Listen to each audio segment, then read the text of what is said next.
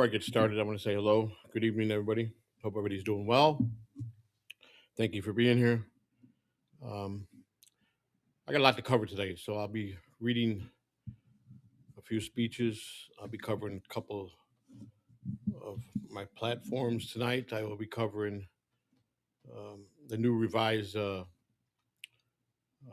prison reform bill. I will show you the company that fired 30,000 people because they replaced them with AI and made $17 billion in profit. Um, the practice is over. Um, so I want to be very clear that I've lived a long, full life. I've lived 60 years and I've done a lot of things. I've seen a lot of things, but I've never been more dedicated to something that I believe in than this campaign. And it's getting very interesting. The learning, the steps I'm taking, the time I have to put in, and yesterday I went to two local news stations and talked with the political reporters and Fox 13 News in Tampa here.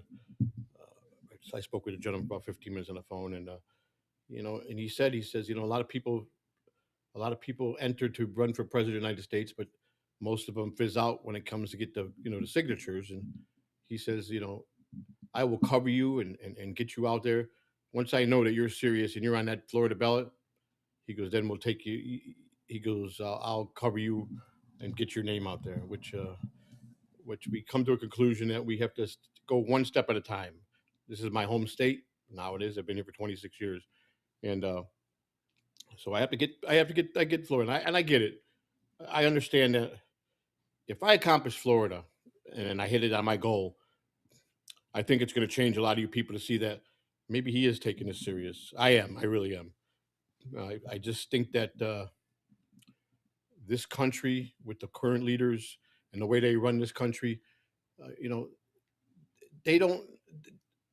The people in office today, they take office not to help the American people anymore. They do it to protect their wealth, their friends' wealth, to protect their past. And like I said before in the past, most presidents haven't lived a lot of hardships. They haven't been through actual real life situations. They weren't uh, they weren't addicts. They've never been homeless. They've never been poor. So all they could do is assume, and from stats and from stuff like that, census and people doing polls. That's all they know. They never lived real life. They never sat next down in a chair or a living room with a real person with a lot of life struggles. They don't know. They only can assume. But when you get somebody that wants to fight, who has experienced life in both good and bad, and this country is definitely broken, and we need to fix it together. I mean, we have the power. Do you guys realize how much power you have as American people if you care enough? I mean, every day that I get out here and talk with people, and every day that I accomplish something, whether it's small or as long as it's going in the right direction, it makes me feel good because I do have a good platform, and people are starting to see that. And I encourage anybody out here. I don't care if you ever ran for office, get involved because we need to change things. We need to make a difference. We need to not let what has been happening for the last 20, 30 years to happen any longer. This is our country, your country, my country, and all we have to do is just care a little bit and help each other. So like I said, I got a lot of things I'm going to cover tonight, and I hope you guys will hit the like button and share this. And at the bottom of the screen, like I said, we're no longer in the mode of practicing. This is it's time for the big leagues. It's time to step up and make some noise and to get serious and get on the ballot. So to do that, that's the campaign money down at the bottom. You could put that into the campaign fund, which will go to the right to the bank that we have set up in New York, and then we could start getting things done. Because once we get Florida, which is going to be one of the toughest, there's going to be 5 states that are going to be really hard. Florida is probably the toughest. California, Arizona, um, are going to be tough. New York and Chicago and Illinois, they're, they're difficult, but not as bad as Florida. I mean, 45. I'm born and raised in Chicago. Uh, I've got a lot of family there. So once my whole big accomplishment is this: I have to get Florida. Everybody I talk to, whether it's a friend, a stranger I meet, getting Florida is going to set them. Is going to set a whole precedent for me to show the people that he got Florida. He really worked his tail off to do this, and I am. I don't. I know you guys. All kidding aside, uh, a lot of people dislike me. A lot of people say horrendous things about me. It's all good. It doesn't matter because you could be bad your whole life, and then all of a sudden one day you wake up and say, you know what? It's got to stop. I want to change my life for the good. I want to help people now, and many people have done it. And you just got to see the good in people. And I've always gave anybody the benefit of the doubt, whether they were good, bad, or questionable. And I've always tried to be fair and not judge people. We're not here to judge people. I do love this country, and I do believe that there's a lot of broken parts in this country that all you have to do is get out and care, make noise, show the people every day. Because I'm gonna tell you something that I have here before I get into my actual, you know, what does the president actually does? Many Americans misunderstand the role of the president. The president does not run the country alone. The president leads one branch of government called the executive branch. The president's responsibility includes enforcing federal laws, serving as commander in chief of the military, negotiating with foreign leaders, signing or vetoing legislation, managing federal agencies, responding to national emergencies. The president works with Congress to pass laws. The president works with the Supreme Court to uphold the Constitution. A successful president builds cooperation between the branches of government, and that's sums it up. What actually is a president's, what his role is as president. And if you, I know a lot of people see that's not happening no more. I mean, they don't even want to listen to any of the people no more. It's what their way to protect them. I mean, there's a lot of questions out there. I was watching a lot of stuff today and listening to some news, a lot of news on Trump. You know, I took a whole new turn on President Trump. He's not your traditional politician, correct? We know that. He's a very wealthy person that has been very successful in using other people's money to become successful. Which a smart businessman will use other people's money, not his own. I mean, that's a successful businessman, and I believe that you know when he first ran for president, he was saying all the right things, and I think in all fairness, he did a pretty decent job. Now we don't know how much when President Biden took over and beat him. A lot of people hated Trump, so they came after him. But I got one question that just bothering me every day.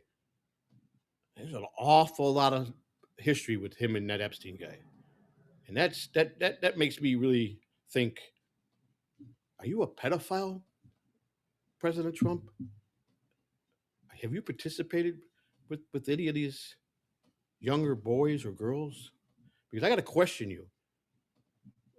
The way that you're hiding and not releasing stuff, It's not a good look for you. And you know what? I'm a nobody. You're a rich, powerful guy. You come and crush me like a cockroach. But I'm not afraid of you, President Trump. You need to be accountable to the American people. You need to show everything. You need to tell us what your involvement was over the years. And if you can't do that, and here's the other thing: no president or past president should be immune from law, from breaking the law or being prosecuted if they break the law. That's another thing that they built the system to protect themselves, which is not going to fly with me. I don't care if you're president, a senator, a congressman. If you don't do your duties, what you're elected to do, and serve this country, and I mean every day, every waking minute for the American people, and you do it for your own gain to protect your own wealth and your friends' wealth. But when there's a whole bunch of stuff missing from this whole Epstein thing, and you're using powers to not release that, I got to question your integrity. I got to question your honesty, and I don't care. I'm right here, standing right here. You want to talk about it? You can come on and talk about it. Because just because you got more wealth, don't mean you're going to overpower me. Just because you are president of the United States doesn't mean you're above the law. You know, over the years, I made a lot of mistakes. Some I wish I could take back.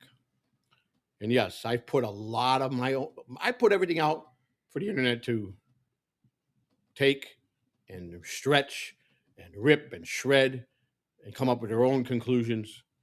But that's fine. That's on me. But one thing I tell you that I as a person on a regular basis, I prefer to always tell the truth over a lie. Have I lied? Yes, I'm a convicted liar. I was convicted for lying. So, right there, when people listen to me, why should we listen to you? You're a convicted liar by law. You're 110% right. Does that still make me a liar for everything I say? Absolutely not. Did I do it for valid reason? Yes. Was it stupid? No. Was it wrong? Yes. Did I take money from a family that probably needed it? Yes.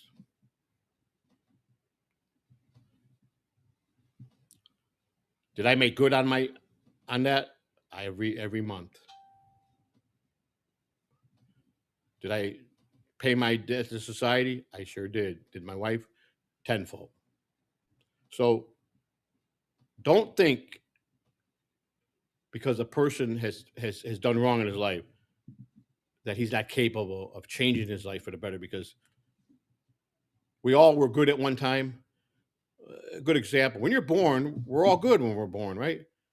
Everybody's beautiful baby, little girl, little boy comes in this world. We're all pure and good, and then we start to get raised by, some have good parents, some have great parents, some have no parents. Some kids don't have nobody, and they wind up in the streets at a young age and fend for themselves or self teach themselves. And sometimes those type of people have grown up to be very successful because they knew the hard life they had, and that their mother was a crackhead and she left them on the street for someone to find, or and he wound up, you know what, they didn't love me, but I love myself enough to go to school, get an education, and be better. So there are a lot of success stories there. Um, you know, a lot of people like to point fingers, and and a lot of people like to read the book by just looking at the cover and not reading the whole book. And a lot of people have made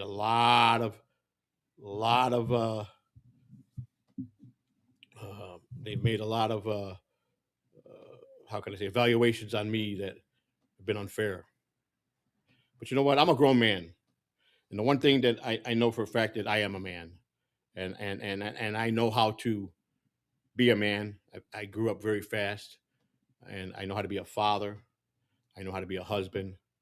I know right from wrong. I know how to sit at a table and have manners, and which salad fork, what's the salad fork, and the dessert fork. And I'm not any illiterate. I chose not to educate myself as a young man. I chose because that school. What did I need school for? That was probably one of the things that I regret. But I learned as I get older, knowledge is power, even more than money. And I'm like a sponge. I want to learn and learn and learn. And I tried to, um, I tried many times in your guys' world, which was I was once part of, um, to show you guys that I can be and I am a good human being. But you know what? The ball busting, I love it. When you guys are having fun, and I'm doing my show with Lou or Mike Rochetti. I love those guys, and I have fun the best I can. I've tried many things. I've uh, I've never gave up. I never quit. I you know I can't even begin to even explain half the things that have came my way with threats. I mean, it's been very peaceful the last 24 hours since I changed my phone number. You know, but I'm gonna ask you guys a question, and then we're gonna get into our I'm gonna get into my speeches, and we're gonna talk about these platforms that I feel strong about that I think that need to be fixed. And hypothetically, and let's just say, how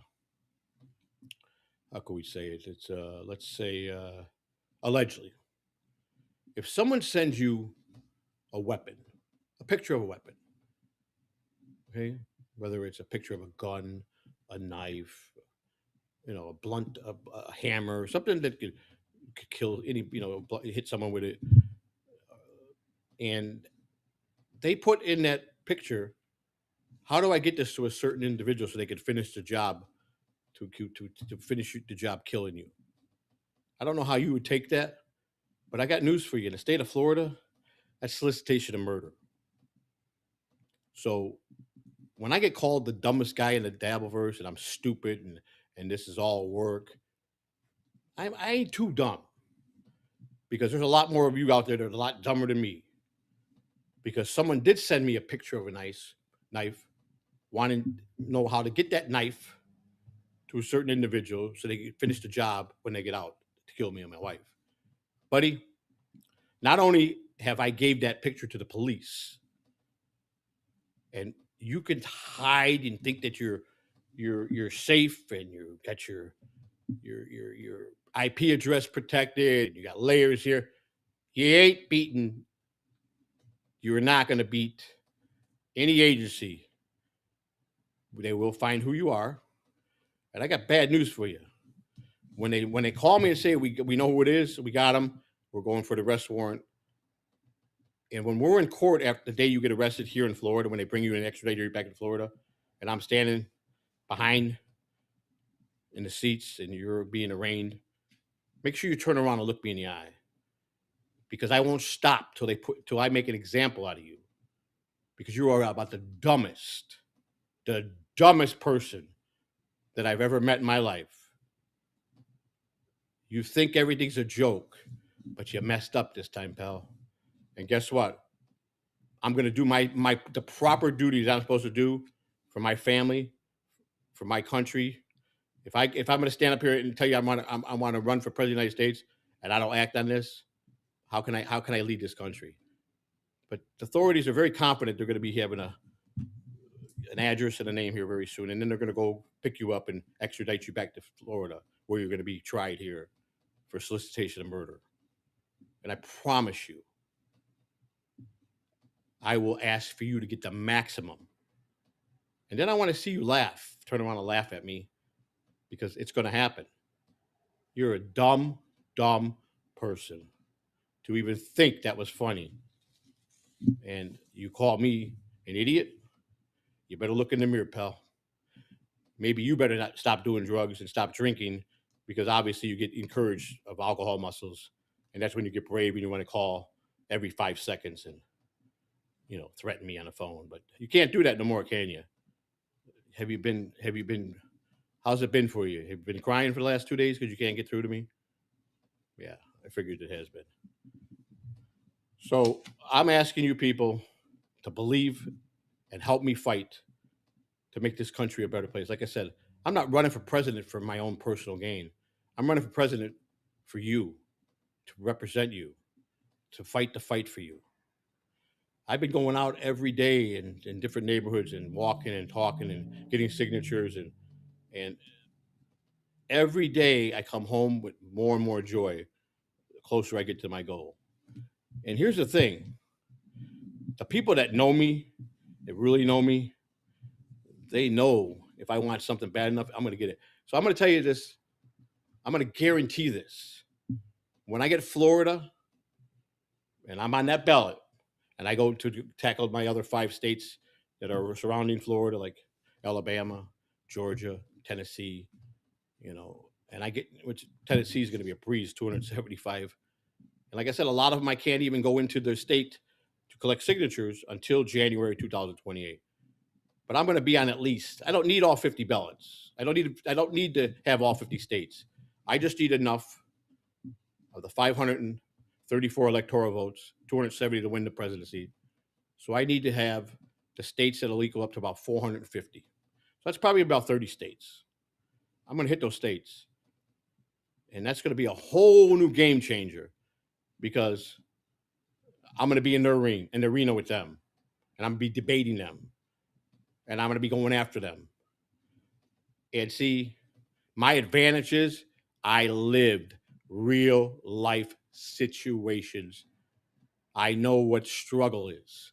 I know what it is to be poor. I know what it is to be in prison. I know what it is to be an addict and nobody will help you. I know how the system lies to you. I know how they protect themselves and made the system, which is supposed to help all American people, and they broke the system. So we're not fighting another man or another woman. We're fighting a broken system that they broke because all they do is point fingers. They get up there in their fancy suits and their Ivy League schools they come from, and they've built a two-party machine that does nothing for the American people anymore. Nothing. You don't have to be an educated man or an Ivy League, go to Ivy League school to see that. You don't. And people could say, "Are you crazy? You'll never get close." Well, you can say whatever you want. I know the type of man I am, and I know how high. I know when I want something, I'll fight for that. Because let me tell you something: when you want something bad enough, and you do right, this country needs to hear a person stand up here and assure them total transparency, total integrity, and we want to give you back your country so your voice matters again. And I talked to a lot of people between the age brackets of 25 and 35 the last couple of weeks. And let me tell you something. Every single person I approached that maybe I saw in a grocery store or I got out of it and I was parking my car to go into a 7-Eleven or getting gas. I approached a lot of people. Just, hey, how you doing? How's it going today? Hey, how you doing? Hey, just curious. Can I ask you a personal question? Sure. What's your stance on this country today with politics? To be honest with you, buddy, he goes, I'm done. He goes, I'm 27 years old and I'll never vote again for any of these corrupt idiots that do nothing for this country. I said, so you're saying you're no longer a Republican or a Democrat? He goes, no more. I said, so if you saw the right independent candidate that was hitting things that you were hoping to hear from our president and past presidents, but you finally hear it in this average person that's never been a politician, would that intrigue you?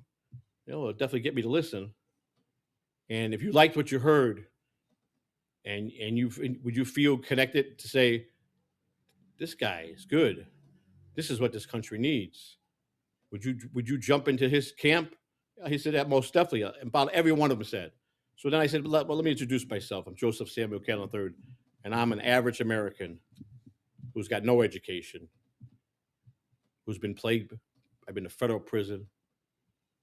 I struggled with addiction. I know what it is to be homeless. I know what it is to be on food stamps. I know what it is for the everyday struggles, how to live paycheck to paycheck. I know how to have a pile of bills on the desk where you get $5,000 in bills on this stack and your paychecks will amount to 3,000 and you're 2,000 in the red every month. I know what that is, like most American people. I said, so would you rather have a guy fighting who struggled, or would you want a president who's never struggled like that? All he could do is speculate because they never lived hardships. Who's going to fight harder? And I've learned that a lot of people would definitely come aboard to make it happen. See, it's the American people's choice, and there's a the only hate I get is from what I've accomplished to from the people that are in my chat rooms in this Dabbleverse, and we got a lot of trolls. But I'm going to tell you, your buddy who solicited murder for hire, this is one of your troll buddies. He's making it really hard for all you guys because once we get a conviction out of something like this, I promise you, all the other little trolls that are nasty trolls and who are doing it not just for busting balls, but for doing it because they really want to, because their fantasies are to watch somebody die or to hurt somebody. And there's a lot of them in this Dabbleverse. You're gonna run like little scared little rats. And you know what? The trolling problem will be solved because there's just nobody, once they see what happens to him, gonna have the heart or the balls to continue what they're doing because they won't be able to do the time. They won't. And God forbid if they got any kind of bad past, like the kind of past I'm talking about. If you got any of that, you definitely know your whole world's going to be turned upside down. So again, I'm not here to fight. I'm here to build. I'm not here to argue with insane women that think they know everything and try to use one-on-one psychology on me, which was a joke. I'm not here to go jerk my chicken at Hackamania with a bunch of stooges and a bunch of puppets. You understand? I made one key mistake that made me look weak. The day I shake Patrick Melton's hand and forgave him for what he did to my family. But I was being a better man is why I did it. I was being the better man. And it seems like you would think that would be good enough. That would be honorable. People say, you were the better man. But no, not with Joey C. We're talking about now, which is my name in the Dabbleverse. It never was good enough for me, according to certain individuals that come in my chat room every day. And I laugh very hard. And once I learned, because you're all habits, you're all creatures of habit, all you guys, especially the trolls, and you wind up making mistakes. It just takes a while for some of you, and it just makes me insane when you can tell me you're a piece of garbage, you're doxing, and you do exactly the same thing. You grift, you beg. You're no better than anybody. But you guys got a lot of broken. You guys are the ones that are broken. And I wish you would just sit down and explain to me where they broke you. Why do you have to get behind a keyboard? Who broke you to make you be like that? Who did? Somebody had to. Your mother didn't hold you tight enough at birth. Your father beat you every day or was an alcoholic. Somewhere down the line in your life, you were broken. Or is it because you really wanted to be a comedian and you failed terribly? Or is it just you think certain people are easy targets? When you see people sit there and lie right to your face and they tell you, I don't live for this Dabbleverse. And you look at them and go, Are you insane? Look at how giddy you're all happy. Look at you. Look at how you are. How much you believe in make believe and fantasy.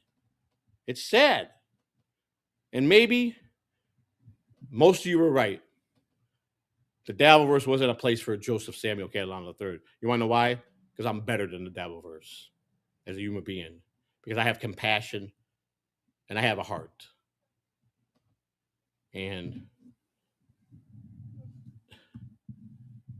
I definitely am a man who has no fear. It just cracks me up when people threaten and threaten and threaten, and I bite back, and I'm the jerk off.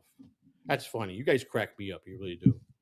You really do. I got to give it to you. You guys, some of you guys have really cracked me up. But when someone does something ratchet to me, you guys praise them when you know they're scumbags worse than I ever could be. So you just got to stand.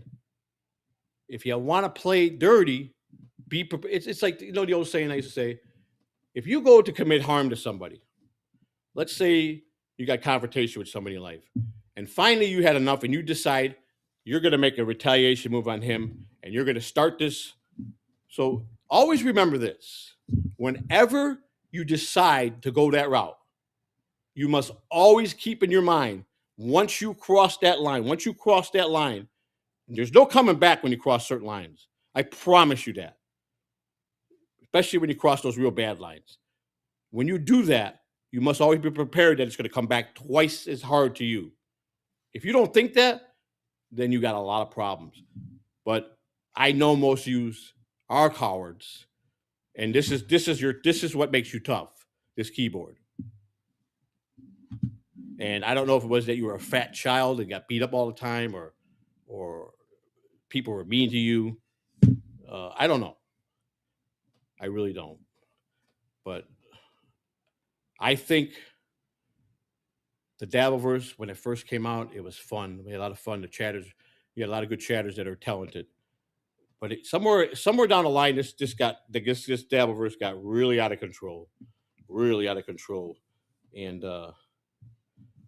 people became evil, real evil, and you feel the evilness. It could turn anybody evil, and but a lot of backstabbing, a lot of people, a lot of jealousy, a lot of people when they see you rising, they want to take that away from you. They want to knock that down from you, and it's all about hate and who could yell better or who could threaten better.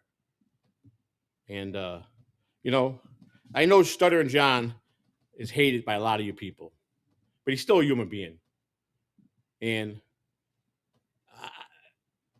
I'm going to call what right is right. Certain people made a lot of money by going after Stuttering John. They made money hand over fist, which is wonderful. You got that ability to do that, and you can convince people to give you all that money to trash this guy right here, to trash this man right here, you know, to trash this man right here. And you got that talent, more power to you. More power to you. But even John is still a human being. And no matter what he did to his children, or what you believe he did, or what he did to his wife, or what kind of a husband he was, it's still his choice, his business. That's all I'm going to say. And I think certain individuals did very well. But I think now, when you go past the market that you're in, and then you're going to cry, you open the can of worms. And like I said, I'm not defending him. But you start on this man and you go brutally hard on him and make him look ridiculous. You clown on him, you make tons of money. And when he finally has the strength or the loophole to find out how to come after you, you want to cry wolf. Who started this? That's the other thing that makes me sick of this Dabbleverse. Don't cry now because he's suing you, because it's your fault. You provoked, and you go after his mother, who has nothing to do with none of this. And that's what makes me angry about the Dabbleverse, is you people think it's only you're allowed to do what you want to do, and guys like him and guys like me are supposed to just sit there and take it. I don't know what world you come from, But anybody in their right mind that would lay down and keep taking it and not strike back, and if you thought in the back of your head, and you guys know who you are, I don't have to give no names. If you thought one bit that he wouldn't finally get the balls or the sack to fucking come back after you and fight you guys, and yeah, he's a coward. He won't fight you fist on fist. But you know what? He's not a dumb guy. And now it's costing you and draining your bank account with all these lawyers. But who's really going to win at the end of the day? Nobody. You're all going to be broke. Back to the drawing board. Bunch of failed comedians bouncing on a guy who really did have a career. So is it jealousy, or just because of the fact that he threw it in your face and he used it and he gloated?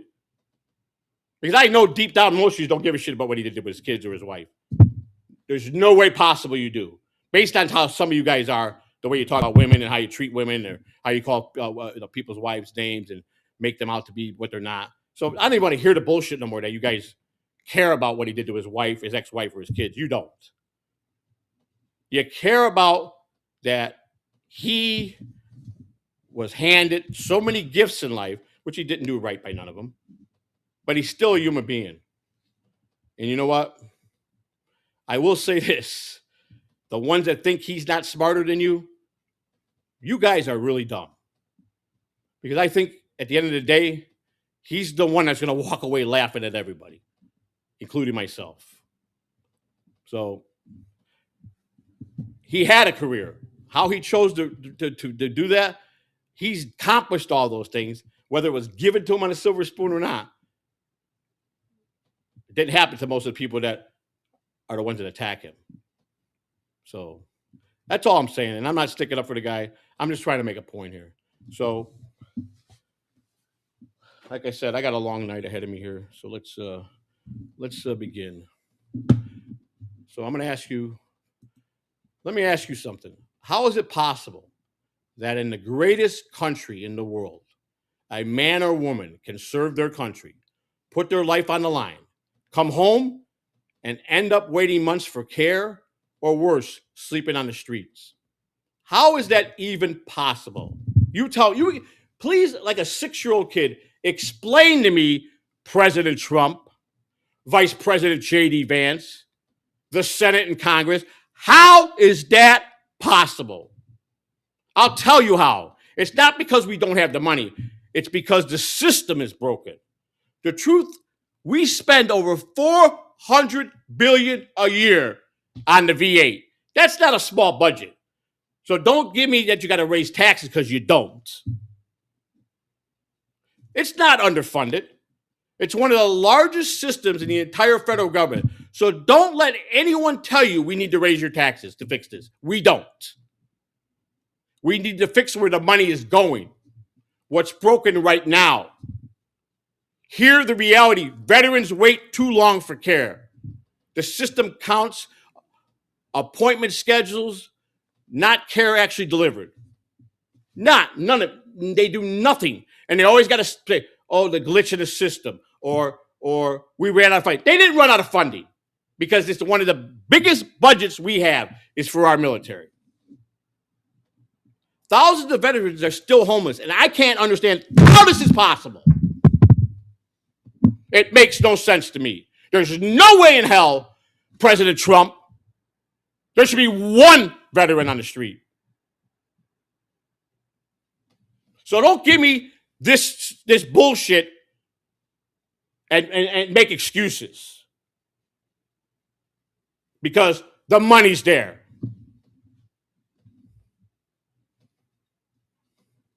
Thousands of veterans are still homeless. Mental health services are overwhelmed. The disability system is outdated and inconsistent. And billions of dollars are tied up in systems that don't even work yet. Want to know why?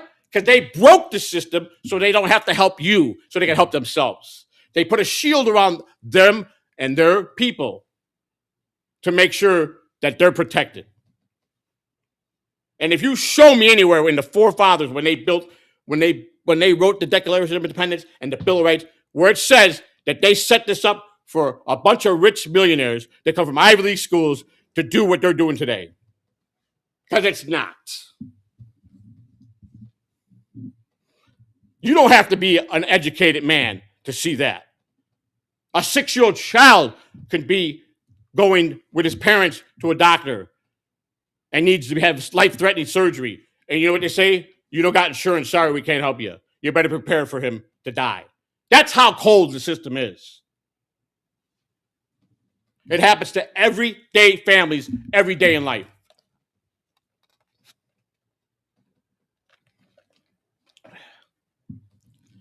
My new energy drink, smoothie at night, with all the natural fruits in there. I hit 201 today. 201. 1 pound away from 200. And I ain't seen 200 since 2022. I went into prison at 199. I came out at 192. Within the first year, I was at 240. I went recklessly with fast foods, candy bars, Coca-Cola, everything junk, eating all hours of the night, staying up hours and days, podcasting, screaming at people. And then I woke up one day and I said, "Man, did I gain more weight?" And I put myself on a scale. Jesus, 255 when I went to the doctor. He goes, "What's going on?" My heart started hurting every day. I couldn't walk upstairs. I had to stop my walk and talks. I had aches and pains. My feet swelled up like elephant feet this big. You guys seen them. I showed you.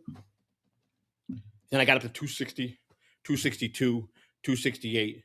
And the doctor says, "Oh boy, you're a ham sandwich away from being a diabetic. Your blood pressure, you're going to stroke out. You're probably not going to make it much longer. Do you just not care?" "No, I care." "Well, you're broken somewhere." "You're right. You're right. Never thought I'd be broken in my life. Never thought anything could break me. But years and years of drug use and years of thinking of my childhood and masking all the pain I had from the childhood with drugs. And that's all I want to make very clear. When you're an alcoholic or an addict, most people do it to numb themselves, to forget about the pain they have. But I got news for you.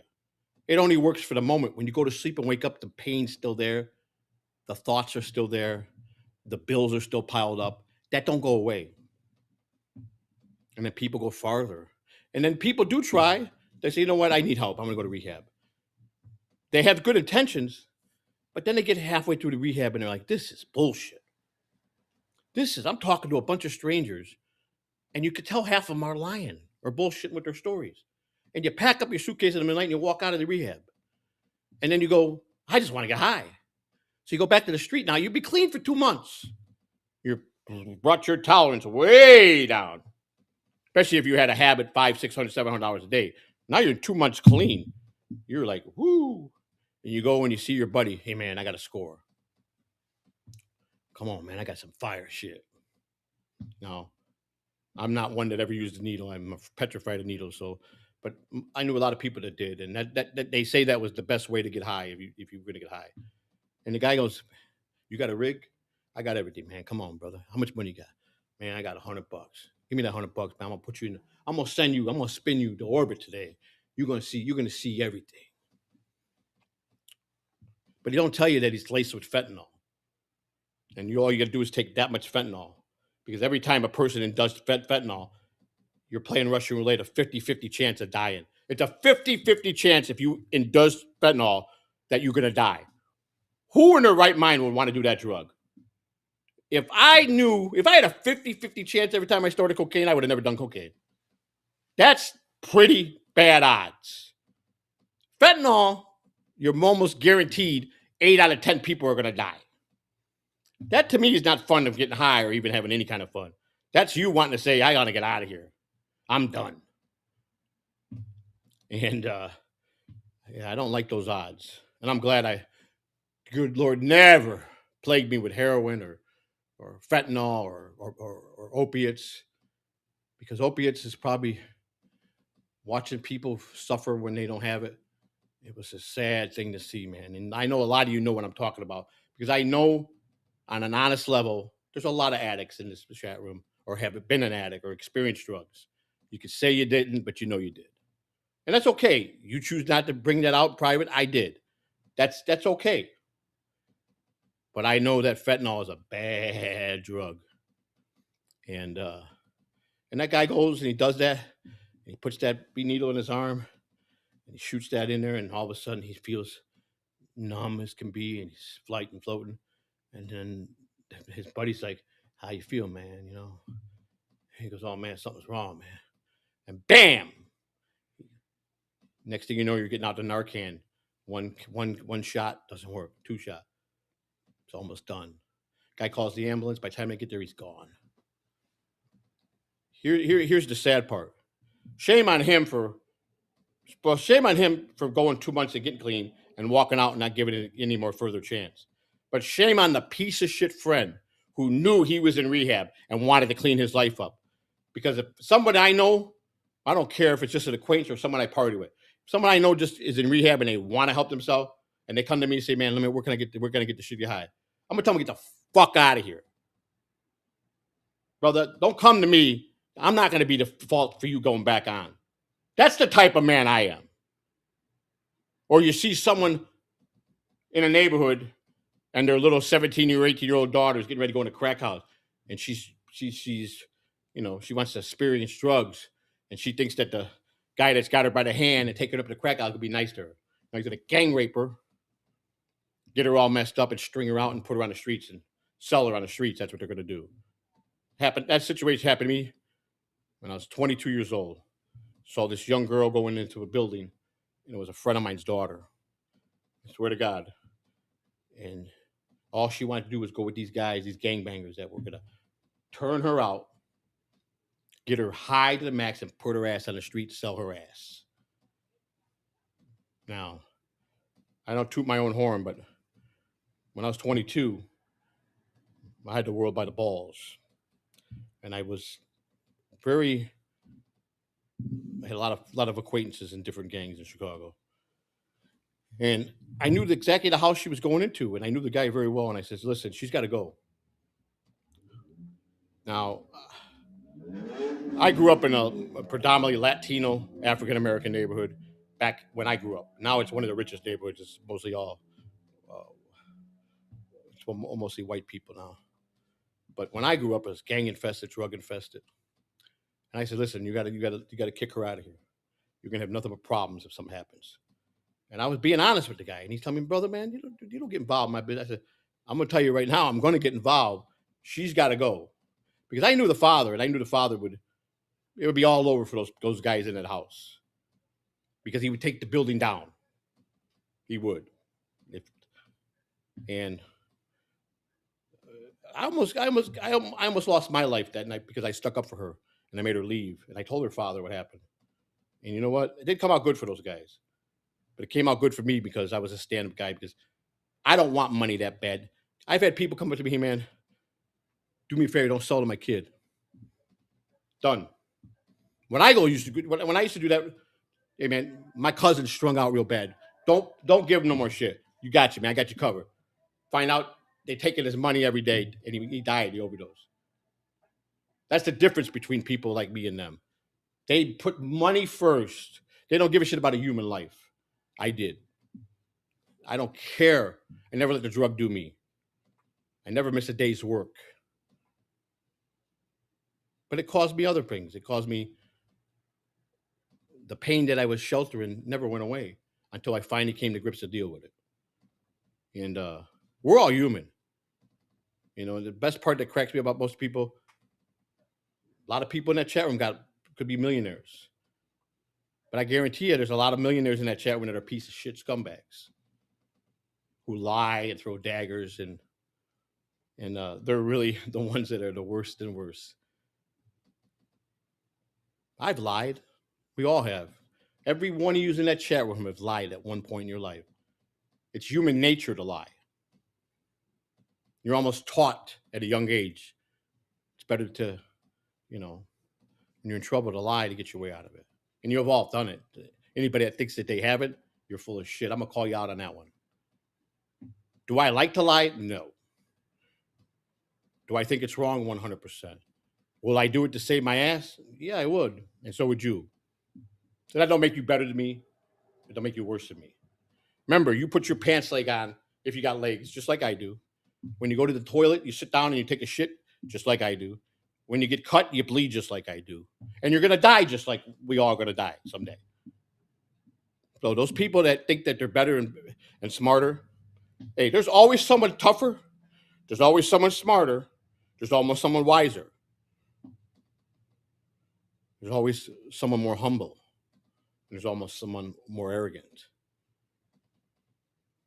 If you're a person that don't start with people, you don't mess with people, you don't go out and look for trouble, but trouble seems to find your way, you have the right to defend that trouble. I would say go for it. Sometimes people are just always in the wrong place at the wrong time. And I'm not making excuses. Again, no one put a gun to my head when I did drugs. No one put a gun to my head when the hurricane came and I found out what my wife was doing. If I really wanted to stop her, I would have. I tried, but I say that. Did I really try? Once the money started coming in, I said, you know what? Fuck it. She's already done it.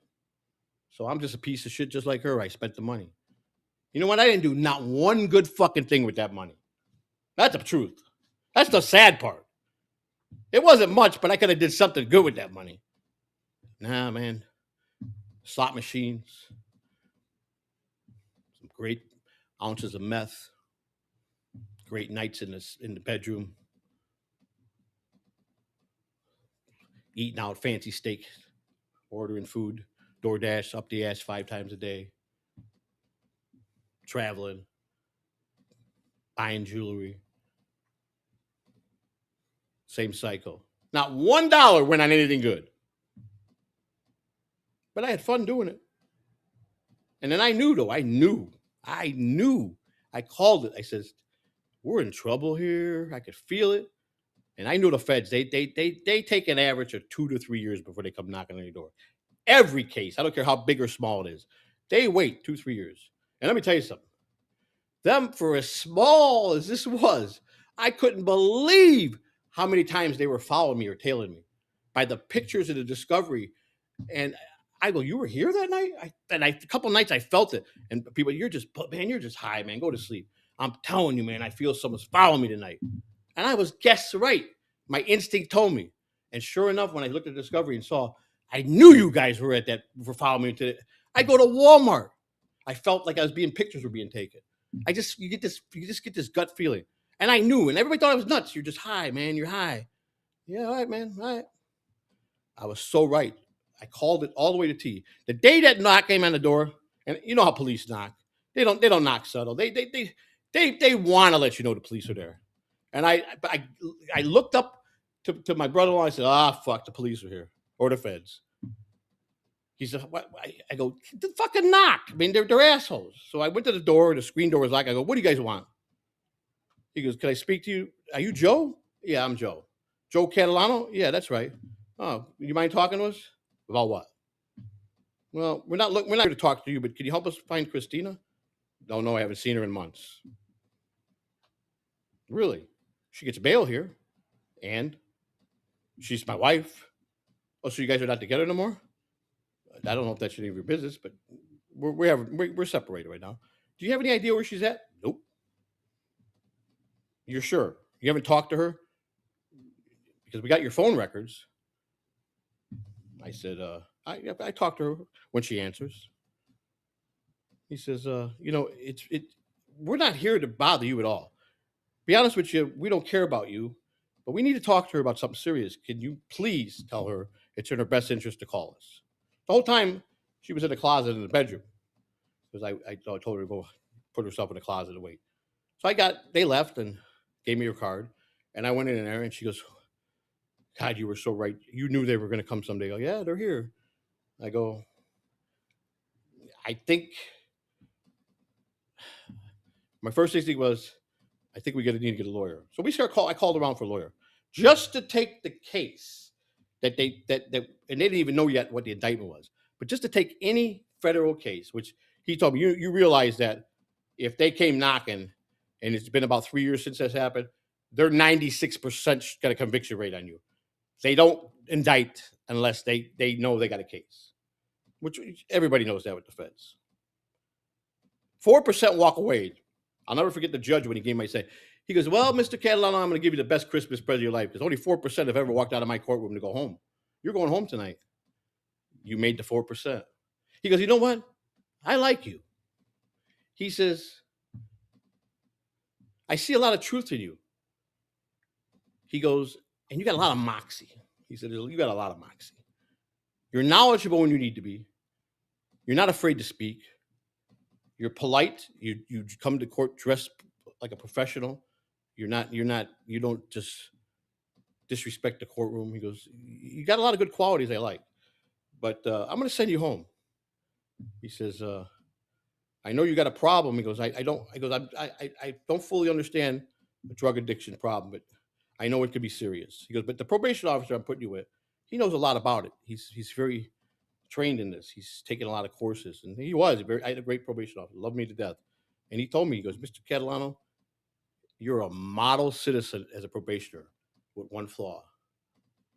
You're just an addict that won't quit."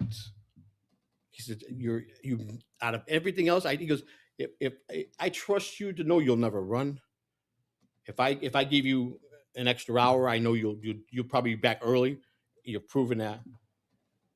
You've been honest about when I call you the night before, say you got a drug test tomorrow, and you come right out and said, that's not a good idea. And I have. I went right when he called me up and said, "You got a drug test tomorrow." I said, "I don't think I should test tomorrow." He goes, "Why?" I go, "Because I'm not going to pass." He goes, "Well, I like your honesty, but that's something we talked about in the beginning. You can't be getting in this pattern." He goes, "This is the third time already." And I said, "I understand." He goes, "I know you got a very serious disease. I know by the years you've done it. Do you want to quit?" I said, "I beg God every day to take this away from me."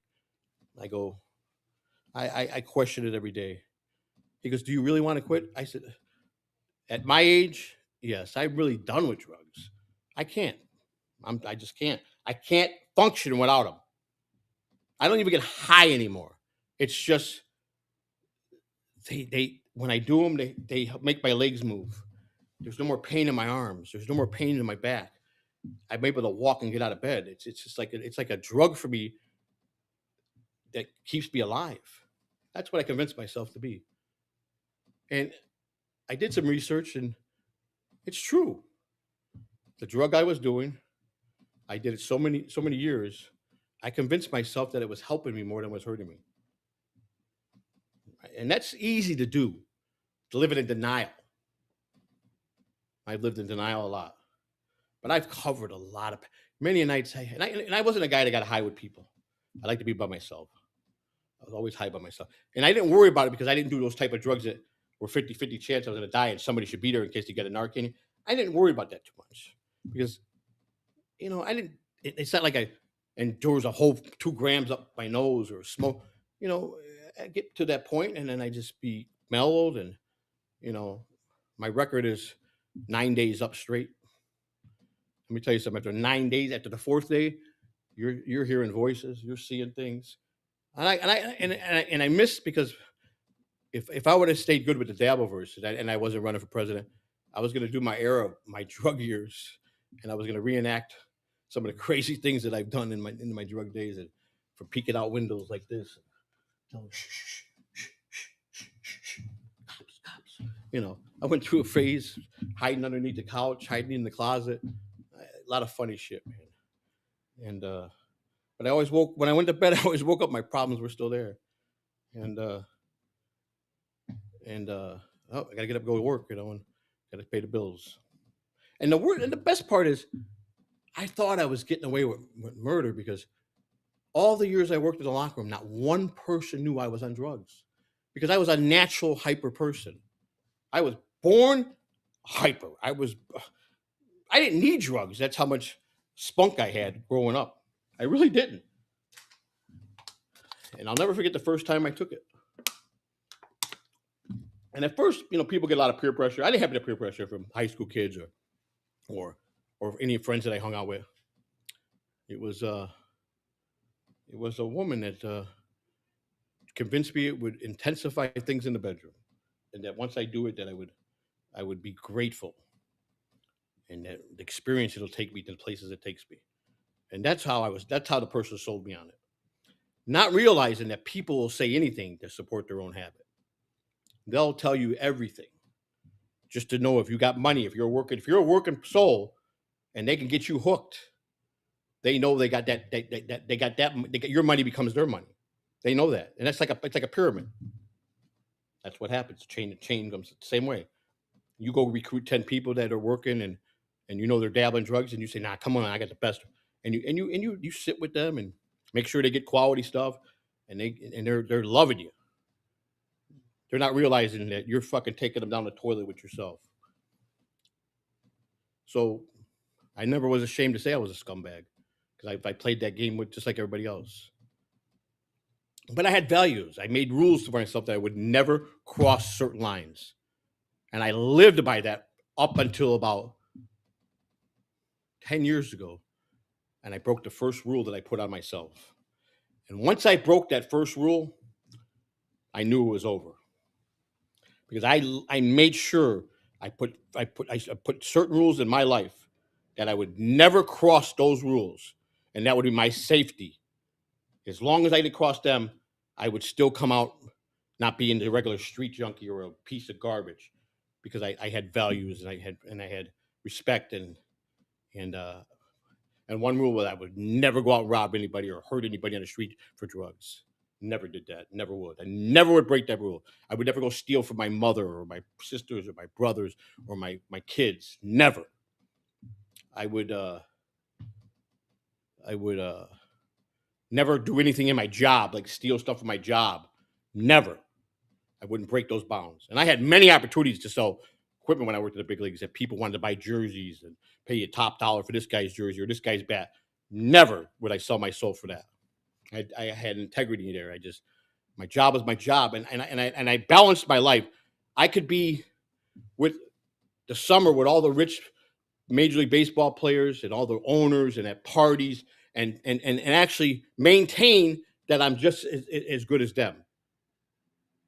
And then I could come home after baseball and get either in a truck or in a cab and go pick up undesirable crackheads and prostitutes and drunks at nighttime, and become the scumbag dealing drugs to them, and whatever it took to put food on the table. And my friend Frankie, who you guys know, he always was intrigued. He said, "How do you balance it? How do you do it? How do you do it all these years? You live a dual life. I've seen you go with the best, the richest, and play it off like you're one of them, and they love you." Because God gave me a gift to gab. And in a room of money, I'm like a shark. And when I'm in a room of addicts, I'm the guy that's leading them all. That's the ability I had, because that's what I was taught. I trained myself at a young age to hustle. At the end of the day, I'm 60 years old. I spent probably easily in my life between gambling and drugs, without saying this number is not off, better than $3 million. Easily in my lifetime. I've worked legitimately, got my first paycheck when I got my permit to work in high school. My first paycheck, legitimate paycheck, was 13 years old, 14 years old, when the Cubs started paying me every 2 weeks. It used to be a stipend every year when you were a bat boy. When I first come here, you got a check at the end of the year. They wrote you a check for $2,500 for working for them. That's what you got, and whatever tips you made. But then when the Cubs sold to the Tribune, everybody became an employee. We got paid every 2 weeks, and so and they didn't pay a lot. The money came from the players. That's where you made your money. That's why working in the clubhouse was so good. Because players, if you were good to the players, the more money they had, the more money they put in your pocket. And you learn the players. Players depend. If you're assigned to so many guys in spring training, like you'll have 6, 7, 8 clubhouse guys. Those are your 6 guys. Those are your 6, and that's all you tend to, those 6 guys. And I mean, if you're good, when they come off the field from batting practice, you know what sandwich they want. You know what soup they want. You know what drink they want. You know if they want a smoothie. You know if they need dip from the store. You know what glasses they need to be cleaned or what cleats they're going to wear for the. Everything's ready without them asking. That's what they count on. And let me tell you something. You're sitting there grinding 7 days a week in spring training, and you're part of a team. And being part of a team, you learn values, and you accomplish things that are good. And sometimes you get blessed if you're in the major leagues and your team goes to the World Series. You're part of something of history because the clubhouse guys get a piece of the share of the revenue. The bat boys get a share of the revenue. The players, because the players at that point vote for who they want to have a share. It has nothing to do with the owners at that point. So the players, after the World Series, whether they win or lose, they get in a room and the players vote. All right, every player gets a full share. They give a full share to the coach, manager, pitching coach, hitting coach. Now they come to the trainer, assistant trainer, clubhouse equipment manager, assistant equipment manager, and 4 bat boys. Now, most players are pretty fair with clubhouse because they know that your best friend is the clubhouse guy. Make an enemy with the clubhouse guy, he's going to make your life a living hell. I've done it. I've had some ratchet-ass players that back in the day, you could get away with this. You can't get away with it no more. But I had a boss who used to tell me he didn't like the way this guy was arrogant. A couple of Spanish guys didn't speak no English. I think they were from Dominica. And they, Dominican guys, they always dress nice, right? Even when they get signed and are in rookie ball, they come in a very nice dress. And my boss used to say, go get those dress shoes for me. Go make me a peanut butter and jelly sandwich in the kitchen. And he'd take the peanut butter jelly and he'd shove it up in this guy's shoes. Fucking put the jelly all up in there. Guy's in the shower. Guy comes out, sticks his feet in the shoes. Fucking jelly and peanut butter all over his feet. Ruins the story. Paulie didn't give a shit. Paulie said, that'll teach him. And then one day, we were doing inventory, and Paul Berry goes, I go, Paulie, we got a problem. We're missing 72 cases of baseballs. We're missing about 40 cases of bats. And I have no idea where they went. And they're going to look at the clubhouse guys. We're the first ones they're going to look at. And then the coaches have lock boxes in the coaches' room. And every day, a coach was getting robbed from his lockbox. Not a good look for me because I was in charge of the coach's room. Could not explain. When I got called to the office, to be honest with you, say, you got a gambling problem, you got a drug problem. You're in charge of the coach. How is a coach's stuff getting robbed every day? I said, Lee McDaniels, I swear on everything I stand for. I've been in this game a long time. Paulie told him, it ain't him. He cherishes this job, and the Phillies paid me the less out of any team I ever worked for. They paid me $6 an hour, and I didn't make hardly any tips in the minor leagues. That's why I had to have a second and a third job to raise my family. But I loved the game so much, it was a stepping stone when I moved down here. They were the worst at paying. They wouldn't even make me full-time. When we showed them the budget, there's room to make me a full-time assistant so I could make a decent living because I deserve it because I put my time in. They didn't want to do it. Just did not. Certain people in the front office just did not like me. And I understand that because I had a mouth. I didn't take their lip because they were my boss. And I didn't let them come in the locker room and dictate anything. They're supposed to stay in the front office and let us run the locker room. That's how it was in the old days. Our job is to make sure players don't go to the front office to complain. We keep the players happy. So one guy would shut it down, but he wanted to be me for sure. And I said, listen. So Paulie called me up. He says, kid, I know it's not you. The other guy said, we know it's not you, but it looks like you're going to take the fall for this. Well, great. So I'm done. I'm going to be done in baseball. Sure enough, I started thinking. I got high. Nobody knew I got high. And I'm at home and I'm fucking pacing. And I go, I didn't do nothing wrong. Why do I got to defend myself? Why am I in this situation? Well, I got creative. The next day I caught it. I caught him. It was another coach that had a master key that was robbing his own buddies in the coach's room. Caught him dead to right on camera. So the day they were getting ready to call me in to fire me, and I produced. First I went to Paul Barrett, and he looked at it, he goes, oh my God, you're a genius. I'm sorry, Paulie. I came back here last night and I set up this camera. I had no choice. My job was on the line. And you told me I better come up with a good answer, a good story to save my job. And I did. And the face on Lee McDaniel's face, he thought he was going to fire me. And for me to just grin at him and say, fuck you, Lee, and walk out of his office, I knew I was done with the Phillies. but he didn't get what he wanted. And that's when I went to the Rangers. Paulie called up Trey Hillman. And Trey Hillman, he said, Trey's waiting for you to call him. You're going to go to the Rangers. I got you a good job at the Rangers. He goes, I want you here with me because he goes, and you saved us. He goes, good for you. Because I never had any doubt. Are you kidding me? I would never steal from a player. I loved my job. It saved my life.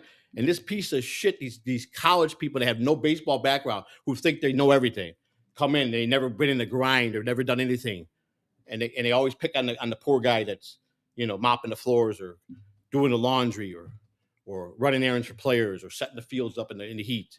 Now we're scum and guys like his. But I always say the truth will always prevail at the end. And I've always had a guardian angel here. No matter how much wrong I done, I got accused for a lot of things I didn't do, and I knew that the truth would come out. And that's why, and Sagittarius are very truthful people. We don't believe in lying.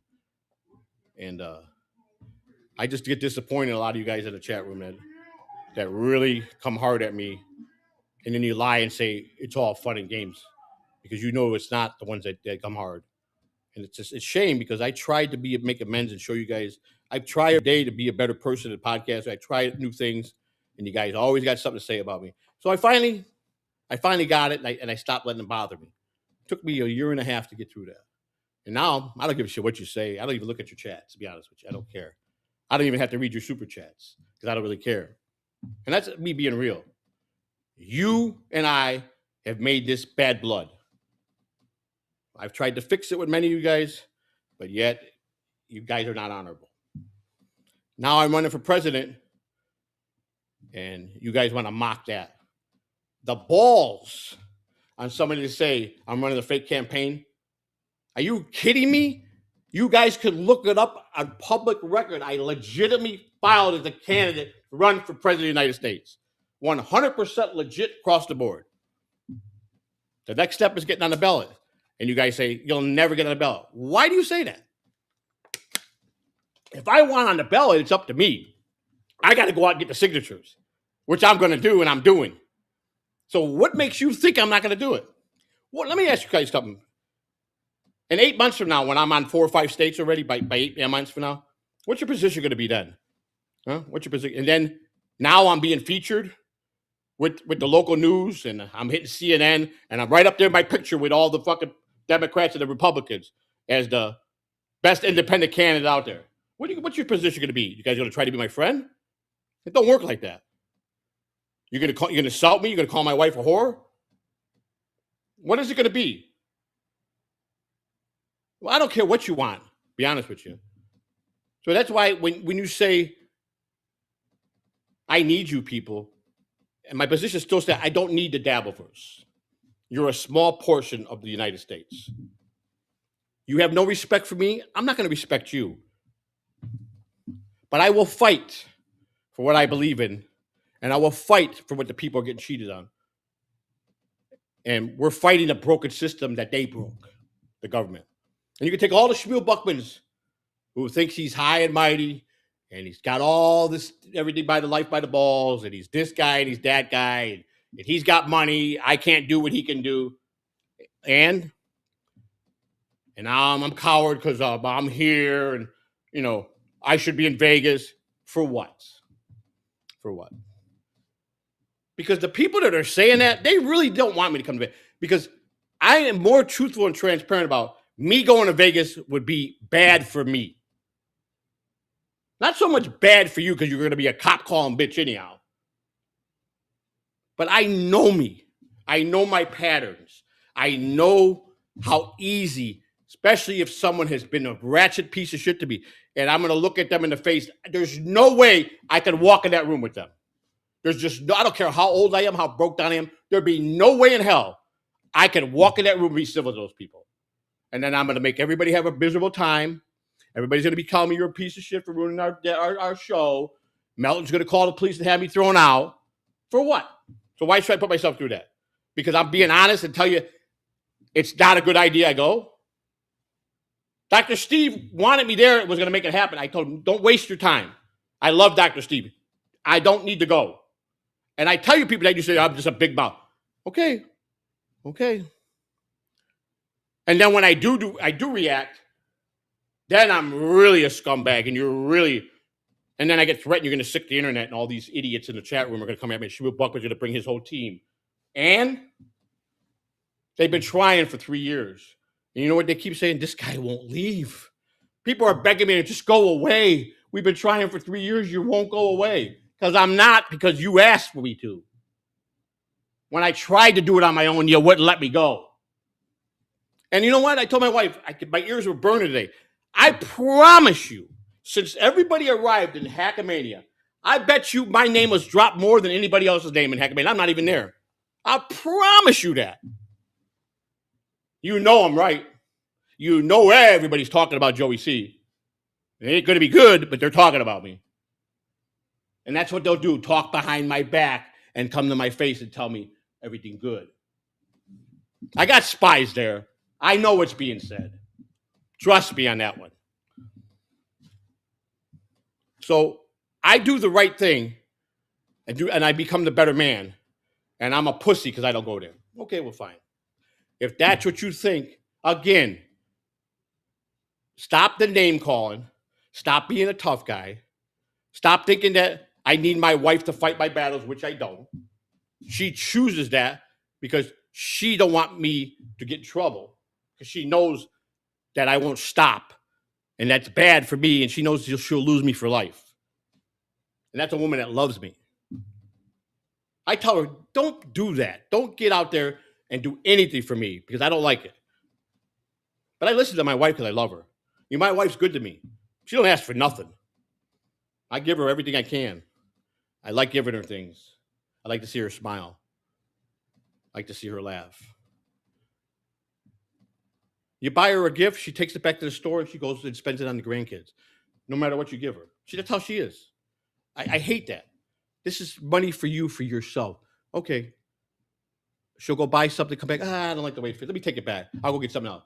Oh, did you exchange it? Nah, I sent the money to our little grandson. He could call me up, want a McDonald's, or if he wanted $5 or $10. I said, we send them something all the time. We love them. They know we love them. This is for you. Why can't you just buy yourself something? She goes, I don't need nothing. I got you. Which is true. And I don't need nothing either. Shuli had the audacity. Like he's so fucking much better than me. How many suits do you got? Let me tell you, Shuli. I promise you your entire career at Howard Stern, my wardrobe was worth more than you made in 10 years. I'll guarantee you that. When I worked at baseball, I had the best of everything. And I dressed to impress. Every flight, I always was in a nice suit. And I tell them I got probably 6 or 7 suits. Yeah, right. Yeah, Truly, I'm going to show you something. Because you know what? You really disappointed me out of all. And now you're crying because Stuttering John's got you tied up in your money in court. But don't you think you pushed him enough to do that? I don't care what you do. It will like you or help you out. Really don't. But Shuli, see, Shuli, here. You want to, here. Shuli, see, that's just, here, Shuli. You know how many ties I got? I got plenty of ties, Shuli. I got to take the green screen off, I guess. Yeah, surely. This is not even a fourth of what I own in ties. And I used to have a suit for every day of the week. And I'm not talking cheap suits and the best shoes, Italian shoes. I had matching shoes, matching belts. I always dress first class, dressed to the nines, surely. Always had a great wardrobe. And everything I bought when it came to clothes. Kind of like Lou. Lou's got some Lou's shoe collection is worth more than some of you guys make in a year. That's a fact, but you guys bounce on us. You think we're idiots. And Lou's never been in trouble. He's never done drugs. Lou's a good guy. He's my friend. All right, Shuli, here you go, Shuli. Stick this in your fucking... Shuli, stick this in your ass, please. Just do this. Here you go. How do I get my green screen to go away? Oh, here we go. That's just the tie portion, okay? I got plenty of fucking ties. I've got another 50 over here on the couch. Okay? Here, Shuli. This blazer's at least $8.99. At least $8.99. Okay? I wear name brand shirts, name brand ties, name brand suits. Okay? Michael Kors pants. So don't even go there to try to insult me for a joke. and Tan Mom with the ridiculous questions. And you got mad because I walked away. And you did say it was going to be a serious debate, and you lie about it. You did. Just like you've lied to me all the time. And I'm your amusement, been your amusement. Yes, you've been good to me. Of course you're going to be good to me. Every time you get to bring me on to bounce on me, you should pay. So don't think that you're better than me, and don't think that anybody's better than you. You're a man just like us. I was very disappointed in you, Shuli. Very disappointed in you. If you think I need TSN, you're mistaken. You're mistaken. I didn't lay down to Stuttering John when I podcast with him. I fought everybody. And you want to know the two guys I get the most respect for? Kevin Brennan and Bob Levy. Those are the guys I get the most respect for. Because at the end of the day, Brennan is a righteous guy. And he makes money and he treats people. He doesn't want nothing for nothing. He pays people. And people get mad because he brings. Well, if he don't pay people, this is why his shows are successful. Because he does bring people that people are going to talk about. He's smart. And Bob Levy is just the kindest guy in the world. And Bob Levy, from what I understand, was one of the baddest motherfuckers that ever walked the earth. And Bob's my friend. I changed my phone number. I promise you Bob Levy got my new phone number. First one I gave it to. I got two people I got to get it out to, two chatters, because I know they're true blue. But you know what? You little motherfucker that been calling me every minute on the minute when I'm podcasting or on the air, and you're soliciting me for murder. You solicit murder on my phone. I can't wait to see you cry when they slap you in for solicitation of murder. It's gonna happen. I hate to tell you, it's gonna happen. And you could think I'm a jerk, and if you guys think it's all joke, and I should give him a pass, then you got another thing coming. Another thing coming. Because he doesn't deserve a pass. Because he really wants to be killed. He's pushing for that. So call me a scumbag, I don't give a shit. Send me $2 salt super tip. You want to send money to me? Don't send it to me in super tip. Put it in the campaign fund so I can go out and continue to do what I need to do to get on the ballot. So I can continue to fight for you, for your coward asses that want to do nothing but lay in the Dabbleverse and joke. I get up every day and I fight and I try to build this campaign. I don't see nobody else trying. I don't see nobody else trying anything but run their mouth. So I got time to fight with you guys. I got time to play your little games with you. I got for you to tell me you don't deserve to be working with Mike Machete. I should be his handler. Dave, no, you don't deserve to be his handler. Mike Machete handles himself. Mike and I are on great terms. Mike and I get along very well, and we're very compatible as friends. And I love Mike Machete to death. You want to know why? Because he's got a sack on him that'll tell your motherfucking ass off. He's a funny guy, and he's lived a lot of hard life, and he's a recovering alcoholic for over, I think, 30 years now. He's a good soul. So don't ever think I'm worried about you bringing you and the internet after me, because we're not afraid of you, Dave Serra.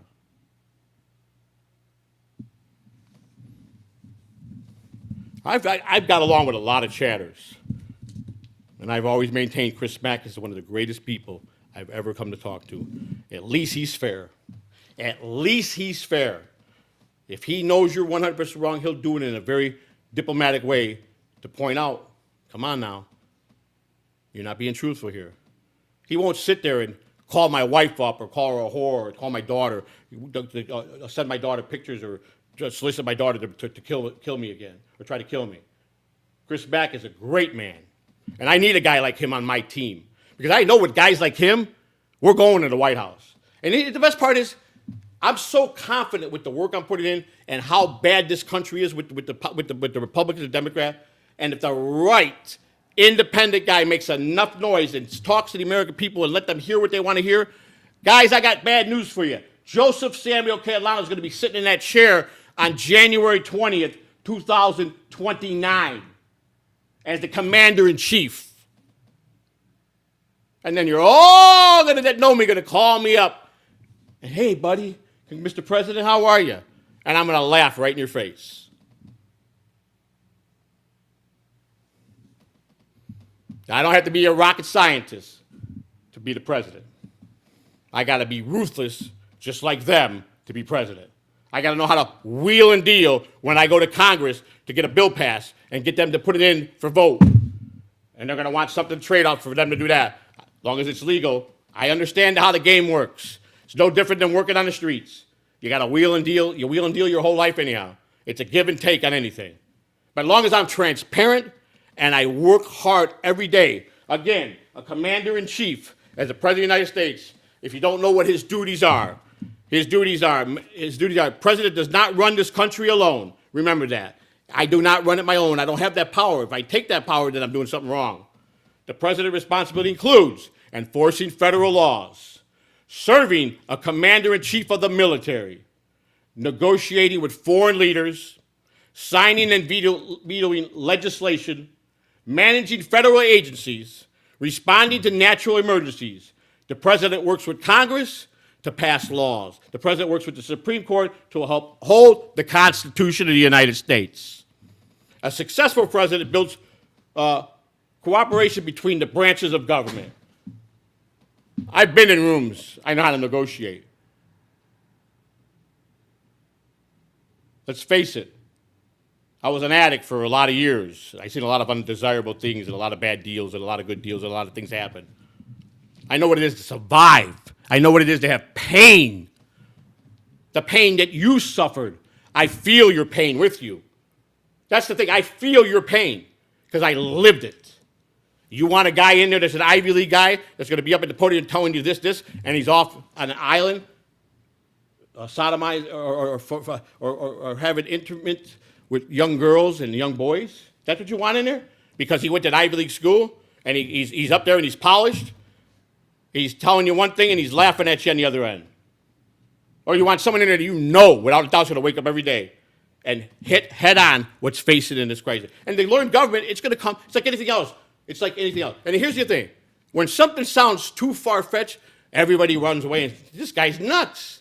Or any new idea that's brought to something, the first reaction to everybody's going to be, nah, man, you're crazy, you're stupid.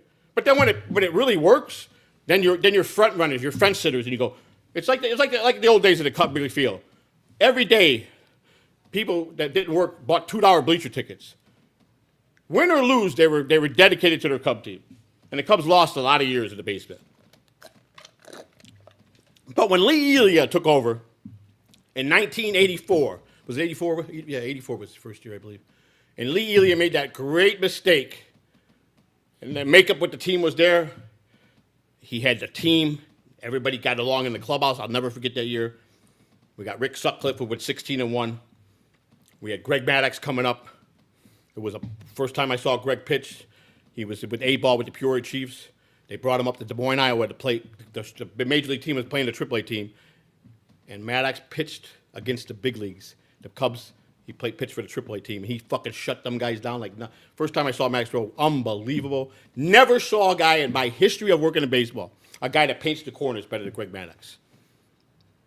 Guy was beautiful at what he did. He was an artist. Never saw anybody throw a harder fastball than Nolan Ryan and J.R. Richards. And Nolan Ryan could throw consistently 105 mile per hour fastball. Great guy. Had a lot of good memories with Nolan Ryan, especially when he became the president for the Rangers.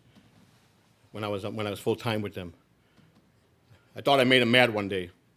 No one had walked in, and all the minor league pitchers go, "How well do you know Nolan Ryan?" I go, "I know him very well." They go, "Do you think you could get an autographed ball from him?" I'll ask him, but come on, guys. I mean, he's busy. No one comes down to the locker room, and he came right into my office. It was my office here, and Chris, my boss. It was like you walk to the door of my office here, and his was there. So he goes, "Boombots, come in here. No one wants to talk to you. What do you need, buddy?" He goes, "Listen, can you go over to my condo? I'm going to switch condos, and can you get me packed up and get me to the new place and hand me an envelope of money?" He goes, "Thanks for taking care of it." I go, "Okay." Because I don't care if you do it or send one of you guys, but just get it done I need to be out of there tonight. Okay, all right, no problem. I said, "Listen, a couple of minor league pitchers want to know if you'll sign a ball with him." He goes, "Sure." I go, "Maybe you should do it tomorrow." He goes, "Why?" I go, "Because there's about 150 guys that just came off the field. Every pitcher in the minor leagues that's in spring training is here. He says, go get me a chair and get me 150 brand new baseballs. I said, okay. So my boss says, yeah, take them from the other storeroom, the older ones. So there's 10 dozen in a case, right? So I had to get 10 cases, 13 cases, about 13 and a half cases. I opened them up, I put them in a big garbage can, and you know how you got the thing that the garbage can fits on the round thing, and they got the wheels when they wheel mounted the garbage. So I got a brand new can, put the wheel on, dumped the balls there, put the chair there, got him a water, towel, a pen, a couple Sharpies, and he told the pitchers, he goes, guys, come on, form a line. Signed every fucking one of those baseballs. I thought I was cooked. I thought, he's going to be pissed at me. He told me, he says, you know what, that was a good night. He goes, I'm glad you asked me that. He goes, you're not mad? He goes, why would I be mad? That's our future. And I was a great pitcher, and they asked a lot of good questions. And a couple of them I needed to talk to anyhow because they needed to change some things up when I was watching them in the spring training game. So, yeah, it was good. I said, we went through a lot of baseballs. It cost a lot of money. He says, don't worry about it. You know, I authorized it. You were not in no trouble. He sat there, didn't cry, signed every one of those baseballs. And those players looked at me and said, Joe, you're the best. I didn't do nothing. All I did was ask. He did it all. He didn't bitch about one. And they asked him questions, and he didn't say, I got to go, guys. He wasn't rude, nothing. Sat there graciously, signed every ball. Now, he owned 2 minor league teams. He owned the AAA team in Texas, Round Rock. His son, Reed, ran the team for him. And he owned the AA team. They both with the Astro organization. Well, in 2010, the Rangers contract was up finally in Oklahoma City. So Ryan was in charge of the big league club. So and he's from Texas, so he wanted to move the AAA Rangers to Round Rock, which he did. And I knew I wasn't going to go. If that move was going, I wouldn't go to Round Rock because Reed talked to me, and he told me, he says, you know, I know you've been with them a long time, but my guy's been here for 10 years, and I'm not replacing him. It's not, he goes, I would love to have you here, but I can't have both of you on the payroll in the minor leagues, he says, but so you're not getting bumped because you don't deserve it. You're getting bumped because my guy has been in place for 10 years. You understand? I'm not here to take no one's job. I know how long he's been in the league. I know he's a great clubhouse guy. He's the next guy to go up to the big leagues when that guy retires. So yeah, I understand that. Bobby Jones pulled me in the office. He goes, kid, I'm going to miss you, but you know you're not going to be able to go with us. I said, I know. I already know. The guy that's been there 10 years. He goes, but I hear you're staying here. I put the good word on. The Astros are going to come over here, and they're going to keep you on, the new owners. I said, yeah, I already talked to them. I said, they gave me a pretty good incentive package to stay. They're letting me keep my condo. They're going to pay for it all year round, even if I'm not here. I'll have a rent-a-car. I don't have to bring my own car. They got a lot of stuff they gave me. And middle of January, the guy called me, the guy that was the general manager for the new ownership. And he says, when you coming back to Oklahoma? So I coming in this weekend to do last inventory and do an order for the new equipment for the season. He's all right. When will you be in? I go, I get in Friday morning. He goes, come up and see me. Okay. I didn't like when he said that. I knew something was up. At least he didn't do it over the phone. He was, you know, he let me go there, and he goes, listen, you have a beef with the trainer in the Astros AAA? I go, yeah, he doesn't like me at all. Yeah, well, you could say that again. He's telling me what happened. I go, the guy's a douchebag, man. You know, the guy's complain about everything. I'm running both home and busy clubhouse. He didn't like something that didn't get done fast enough. One of my guys messed up. I don't blame my guys. I take the fall for him. I hired those guys. It's on me. You know, and the guy's just a jerk. He says, well, he went to the front office, and he said, there's no way he's letting you be the clubhouse manager in Oklahoma. I said, oh, my God, I can't believe this. He goes, I am so sorry. He says, so finish out till our season starts here. I'll pay you all the way through there. And he says, maybe you could find another job, which I did. I think it was 2010 and 11. I went to work I called up a friend of mine that owned the Jacksonville Suns, the old Bragans, the Bragan family. You know who Bobby Bragan was, right? He was the catcher on the 1947 team of the Brooklyn Dodgers, his famous quote when he went to Branch Rickey, and it's the most famous quote to this day. He went to Branch Rickey and asked to be traded when Jackie Robinson was there, and he says, "I want to be traded. I don't play with no," and he used the N-word. And Branch Rickey, who's the one that brought Jackie Robinson into the game, told him, "Okay, I don't take that tone you calling that boy that name, but I'll accommodate you." Well, then Jackie Robinson started showing how he could play the game real well, and those players all of a sudden accepted him as a teammate. So Mr. Bragan, Bobby Bragan, went to Branch Rickey and said, "I don't want to be traded." He says, "Too late, son, you're gone."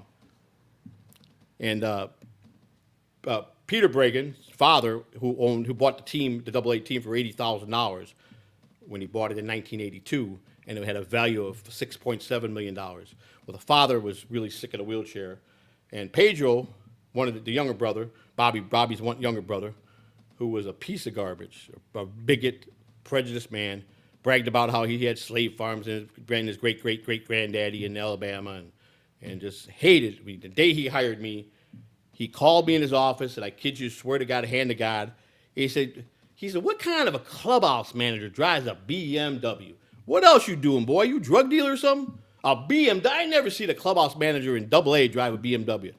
I work hard for my money, pal. Because I hear you're one of the best. The players take good care. But a BMW? I said, yeah, what's wrong with a BMW? I like BMW. I like fancy clothes. I like to dress nice. I like nice cars. I like strip clubs, too. I mean, where are you getting at? He said, I got you a gift, though, boy. That's what he said. Boy, I got you a gift. I said, okay. He said, I want to introduce you to JJ. Now, JJ's a good, and he used the N-word again, and I'm giving you to him. He's your new assistant, and he'll do whatever you tell him to do. And if that boy gets out of line, you just bring him back here, and I'll whip him back into shape. And I looked at him. I said, what? Is this a joke? And I had bad vibes with Peter Bragan right off the bat. And he said, you was some slick-eyed Italian, aren't you?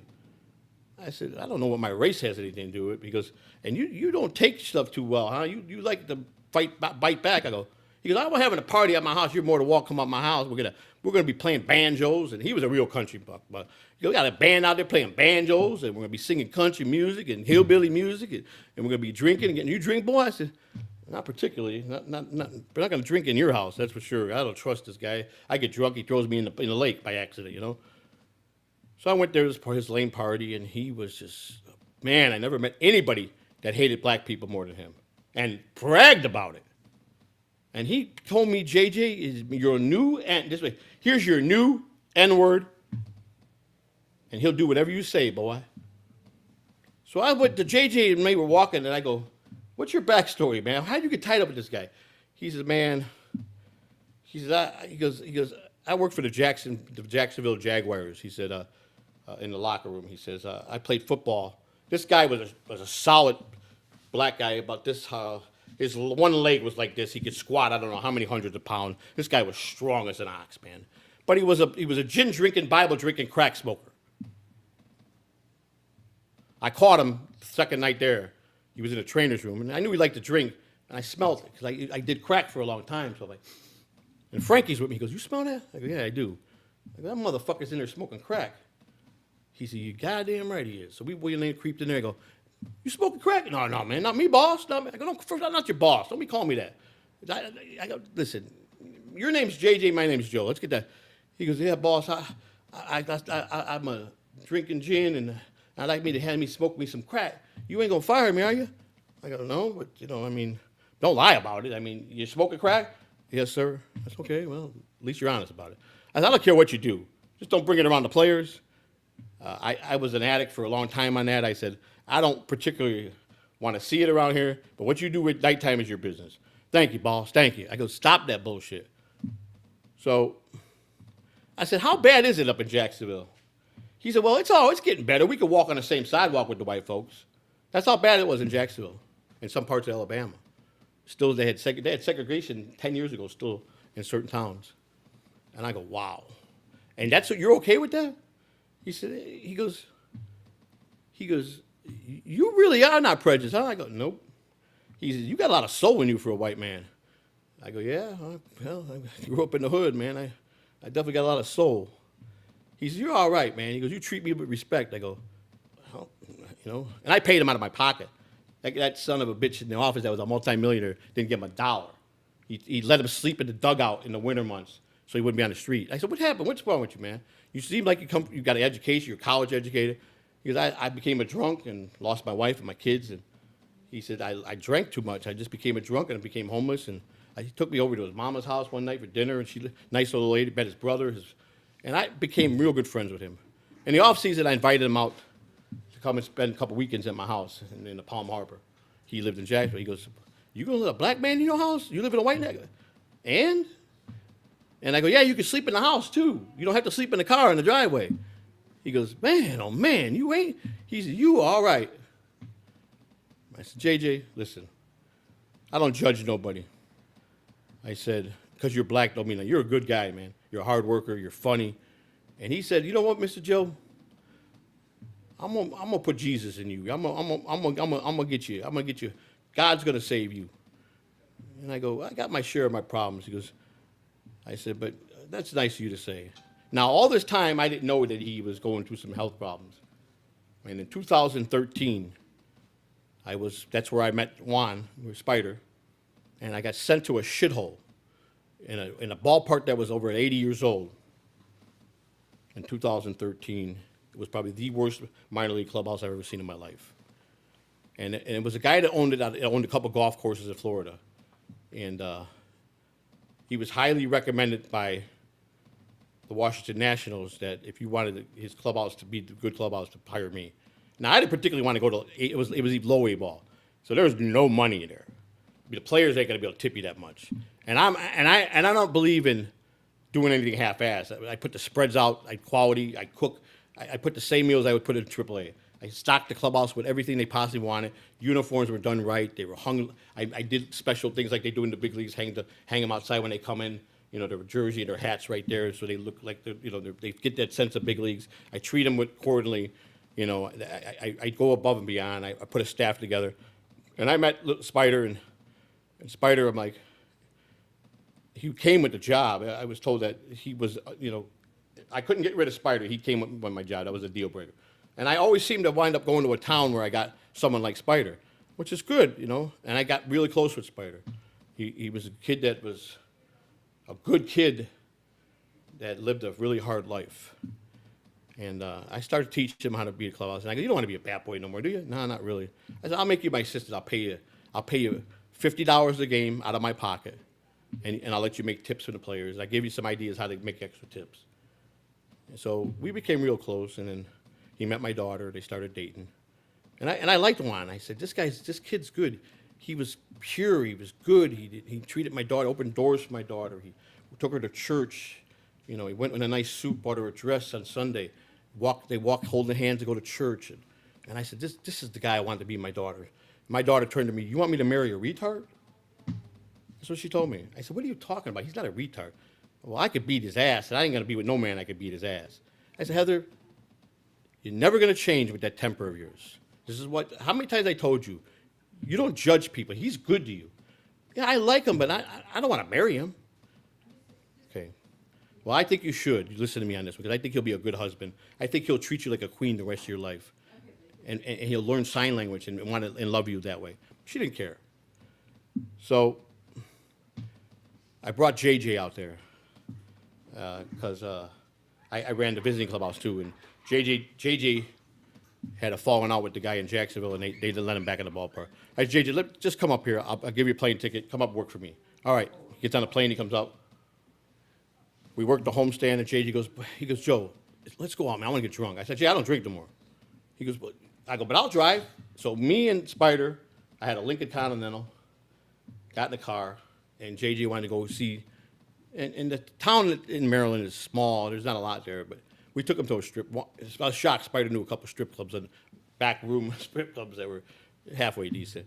So JJ, it was one of those strip clubs where you bring your own booze. And this whole thing that I'm telling you stories is going to lead to you why I'm the right person to be the independent candidate, because of how I never give up and how I will fight. So this is the last one I'm going to tell, and then we're going to get to the core of tonight. And JJ he wanted to get messed up. We had a really good homestand. We worked our tails off. We were going to the big league game in Washington the next day. I called up there. They gave us some great seats. And So the team was leaving. The team left right after the game because they were going on a long bus ride. So they were already gone. All I had to do was I had to mail out some stuff at the post office to send to the ballpark that the trainer forgot. And then, so we could stay out. So we stayed out, and JJ got, and first bottle of Jack Daniels he drank. It was bring your own. So I go to the bathroom. I come back. I go to a Spider. I go, where the hell did JJ go? I don't know. Where's my car keys at?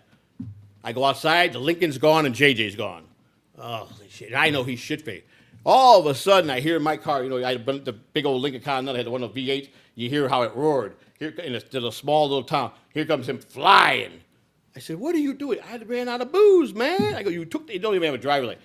I go, "Give me my keys." He gets drunk, and he says, "Man, I had a great time tonight." The whole time I didn't know he was sick. He was too prideful. He needed blood pressure medicine. If he would have told me, I'd have paid for it every month. I'd have paid for him to have what he needed. That's how much I love the guy, and how valuable he was to me. If he would have just said he needed blood pressure medicine, I would have paid it out of my own pocket. I didn't. That's the type of person I am. And JJ was strong, man. He didn't look sick. He was 51, I think, at the time, in 2013. 51 or 50. I think he's 1 or 2 years younger than me. And he got really messed up. He says, "You know what I want to top?" Because I would like to get a nice woman for the night. When he prostitutes, I go, "I just got here. I don't know." So I said, "Spider, where's the hookers at?" He said, "Oh, over on that road over there." "All right, let's go. We got to go find him a girl." Spider said, "What? I want to go to sleep."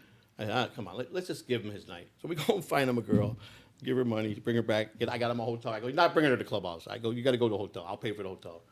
He goes, "Can you do me one more favor? You know where we can get some crack?" I said, I don't mess with this shit no more. Are you crazy?" So lo and behold, I go, "Here's $50. You're on your own." I guess he finds crack from the hooker, and he calls me up a couple hours later. He goes, big old grin, comes back to the locker room, and he goes, passes out. Best night of his life. Slept all day. We had to get ready to leave to go to Washington, which was about an hour away. And he woke up. He goes, "Man, oh man, my head's pounding." I said, "Well, I would imagine the night you had." I go, "What did you wind up doing?" He goes, "Yeah, I found some crack." And I said, "JJ, man, you promised me you're gonna be done with that, man." He says, "I am," but he goes, "You gave me the best. Thank you for the night you gave me and taking care of me." I said, "You worked hard. You deserved it. I don't mind how." So he goes, we get to the ballpark. We park. We get up. We're going up the escalator to go to the seats. He collapsed. He fell. The legs gave up and he fell. So we're in Washington. So the paramedics come and take him into a room. They take his vitals. Say he's got to go to GW Hospital now. Ambulance comes. We never get to stay at the game. Me and Spider. We follow the ambulance. We go to GW Hospital. All night long, he's in the back. We're sitting in the emergency room, me and Spider. And they can't figure out what's wrong with him. So I went over there. I go, "Jay, come on. You know it's just a fucking hangover, man. Why are we here? Tell him you fucking got so belligerently drunk. Let me get you some aspirin. Let's get back. We got to go back to the ballpark. I got things to do. I got to get packages are coming in. I got to take care of this stuff for the player." He says, "I'm just gonna stay." I go, "All right. I'm gonna go back to the clubhouse. I could be back here. I could be back here the way I drive in 45 to 50 minutes. Just call me if they release you." So me and Spider we leave. I fall asleep. I get up. I woke up a little bit late, but there was no game, and I heard to hurry up and get my stuff done. And my phone, I didn't even know that he had called like 15 times. Well, they threw him out of the emergency room because when he told them he drank a lot, they ruled him as a drunk with no insurance and treated him like a piece of garbage. This is GW Hospital, where the president goes. And finally, I answered the phone, and he goes, "Oh, man, I've been trying to call you." He goes, "I can't walk, man. They're throwing me out of the hospital." He goes, "But the black security guards let me stay in the closet in a wheelchair till you get here." He goes, "I can't walk, man. There's something wrong with me, man. They won't listen to me." So I'm on my way. I pick him up. Now, JJ was a fun guy. Loved to listen to R&B music. He liked R. Kelly. He liked to drink that gin, and he liked to just always laugh about. And I put on R. Kelly, and we're rocking in the front. He turned to me. He says, "Joe, not today." And I said, "What did you say?" He said, "I can't listen to it, man. My head's pounding." I said, "JJ, you all right, man?" The minute I said that, I turned, and his whole face, the right side, drooped. He had a stroke. I never seen anybody stroke out, and it just everything collapsed. It's like it was weird, man. I'm like, I thought my eyes were playing trick. You know, like some of those horror movies when someone's got the devil in them and they grin at you and then, I mean, this whole face dropped. For about 2 minutes, I looked back. He was back to normal, and I said, I think you had a stroke. He says, he goes, you want to go to another hospital? He goes, I don't feel good, man. Can you please? And the whole time he's saying, please don't let me die, please don't let me die, Joe. Please don't let me die. I said, now you ain't gonna die, I promise you. I'm doing 100 miles an hour, and I'm from Washington, D.C. I forgot if it was 35 was the highway, or maybe, I don't remember it's been a while. And I'm going into Hagerstown, which is out there where Camp David is. And I'm going to the local hospital. I'm going 100 miles an hour. That Lincoln had that big old V8, man. I'm flying. State trooper, woo, one here, trying to box me in. I said, he had a stroke, man. I got to get They said, follow us. One stayed behind me, one friend, and they gave me an escort to the hospital. As soon as I made it to the emergency room door, he had another stroke. This one was the fatal one. This is the one that caused the brain aneurysm. And I parked my car, went up to the state trooper, and I said, you want to take me to jail now? He goes, for what? I go, well, until you found out it was emergency, I was breaking the law, and I was reckless. He said, you think I'm going to take you to jail? You might have saved this man. He goes, go in there with your friend, and I wish you the best of luck. I said, thank you. Hours later, me and Spider are sitting there, and the doctor comes out, and he goes, who's here for this man, JJ? I go, I'm his boss and his friend. So I said, Doc, listen, it's been a long night, long day. I don't take bad news good. I said, just give it to me straight. Well, let me explain to you.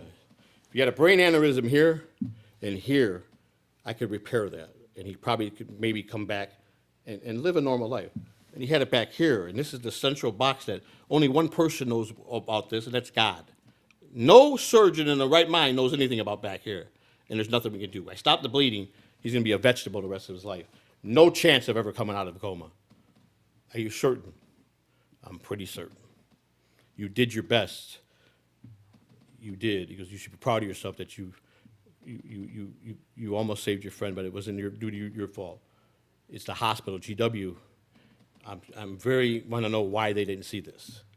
I do too now. So now I got to call his family and tell him. So I call his mother. I don't know his kids. I've never met his kids. And his mama says, I'll have my oldest son call you. Thank you. He goes, how bad is it? I go, well, I think someone needs to be here for the family. I'm not Arthur. He goes, I'm on a plane. He goes, I'm going to tell his kids too. Okay. So I wait patiently. His brother gets in. He goes, I take him to the doctor, and the doctor, I said, you want me to sit in with you? He goes, yeah, please. And the doctor says, you ought to thank this man. He did everything he can to save your brother, but your brother's never going to come out of his coma. He's his vegetable, he's dead. Just like I told him. He says, there's no chance, Doc? He says, no. And he says, he calls his mom. He goes, well, everything that Mr. Joe said is true, and the doctor praised Joe. Mr. Joe did everything he could, and he was a true friend of JJ. Well, here comes his son and his daughter, 19, 18 years old. And they hated their father because he was divorced, and they weren't part of his life. But now all of a sudden, they want to make a life decision on their father. Now, JJ, I knew JJ very well. He would not want to lay in a hospital bed and be a vegetable. And so they say to the surgeon, we're going to have him take back to Maryland, and we're going to put him in a nursing home. And the doctor looked at me and looked at them. He says, for what? Do you understand your father's never waking up? Well, there's always, okay. I'm telling you. And I looked at them. I said, no, I never met you guys, but I know your father really well. And if you do that, I'm going to fight you tooth and nail. And I think I can do something here. I said, because he would not want to lay in a hospital, be a vegetable like this. Now, I know you guys don't talk to your father. You said a lot of nasty things to your father. He shows me every letter you sent or every conversation message. I know what you think of your father. So why would you want to do that? Are you doing it to be vengeful to him? And the son got really snippy with me. And the uncle said, well, you better respect that man. So they threw their arms up and they said, okay, then you pull the plug on him. We're leaving. I said, so it's on me? So his brother says, you want me to do it? JJ, you were pretty good friends. I said, no, I guess I'll do it. So I called Dominic and Juan to come back and say goodbye to JJ. And they had their moment, because JJ was a great guy. And nurse came in and said, are you ready? So we'll pull it. I said, how long does it take for him to die? She says, anywhere to 3 to 4 hours, 5 hours. She says, you want to stay in here? It's not going to be a pretty sight. I said, I'm not leaving his side, man. And he was, they took the ventilator on, he's gasping and choking and bouncing, and it was horrible. And I've seen a lot of people die. I've seen a lot of people get shot in Chicago. Never to experience something like this. I was in tears to see the pain he was going through. And finally, at 4 hours and 18 minutes and 36 seconds, she came in, she says, he's got about 10 seconds left. And, he expired, and she goes, I'm gonna leave you alone, friend, and I had my moment. And I called his mother up and said, he passed, and they said they'll send for the body, and they wanted me to go do the eulogy. I never done a eulogy in my life.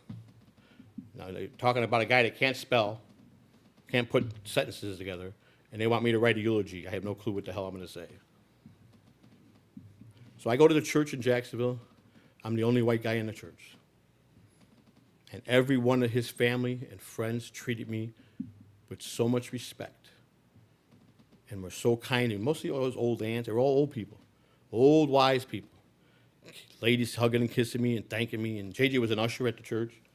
And I went up there, and I didn't know what the hell to say. So I started telling JJ stories, clubhouse stories, drinking crackhead stories. That's what I did. How I knew JJ, how I met JJ, how he was treated like he was a slave by the owner in Jacksonville. And then I tell you about the guy, he called me up the night before the funeral. He says, hey, boy, hey, that Italian with the BMW. JJ gone, he went to end heaven. JJ gone, he went to end heaven. And he's laughing on the phone, and he's calling him, poor JJ went to end heaven, didn't he? That boy went to end heaven. I said, you know something, Pedro? You're a fucking piece of fucking shit. He goes, boy, you can't talk to me like that. I run this town. I don't give a fuck if you know the governor. You're a piece of shit, bigot, son of a bitch, just like your whole family. You had slave farms, your great-granddaddy. You're a garbage piece of shit. And he goes, all right, boy. So I prank called him every night for about a year after that. Woke him up at 3 in the morning. I fucked with that man for a year. But that's the type of guy he was. He told me, boy, you fucking get smart with me, and I'll put a case on you. I'll call the sheriff, who's my best friend, and tell him you broke in my office and stole all the money out of the safe. I go, I wish you would do that. He said, yeah, you Italians would probably come back and try to kill me, wouldn't you?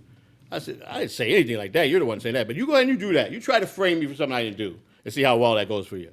You go ahead. He goes, boy, I get it done like that. You're nothing. You're a bottom of my soul, a piece of dirt on the bottom of my soul. I said, yep. But I ain't no dumbass fucking hillbilly that fucking killed my mama and daddy just to inherit their money. He said, boy, get out of my ballpark, and you owe me $1,300. I go, I owe you $1,300? Yeah, I paid you, and I shouldn't have paid you. I said, well, good luck collecting it. So right after the game, I did my normal duties, but he thought I was. And the whole time I was packing, and Spider was filling my car up with all my stuff. My stuff that I would take to the ballpark. Gets the last one in. I handed Spider some money. I said, when he comes looking for me, tell him I told him to go fuck himself. And tell him I'm not even going to pay the bill for the food that I expect him to pay for it. I left the bill because I bought all the food I did for the clubhouse. I buy a lot from the truck. The Cisco truck would deliver, and they would order, the kitchen would order for my food. And there was a bill. I get billed every homestand. So I handed the bill in an envelope with a note, and I said, give this to him. He called me up, boy, you think you son of a bitch? You son of a bitch? I go, fuck you, you hillbilly hick motherfucker. Now how did it feel to get bit by an Italian, bitch? And that was my end over there. And that's, that was that was before I went with Juan. This was before Juan. But yeah, that's what I did. JJ was a good friend. So my point is this, is I've lived hardships. I know how to get up from being broken. I know how to fight. I know how to help people. I know how to care for people. And I know that America is broken. Not because of all the corruption, because they built the system to fail us. And it doesn't even do nothing for the American people no more. So now, I hope you enjoyed that. I made a decision a couple of days ago that I got no room to fight with people. I got no room. Your opinions are your opinions. The only way I beat you is by moving forward and getting on the ballot each state. And when I do that, you guys will be fucking talking to yourself. And my satisfaction will be there. Because when I want something bad enough, I don't give up. And I'm gonna be on the ballot. I am gonna be on TV. And my name's gonna be right beside all the other people running for president. I'm gonna be the independent that's gonna be running. I don't have to do the primary. And come November 7th, 2028, Joseph Samuel Kellogg III is gonna have enough electoral votes to be getting the White House. And the minute that they declare me the winner, the phone will ring, the Secret Service will be calling me up, sir, we're on our way. Because that's immediately what they have to do. And I'll be surrounded in my home with Secret Service and getting ready to become a president of the United States. And then I'll do my physical, I'll have to disconnect my disability, I'll have to go, start preparing for the White House on inaugural day, which I have a list of a lot of people that I'm going to invite from the Dabbleverse. They'll be more than welcome to come to the fiestas. But the very first day after oath, I make a promise to all football fans. I'm changing the Super Bowl from Sunday to Saturday. Because it's on Sunday, everybody gets messed up and they go to work or don't show up. Some people get fired for not showing up, and they got a massive hangover. But I'm going to do two things. And can I really change the Super Bowl? I don't know if I really can do that part. But I can declare Monday a legal holiday. That I think the power of a president can do that. So I will not only convince the NFL to move its Super Bowl to Saturday, so it's a gala weekend for everybody every year. I'm going to declare Monday a national holiday for everybody to be off. That's what I'm going to do. The very first thing I'm going to do is with my pen, my new pen, that I'm going to sign. That I promise you.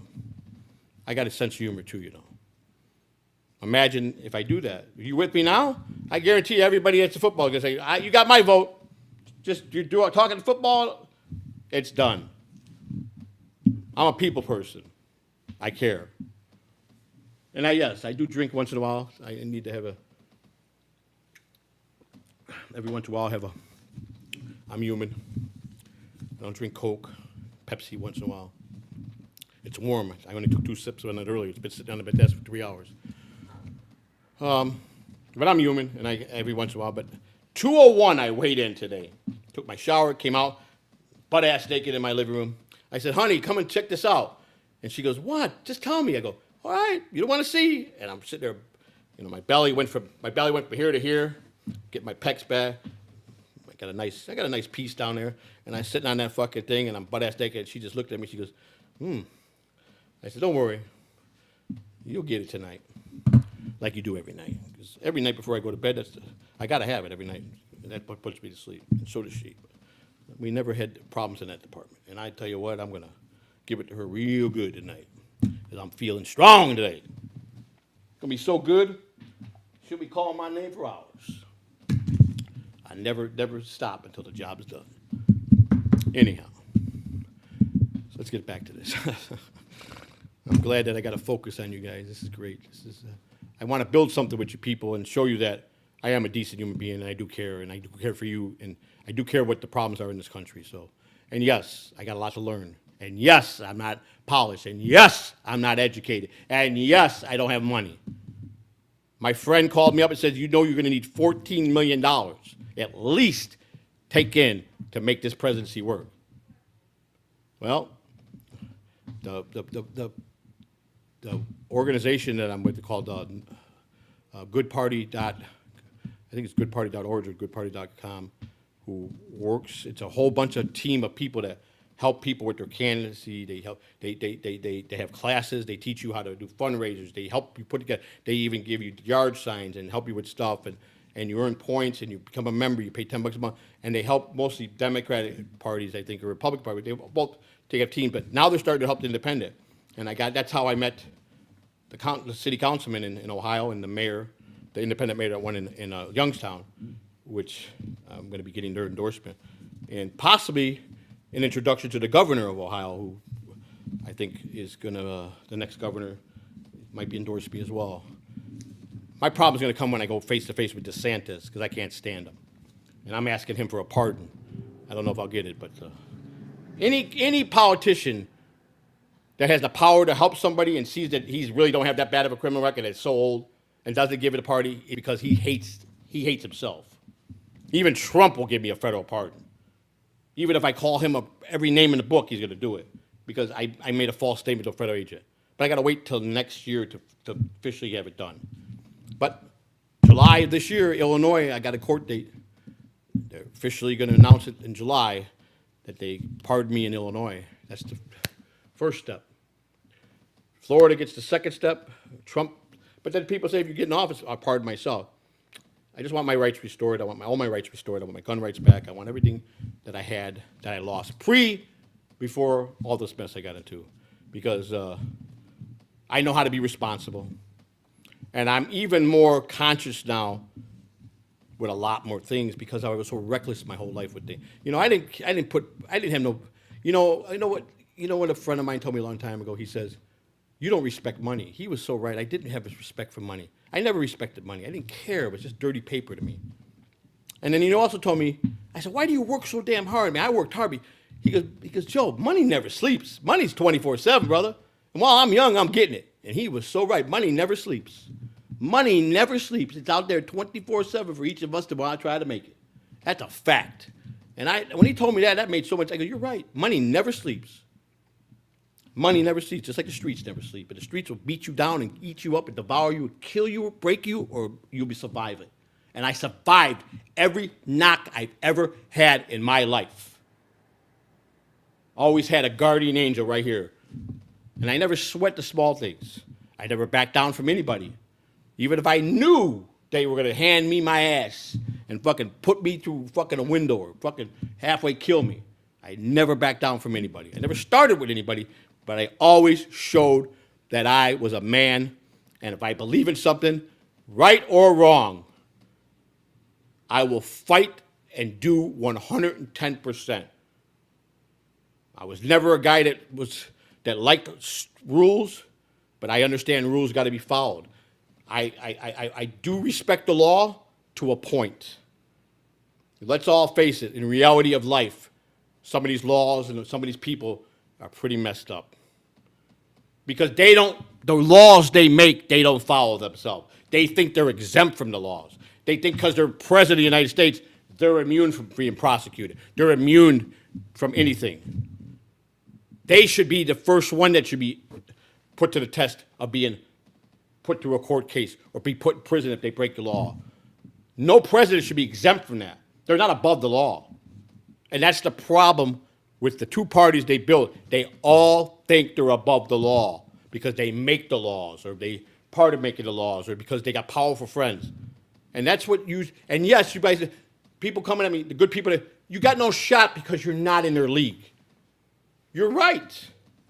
But they never met somebody like me who's going to fucking push them and push them and push them to I break them. Because I got nothing to lose. They do. There's the difference. I have zero to lose. Zero. So why would I not give them a hard way and push them to where they make a mistake or something comes out really bad on them and that's going to hurt them? I am very convinced, after some new information I found out today with this Epstein, President Trump is a fucking scumbag. President Clinton is a scumbag. They're both. Should be ashamed of themselves.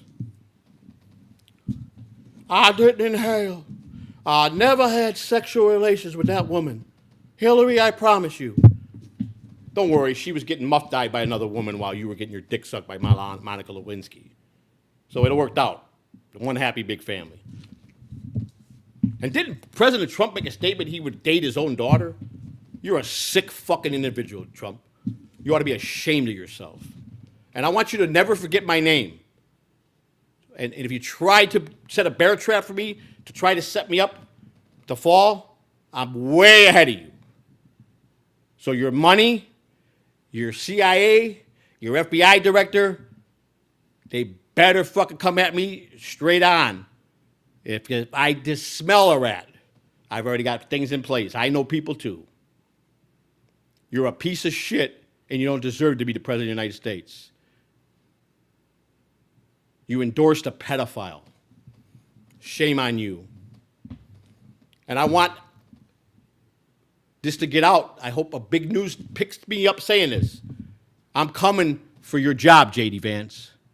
I'm going to be one pest motherfucker in your life that's never going to give up until I get the seat. I heard you fought for this country. You're a good man in that respect. You should not run for the president of the United States because it's going to be ugly.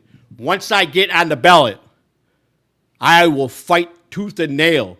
You will know and go to sleep with me on your brain every night because I will not give in. I will not go into your camp. I won't lay down to your guys. You will not pay me, bribe me, take me off. I'm going to be the worst nightmare that ever ran against you guys. And I'm going to win because the American people are going to see this is a guy that will fight and give us back our country.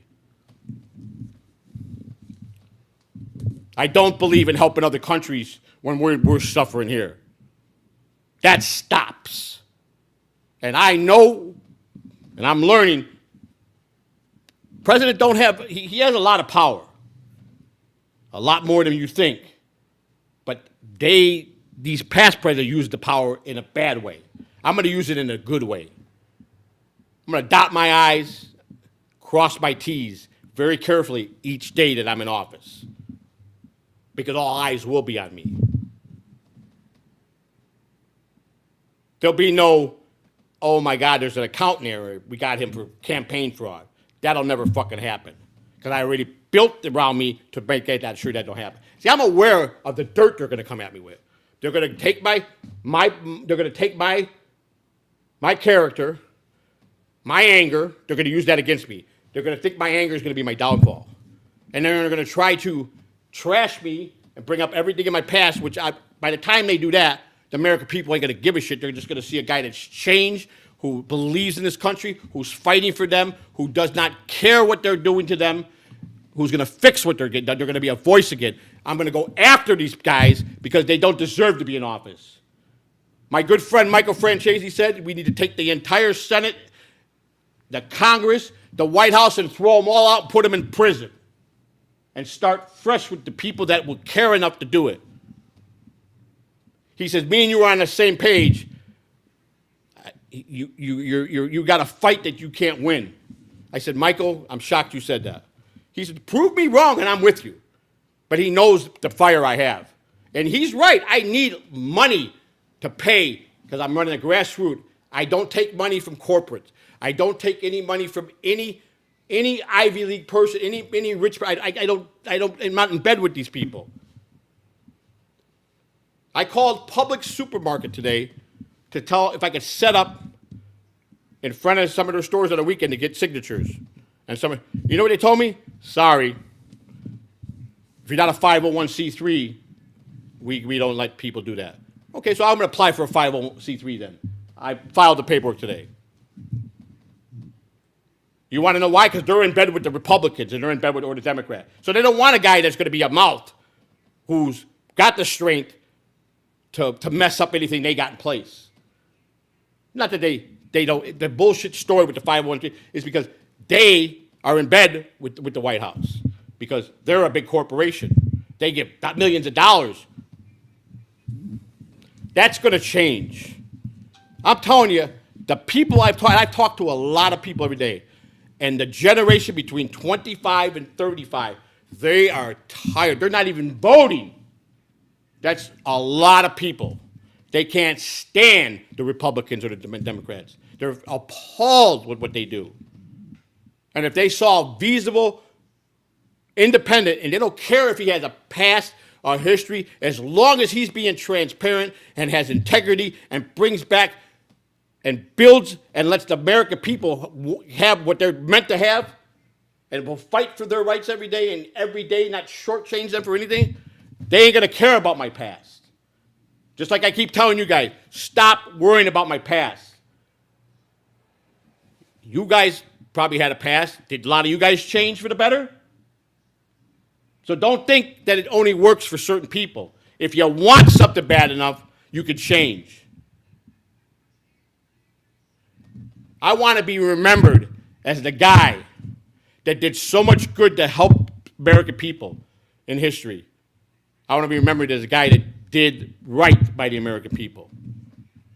I want to be married. I want to remember this. Joey C., that crazy Italian that pushed his way into the Dabblerverse, who against all odds, against us telling him he was a dumbass, stupid, uneducated moron, made the walk from Chicago streets to Wrigley Field, to prison, to an attic,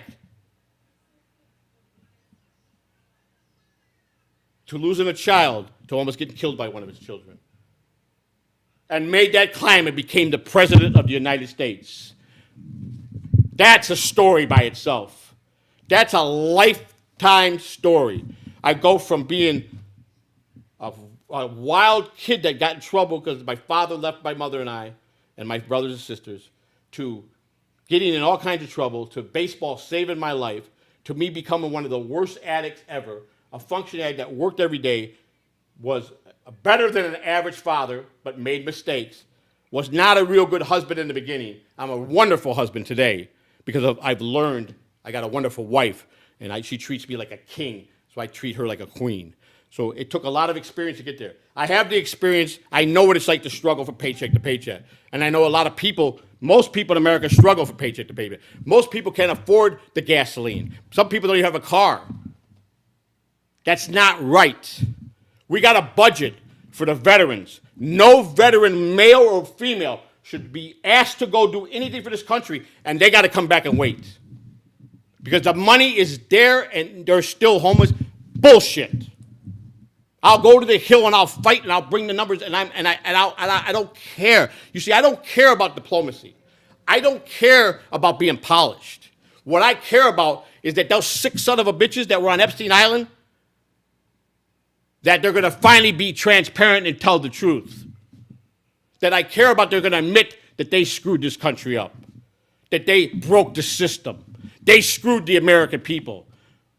Do you think any of them will ever do that? No. But you got to force them to do it by calling them out every day. Never stop. Never give up on pressing them. They're human. I don't care how smart they are, how rich they are. They still are capable of making human error.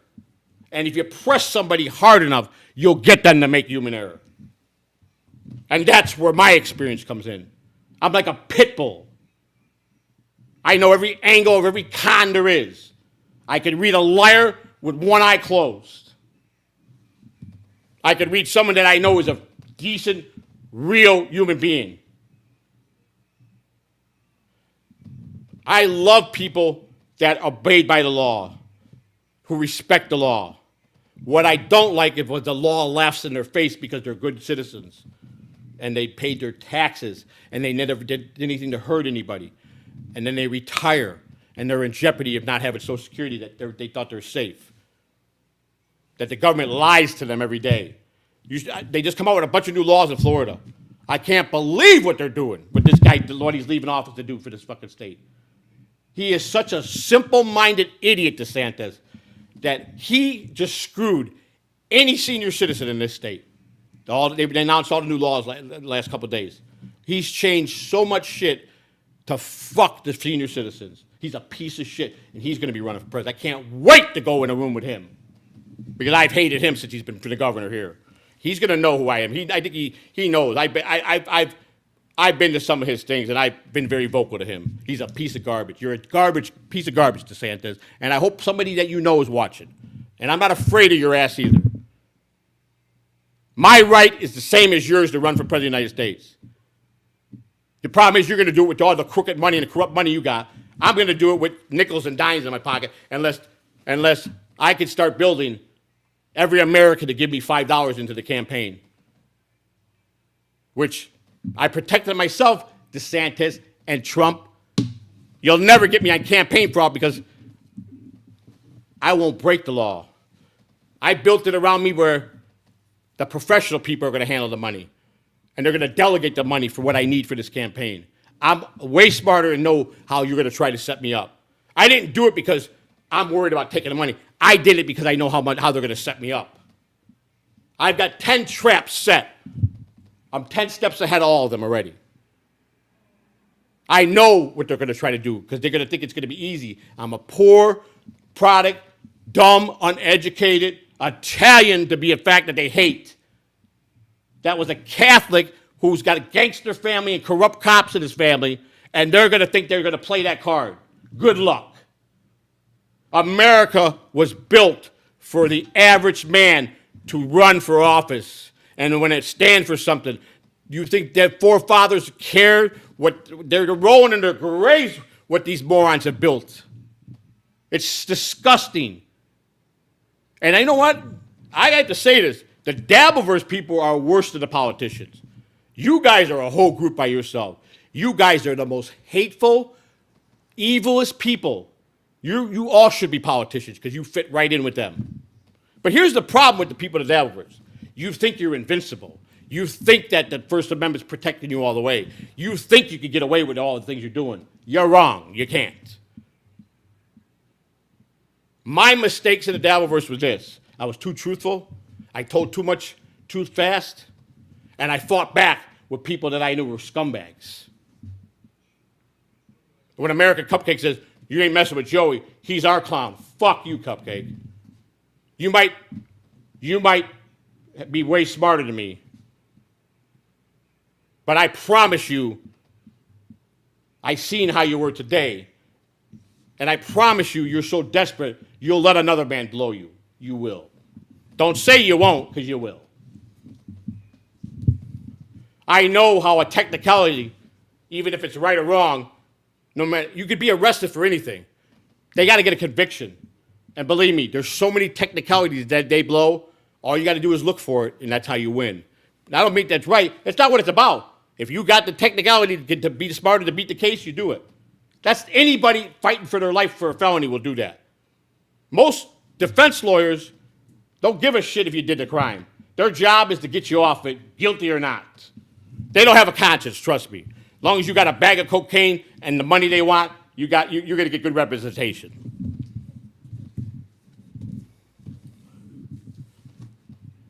I heard J.D. Vance is a nice family man. He was a military man, fought for this country. But he's yet mixed up with Trump. I feel sorry for that man, because after Trump's out of office, I think a lot of stuff's going to come bad. Trump, without a doubt, and I will say this from my, and I'm going to say alleged, but I'm going to use the word alleged. I don't need him filing a lawsuit. He can sue me. He can't get nothing out of me. But there's no doubt in my mind, allegedly, not only did he get this presidency to prove a point, but he did it to get even with everybody who crossed him. He built a power around him, and no doubt in my mind, he did it for that reason too, to get even with everybody that crossed him. He'll never admit that, but he knows he did that. And he's got a lot of power. He's abusive with his power. I was in get a blowjob from my wife last night. I told her, you gotta stop using your teeth. My dick's all cut up here. What am I gonna do when I'm sitting with Putin? We've done a lot of good things. A lot of more things coming. I signed today tariffs. Yep. This country is down. Murder rate's down in this country. But I fired Pam Bondi. I put Kash Patel in as the FBI director, who's a moron.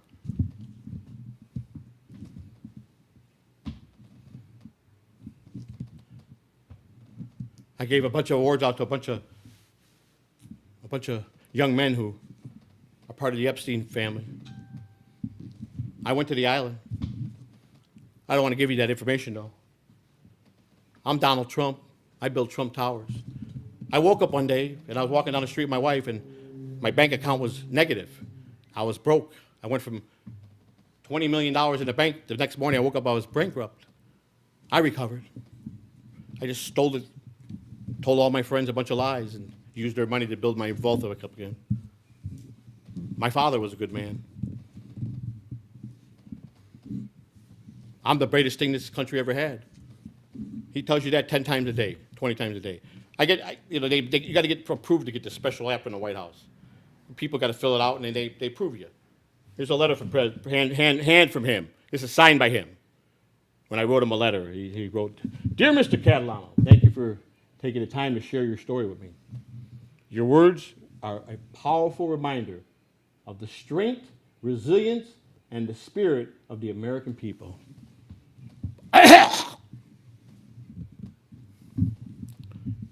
I'm Donald Trump.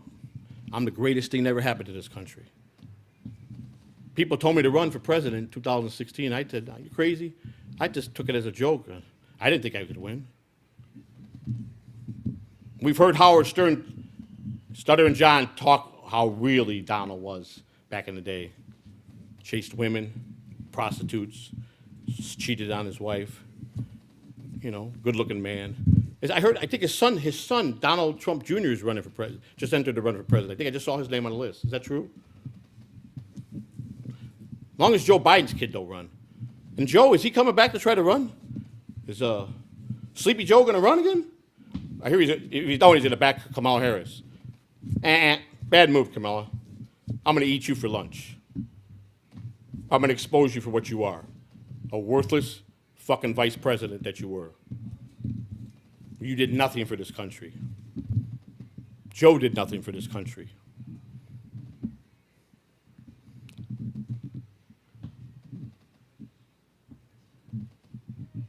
President Reagan was a good president. I thought he was. Jimmy Carter had his brother Billy that was always in trouble. So he had that tainted Billy, his peanut beer drinking brother.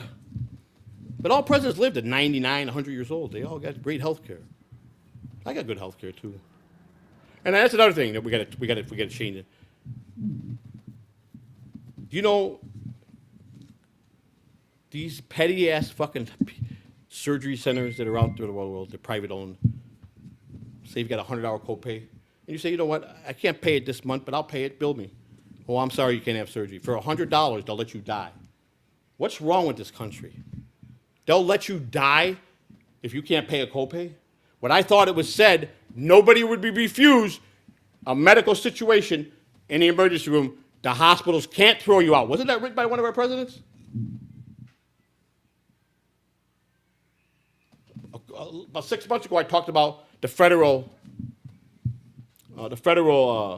minimum wage, which hasn't been raised in, 15 years?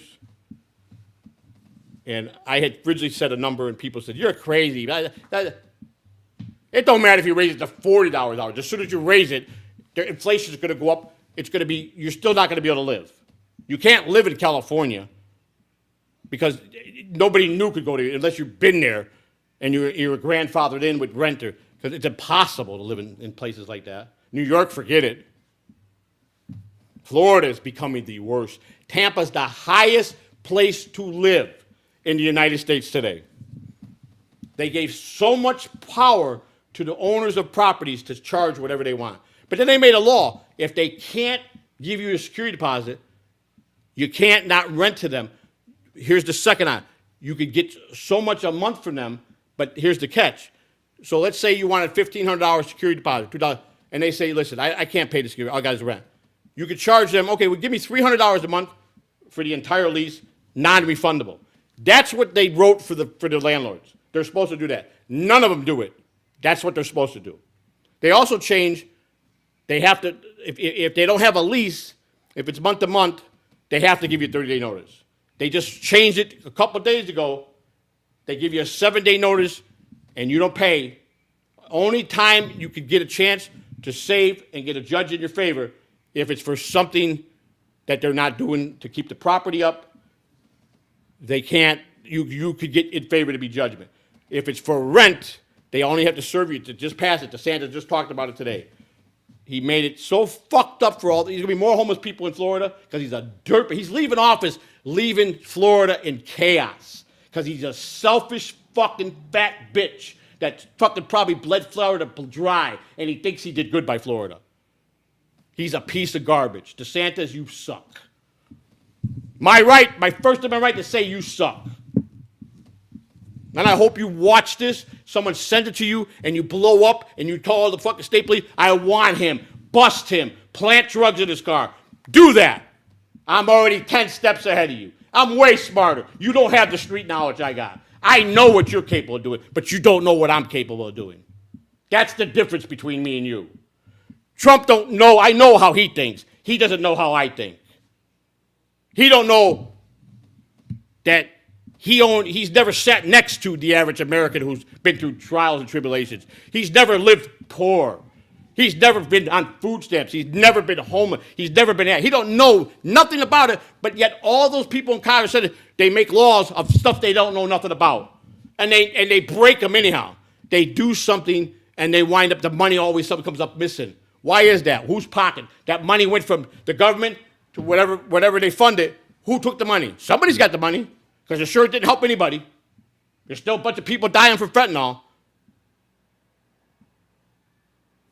All the pill mills in Chicago. Pam Bondi was the attorney general here. She did a good job here. She was way over her head to go work in Washington. But she wanted to be the top bitch. She wanted to be the pretty, sexy top bitch cop that got slapped down like a hoe, and she's fucking back home crying. Because they think that their rules they don't have to play by.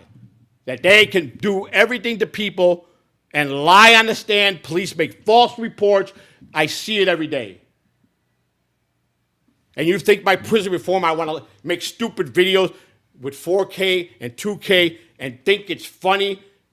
They ought to be ashamed of themselves to even think that they're putting themselves as a puppet. It's not even funny. And I'm supposed to debate them? They're my friends. I love them. But they're fools to think I would debate them and make myself look any more ridiculous than what you guys think I am.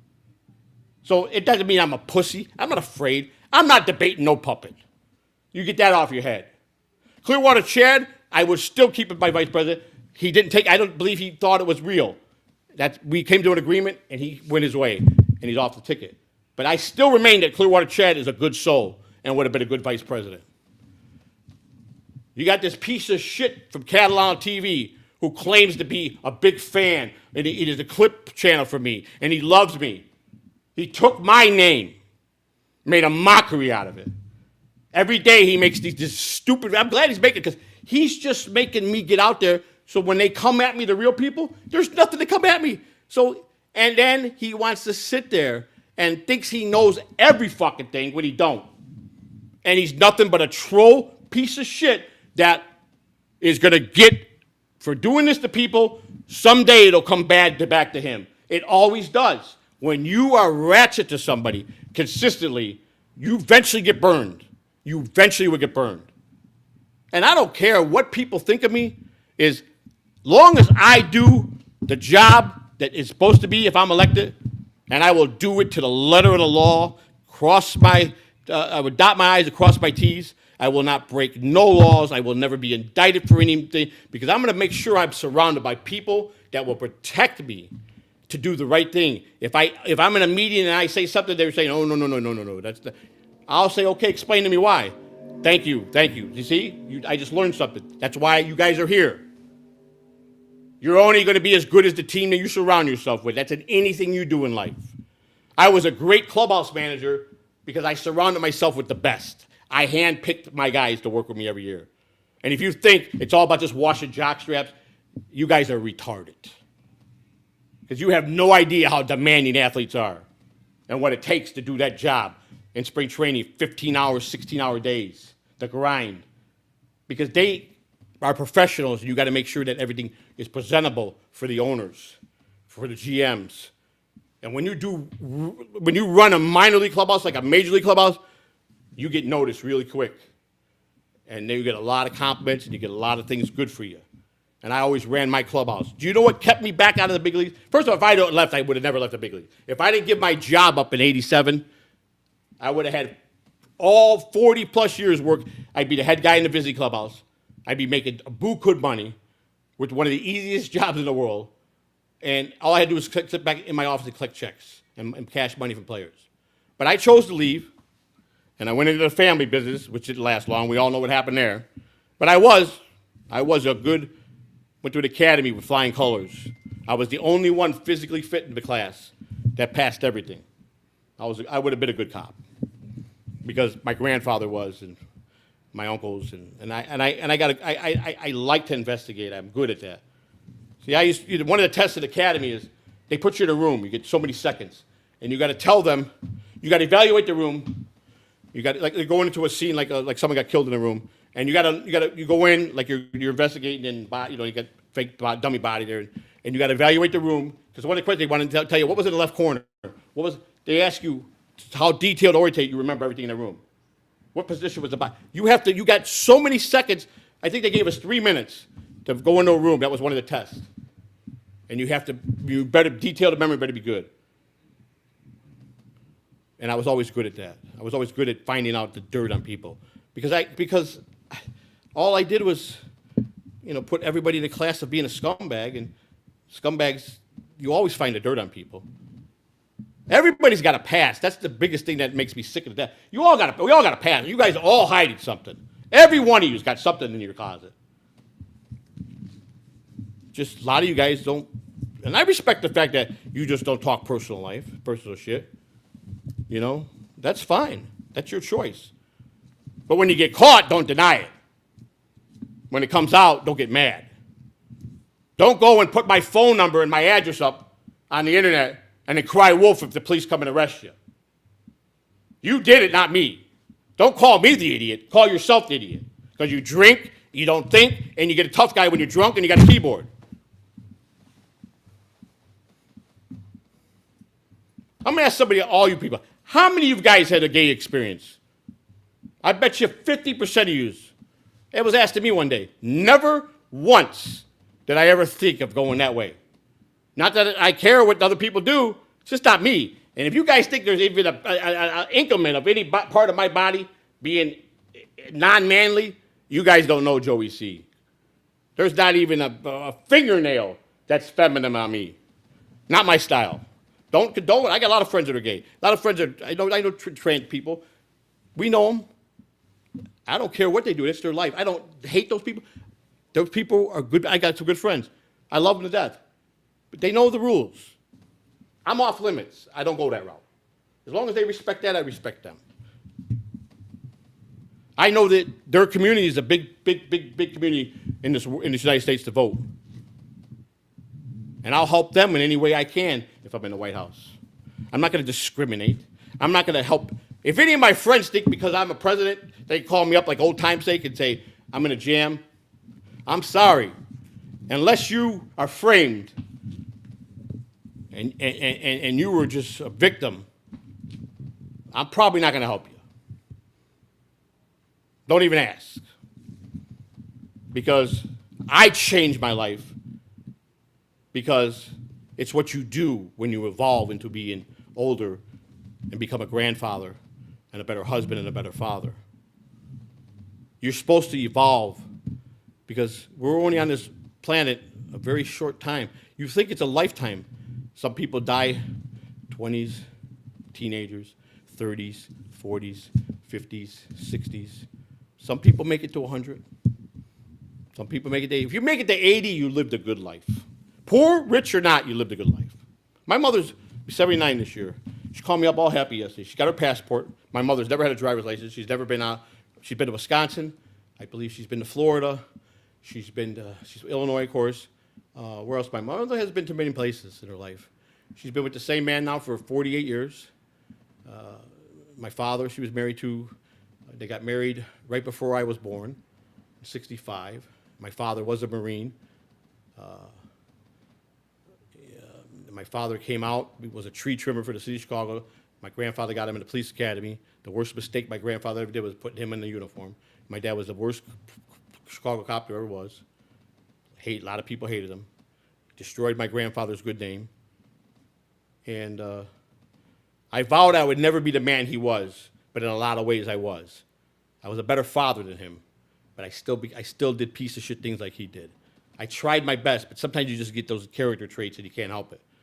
And I didn't, as a young kid, I wasn't around him. I didn't really get to know my dad until the later years. And you know what? He didn't really want to be a dad. He wanted to hang out and be a friend. I smoked crack with my father. Me and him sat many nights to smoke crack. Yeah, we did. My father, no problem having me crack pipe. Had no problem with it when I was in my 20s. He didn't give a fuck. I was his firstborn son. He sat there and smoked crack with me like I was just an average guy. Like he didn't look at me as a son. No, he didn't.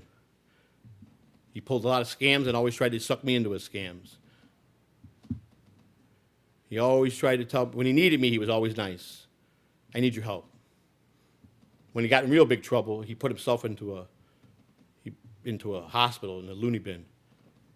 And he called me about 2 o'clock in the morning, you got to get me out of here. Now. So what do?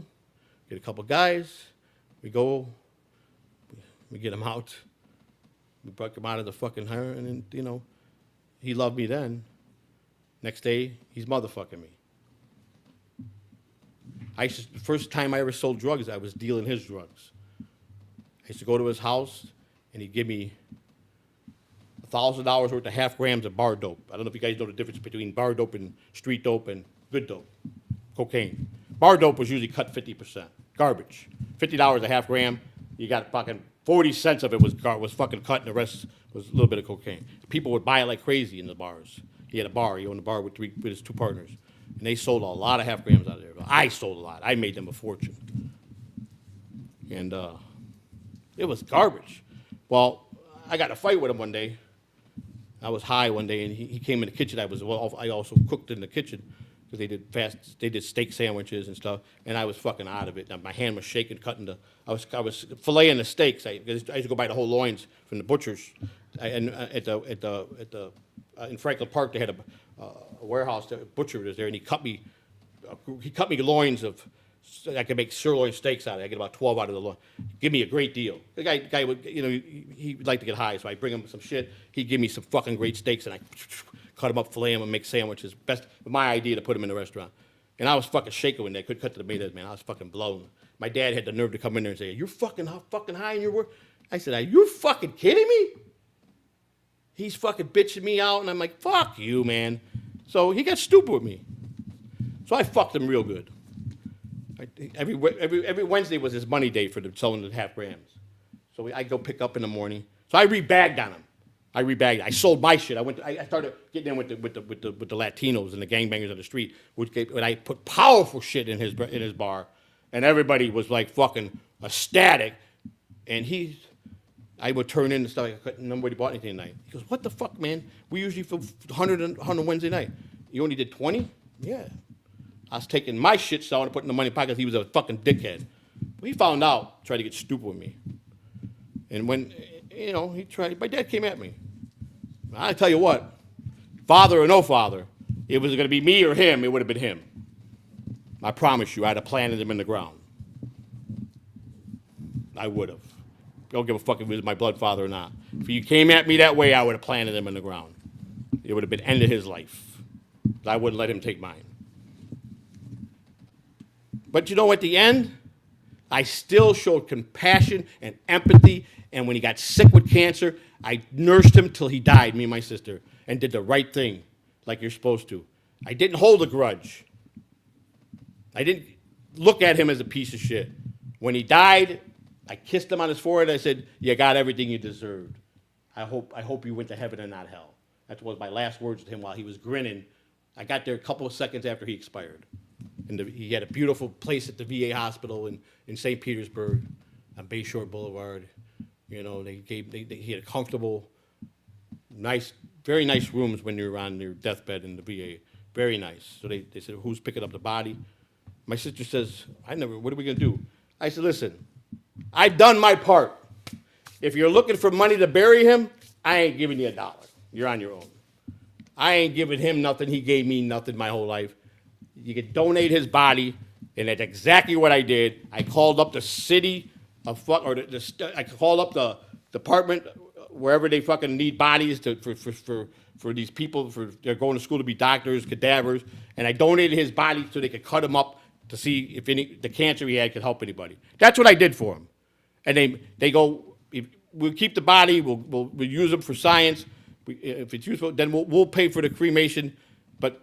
It usually a bunch of people go into the infirmary, so you really don't get all of him. I said, "I really don't give a shit." And that's what I did. I was righteous. I took care of my dad, but I wouldn't give that motherfucker $1. He died with no funeral, nobody loving him, and who knows if his ashes were even the ones in the box. I don't really care. He didn't care about me. Why should I care about him? That's my point. You treat people the way you want to be treated. When people do make change, you don't discourage them. You say, good job. If people start sliding backwards and you see it and you really care, you don't push them to their death. You try to help them. I backslid my whole life. That's why Spiel Buckman thinks I'm a wasted human being, because he thinks I'm just this, and that. But he did it. He used to be a drunk. He used to be a fat guy that everybody made fun of. But he did it, but I can't. Why? Because I don't talk the podcast that he likes? Is that why I'm such a piece of shit? That's what makes him better than me? He'd be shocked at the respect I have for people and the people that have respect for me. He'd be shocked. Is it because I speak my piece when people I know are really being piece of shits to me? Is that what he don't like? Or is it because he just sucks on everybody's dick and swings on their cocks better than I do? Which one is it? Spiel who? Buckman who? I bet you the only real motherfucker that was there who probably had a really good time is that Yuzi. I heard he was plowed like a mum. And Tommy Jordan looked like he was having a good time. Pineapple's the most arrogant fuck you ever met. He is such a piece of shit. Did you hear his little thing he did today? He is an arrogant motherfucker. He showed his true colors that he's a true piece of shit. But everybody loves that. They'll all suck his dick. He's a true piece of shit, I hate to tell you. I got more respect for Rochi than I do to Pineapple. I really do. Looks like Rochi's having a good time, and I think Rochi's sincere, and he really believes that he's got some friends there. And he probably does. But if you think Buckman is a good guy, you guys are not. And then here's the story. Dr. Steve, I love him, and he's right. The Dabbleverse is a horrifying place. I love Dr. Steve. I'd do anything in the world for him. I'd give my last limb to save that man. If that man needed all my blood and I died, he'd live, I would do that for him. That's how much respect I have for Dr. Steve. I think he's a wonderful human being. He's treated me with the most utmost respect. He's a class act, and he's just a good human being. I'd do anything I could for him. It wouldn't matter if it killed me. I would do anything. I'd give him a leg, an arm, whatever, an eyeball, whatever he needed, I would give to him if I was able to do that for him.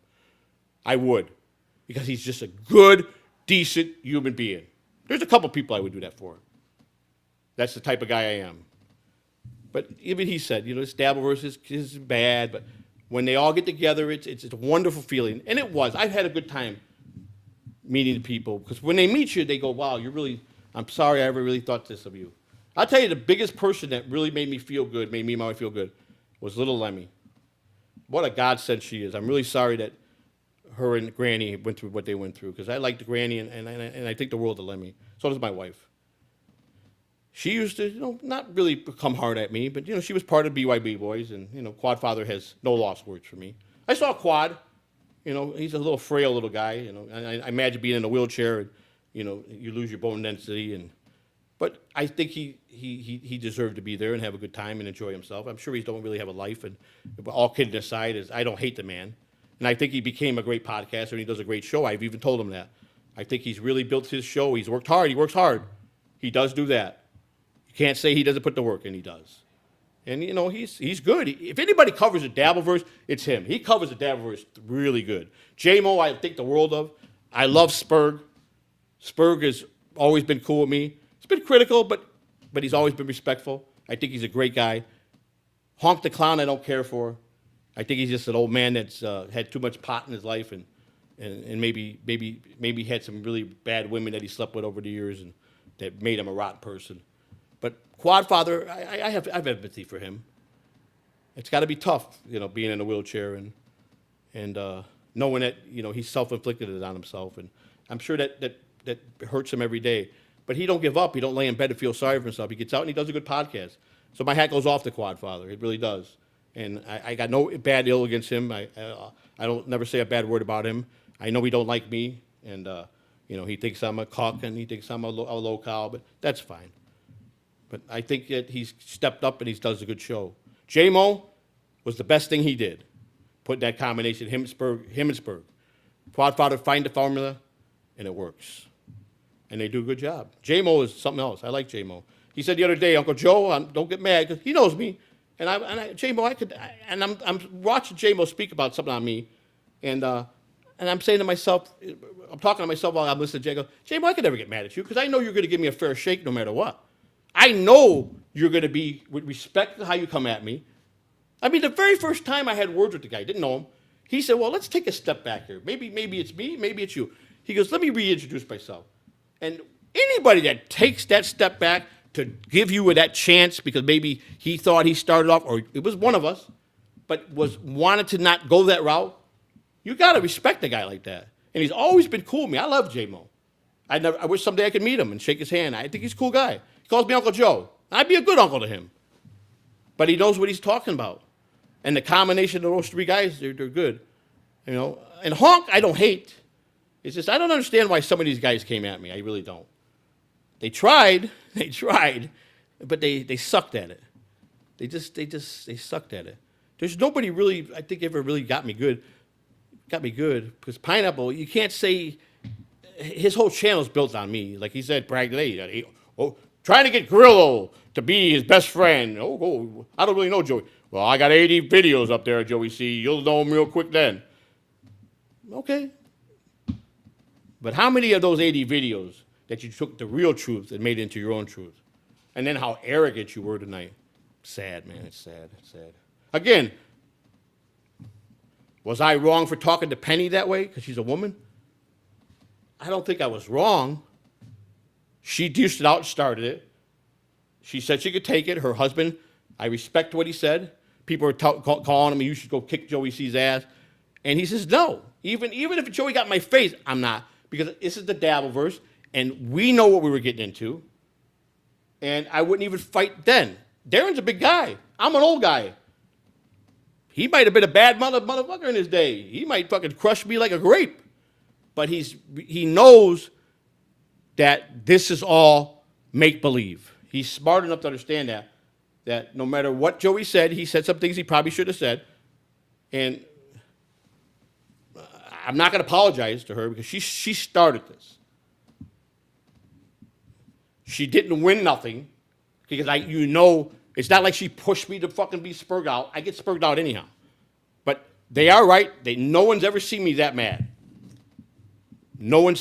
Everybody said, that's the worst I've ever seen Joey C in his anger. Everybody agreed with that because she hit the right nerve.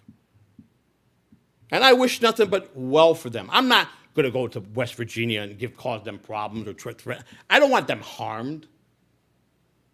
I just want her to at least listen to some of the things I did say that she was not being truthful about, and that she does love the Dabbleverse and she lives for this. And that's a wonderful thing. She shouldn't be ashamed of that. She's in seventh heaven right now meeting the people she loves. I'm happy for her. I'm happy for Darren. But I got no time to argue with Penny. I got no time. Again, I haven't gone back to watch the part where I accused her of being an ex-addict. I will get to that, and I said if she didn't say that, that's what I will apologize for. It'll be soon. But other than that, I don't regret what I said to her. It was a show. I was very heated, and you guys know how I get. Because she was a woman, she doesn't get a pass on that. Darren said, you wanted to be in the Dabbleverse. You said you could take the heat, and she handled it very well. You know what? She played it perfect. I give her props for that.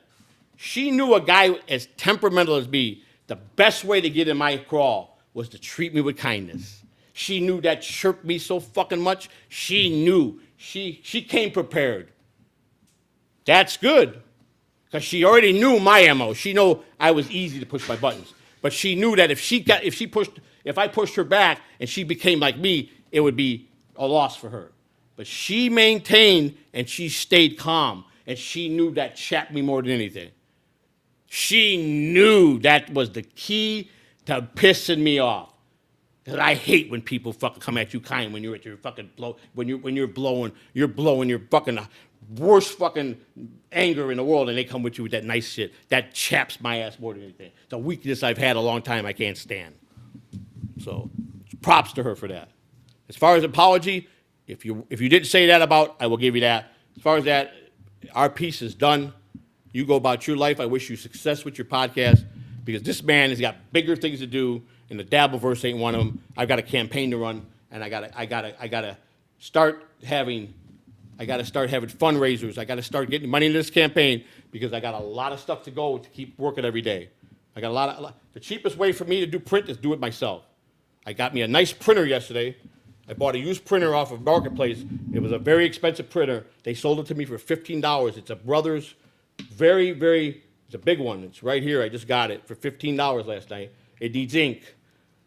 But I could get 5,000 prints out of it holds 4 cartridges. You get 10 cartridges for $22.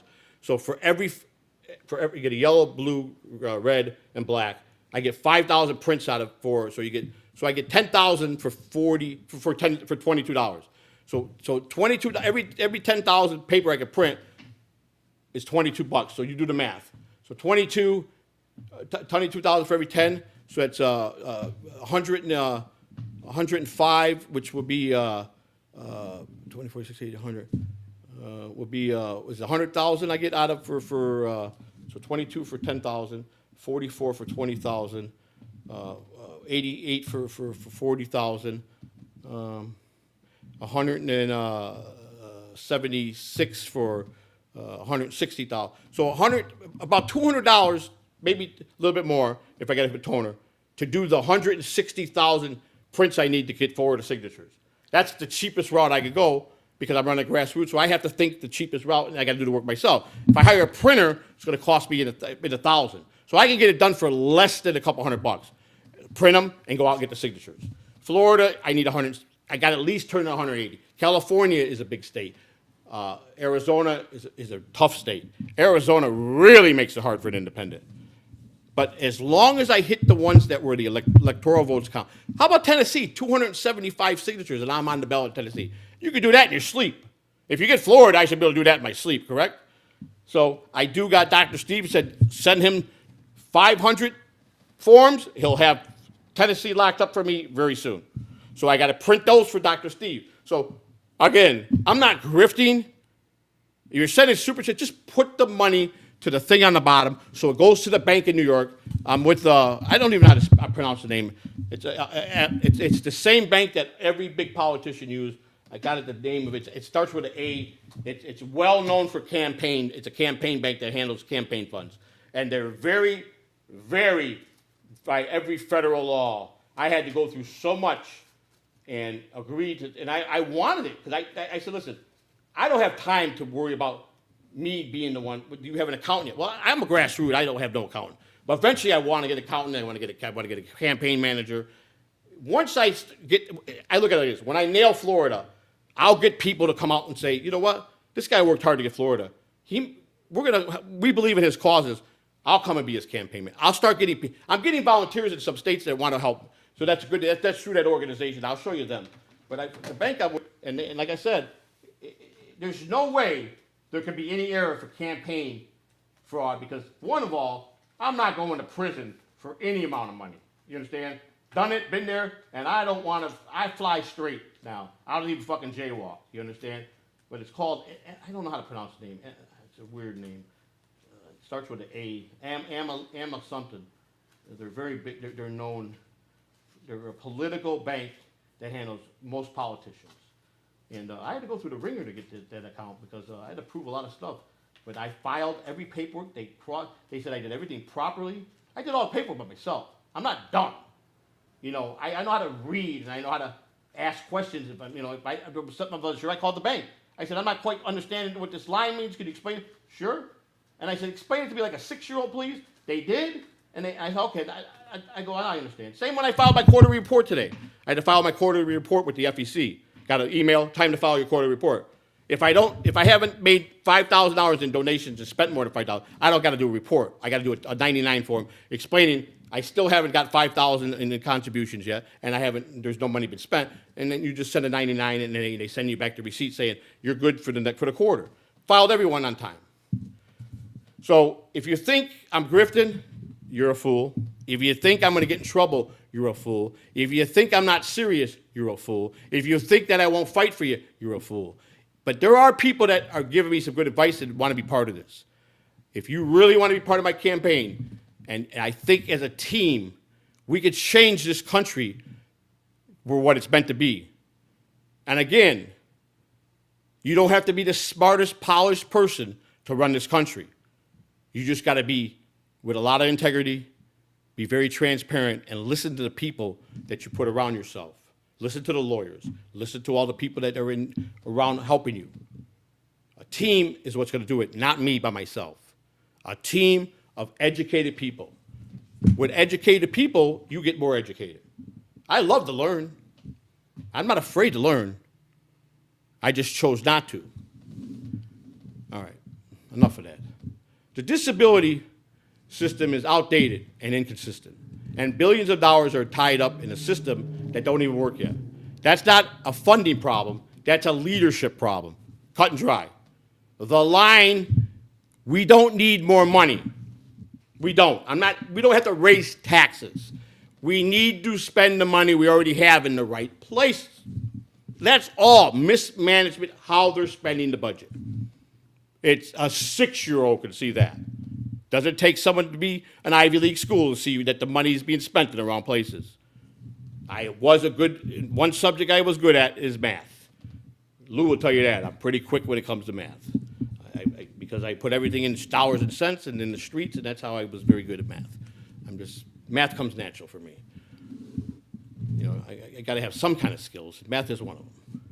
Math is one of my top skills. My real top skill we can't talk about, but yeah, it's phenomenal. That's all I can say. We need to spend the money we already have the right way, as I said. The plan is simple. My Veteran Act does and yes, all presidents use a teleprompter. I put it in here so I could see it clearly without me having to follow the paper. Okay, my Veteran Act does 4 things: simple, direct, and measurable. 1, fast access care. If the VA can't see you on time, you don't wait. You go to a private doctor, automatically approved. No red tape. Again, if we're asking them to go fight for us, we have to be there when they make it back home for them. It's that simple.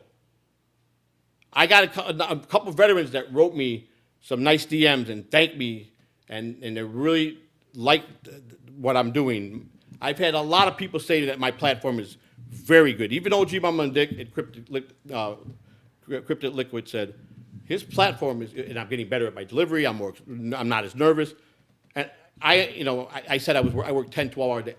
It's a 24-hour-a-day job being a president. You never know when you're going to get woke up in the middle of the night for a crisis.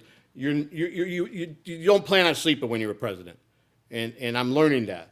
But I do put the work in, and I do care, and I want this bad. I'm going to get it. All right. So no red tape, no delays. You get treated when you need it. Number 2, veteran homelessness. No veteran should ever be sleeping on the street. Not one. We already spend billions on housing programs. We're going to make sure that money actually puts people in homes. Fast placement, real tracking, real accountability. Number 3, mental health first. That's probably the biggest thing they need when they come back, especially if they're in a war. If they didn't lose a limb or got wounded or lost a body part, I promise you they need the mental health care more than anything. You get PTSD very, very quickly in war or any trauma situation of where you're hurt or you're in a situation like that. They need that without fail. They shouldn't have to wait months.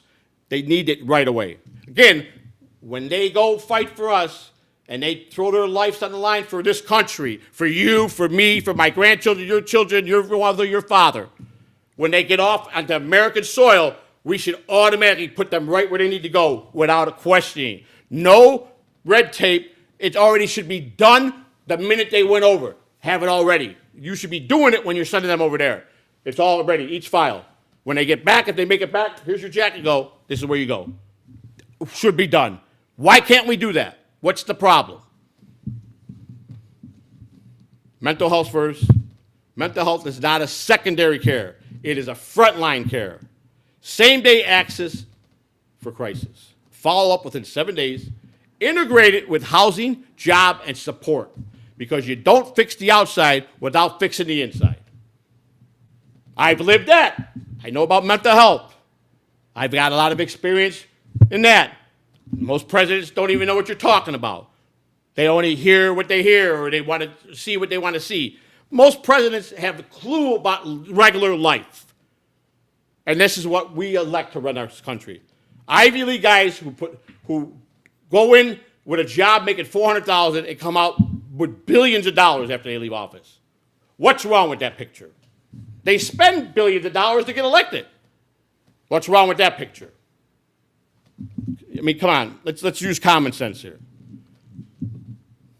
Without fixing the inside, fix the claim system. We've updated outdated disability system. No more than 70 years old standard. Faster decisions, fair decisions, consistent decision, right? The money. And here's the part nobody wants to say. We're not raising taxes, we're cutting waste. We're redirecting billions from administrative bloats, failed technology programs, bad contracts, and we're putting the money where it belongs, on the veterans. Trust me, their budget is outstanding. There's not one person should be outside on the street. They have a lot of money in that budget. The principle, this is not about politics. This is about keeping a promise. If you serve this country will take care of you. Not with words, with results. There's no argument here. There should be no second guessing this. My God, your children, your grandfathers, your cousins, your mothers, your fathers might have been in the military and fought for us. You want them to be treated like this? I don't. I'm not here to attack people. I can sit here all day long and call Trump this and call Trump that and call politics. For what? When the fight needs to come, I'll be ready. And if I lose, I promise you, they'll always remember me that I was a worthy opponent. Because I am not going to give them any slack at all. And if I don't make it, I'm definitely going to stay in the career being a politician. Because I'm going to be on the Hill fighting for everybody. I'll still fight. Because I want to change America to the way it was meant to be.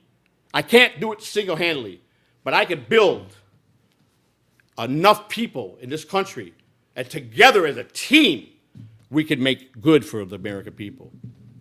Believe this or not, on the prison reform stuff, which we're going to talk about tonight, believe this or not, you guys have a hard time believing. I need some water. Can you excuse me? I get so worked up. I'm going to take, excuse me, but it's hot in here. I'm going to take my jacket off, okay?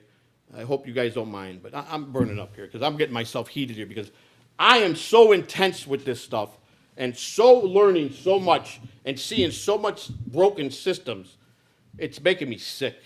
And I thought the common criminal was went to hell. These people in office, give me one, I just got to get the water. I'll be right back, right?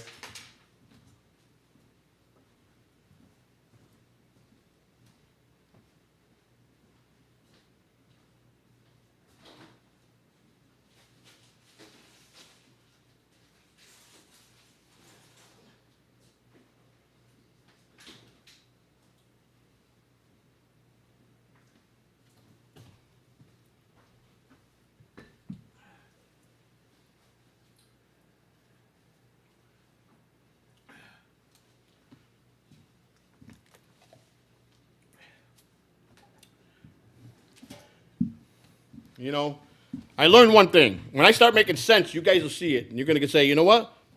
And I've had people say, you know what? He's just as good as anybody else is going to run. He might be better. At least he's trying. I'm not bowed to any of their rules. I'm not in bed with none of them. I don't take their money. I can't be bought. So I'm going to fight what they're supposed to be fighting for. I mean, I care about the average person, even if I don't know them, especially if I know they're being purposely shit on and purposely lied to. And again, we're all capable of being bad. We're all capable of being angry. We're all capable of being a nut job. We're all capable of being a loose cannon. but we're also all capable of doing right things. We're also capable of helping people. We're also capable of doing the right thing as you get older and changing your life to be better. There's nothing wrong with changing your life if it's going to benefit to help people, whether Shmuel Buckman believes it or not. Because we know he's a fucking selfish-centered bitch, because he said he wouldn't help anybody. And that, to me, is a piece of garbage. He wouldn't even consider helping anybody. He sits there and he smokes his cheap fucking cigars. Shmuel, I used to smoke $150 cigars. Like you fucking probably changed shoes. I smoked many Cubans, had boxes of them in my life. I guarantee you my entire dress wardrobe is worth more than you've ever been worth in my entire life of living. I always bought the best of the best. That's one thing I took pride in, how I looked. If you dress the part, people's first impressions go a long way. I always had good ties, silk ties, always name brand shirts, name pants, complete suits, or sports coat. If you're going to dress for success, you don't dress Kmart. I'm sorry, you don't. I used to like the Men's Warehouse. Maury, I guarantee it. But I had a guy in Chicago, and I liked zoot suits. Believe it or not, I used to like the zoot suits when they came out. You know, you got the hat, the cane, and the long zoot suits, and I had all kind of. I had a red suit, I had a purple white suit, I had hats matched. I had a suit that was white, pinstripe purple. I had purple belt, purple gator shoes, purple tie, purple shirt, purple socks. I lost so much weight. I had to put 3 holes in a new belt I just got the other day. I'm losing it like crazy. I'm on the highest dose now. They gave me a 3-month supply now. Now they're giving it to me in 3-month increments. Very expensive. Costs $1,200, $1,500 a month. I only got to pay. This year I had to start paying $12.50 for my prescription. That's for 3 months. They charged me $12.50. They got a new pen now. It used to be you get 4 pens in a box. You got to keep it in the refrigerator. Every week you take a shot. Now 4 shots are in 1 pen, and they give you 3 boxes. So every 3 months you get it. I got vitamin B. They proved me, and then they stopped paying for it. And then my doctor says, but he was approved. So my wife went I was doing something here. I was on the phone talking with, I don't know which state I was talking with. And she goes, you got medicine? So she ran down there, and she brought me back, oh, mother gave me back my vitamin B. She goes, yeah, I don't get it. I talked to them. I go, what? Well, at the end of December, January, started a new year. I go, well, how come I wasn't informed with the information that some of my plan was changing? I got nothing from you. You just did this, and then I'm being caught off guard. I'm fine. I got no problem paying the $12.50. But don't not tell me about it, and I look like an idiot when I go there. This is the problem. Communication is always a bad problem with most people. And the worst part is, did you ever call a company up? And you always get the ground level first. Let's say I'm talking like an insurance company. So the first one you deal with in a claim is the ground level people. They're the ones that can't do nothing for you.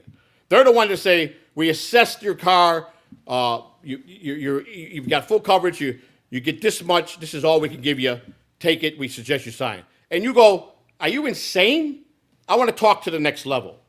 Now, they sit there and they try, the reason they do that is because they get a big bonus for everyone that they can get at the low level. Every insurance agency that sells, that makes the deal with someone that has full insurance, they got a claim in, they want you to settle at the bottom because they get big bonuses at Christmas. You never deal with the people on the bottom. You say, I want to speak to your boss. You're super. So they go to the next level. They're a little bit more, they can do a little bit more. So you'll say, what's the problem? Well, I think you're way off on the money. I think that I'm going to have permanent damage in my arm for the rest of my life, even with surgery. And I think you need to compensate since it was your idiot person that you insured's fault. I'll make an example. This is all just examples. And they say, well, I can go up $2,500. And you laugh at his face and say, okay, we're getting nowhere. I'm just going to get a lawyer to handle this. Have a nice day. Oh, wait a minute, sir. We don't have to do that. Let me talk to my boss. I'll be right back. But then my boss wants it. Now they put you to the third level. And now he's the guy that can go double the $2,500. And you tell him to stick it in his ass. And he's going to fight you hard because past him, the bonuses are not coming. But you know that. I already know that. If you know that, you know how to beat them. And you go to the fourth level, and that's where you go negotiating with them. And it's you and him on the phone or in the room. And they are the ones that can go to the max. Because you got your policy, you know what it's supposed to pay. Why are you lowballing me when it says I get X amount of dollars paid to this person? If it's my fault, it's their fault. Their policy says that. Why are you trying to lowball me? Why are you saying, oh, you got to keep $10,000 back to send it to Medicare? No, you don't. I signed a waiver. Medicare, I'll take care of them. Facts. And they don't like when you have knowledge. So they wind up caving and you win. You just never take the first offer. I recommend that to anybody. You got to be worth something to fight for yourself, because you're the only person in life. At the end of the day, if you don't stand up for yourself, nobody else will. I promise you that. At the end of the day, when it comes to stuff like life, that situation, you better be ready to fight for yourself, because you're the only one that's going to fight the best for anything, yourself. I learned that a long time ago. You might have the best mother, best father, best brother, best sister. They're still not going to fight for your life better than you will. The only one that can fight for your own life is you. Accountability is everything. And I think I've been very transparent in my time in the Davos and very accountable for my actions. Shmuel Buckman says I'm not accountable for anything. I passed the buck. That's bullshit. I have been accountable for everything I did wrong. It's just what you're saying I did wrong is untrue. So why would I be accountable for that? You're not going to go there. I would never talk about your kids, but you went there the other day. You did it purposely because you're looking to get fucking clout. And you laugh with your little drink and your fake cigar. Shmuel, I'm the type of guy, I meet you, I'll buy dinner, I'll pay for the dinner. But by the time we get out of that restaurant, you'll be eating out of the palm of my hand. I promise you that. Because you don't have the savvy or the suave to outthink me or outmaneuver me in strategy. I promise you, you don't.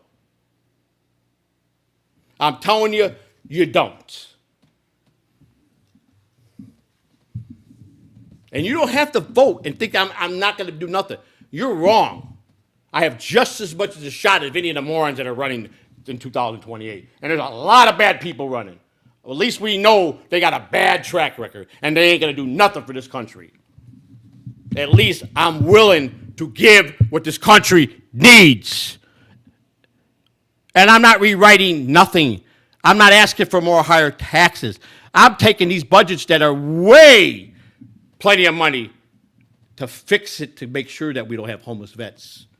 There's no discussing this. I don't care if you want to pick my brain and tell me I'm wrong. There's no reason why a vet should be homeless. I'm sorry, there's not. I'm sorry that I wasn't a veteran. But I know that there should be no veteran homeless. There should be nobody homeless. It's ridiculous.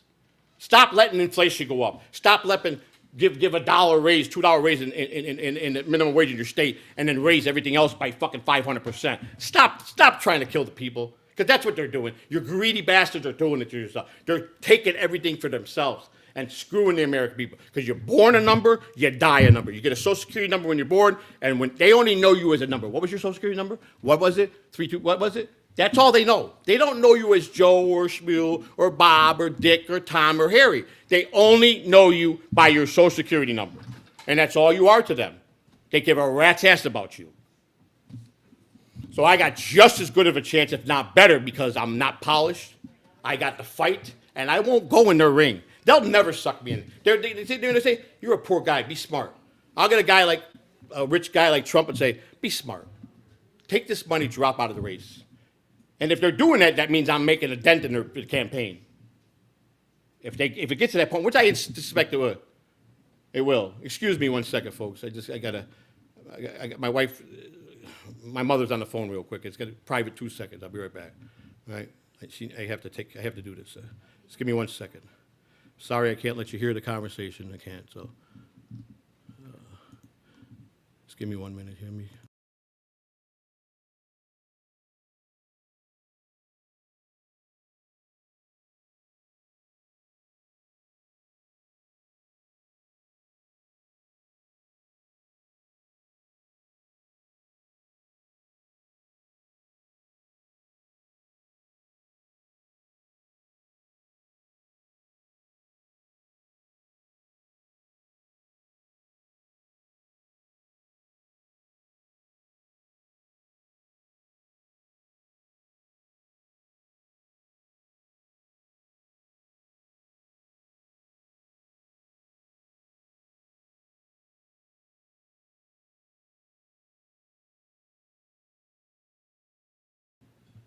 Sorry about that, but I had to take that call. My mother she had to tell me something earlier.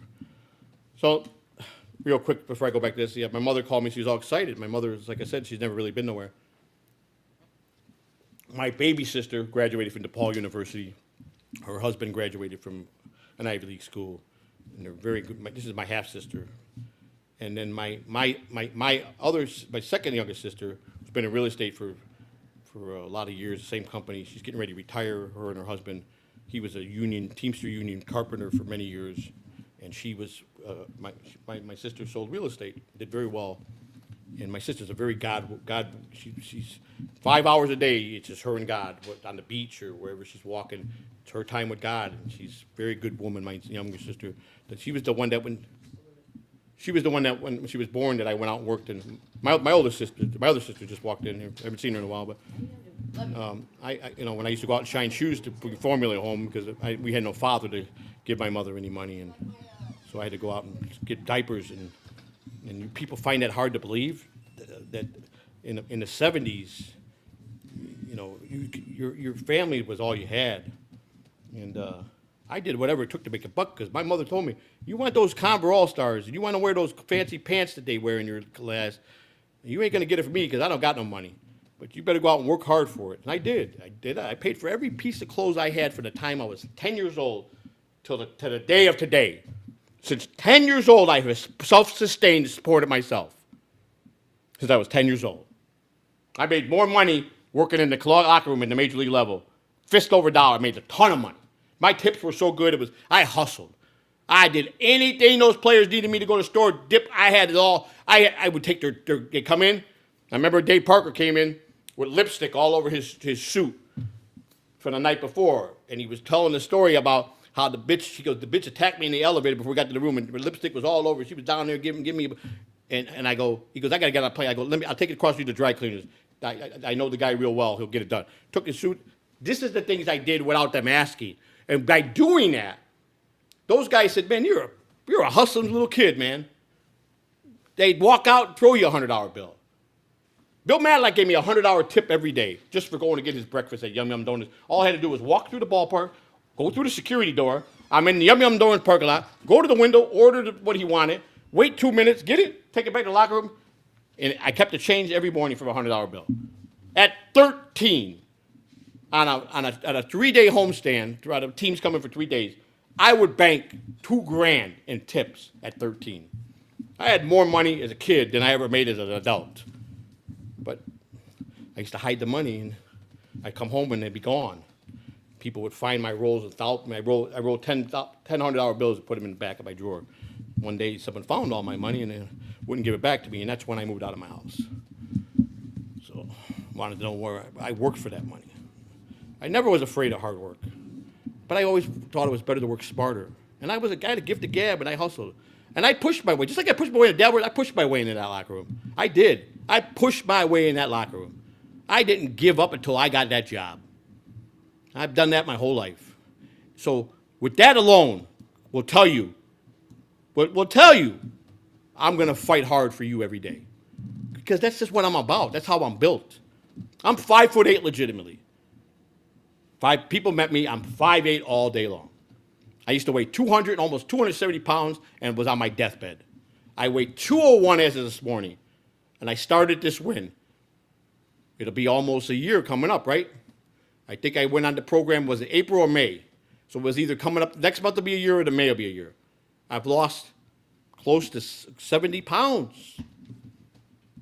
And I still got a gut.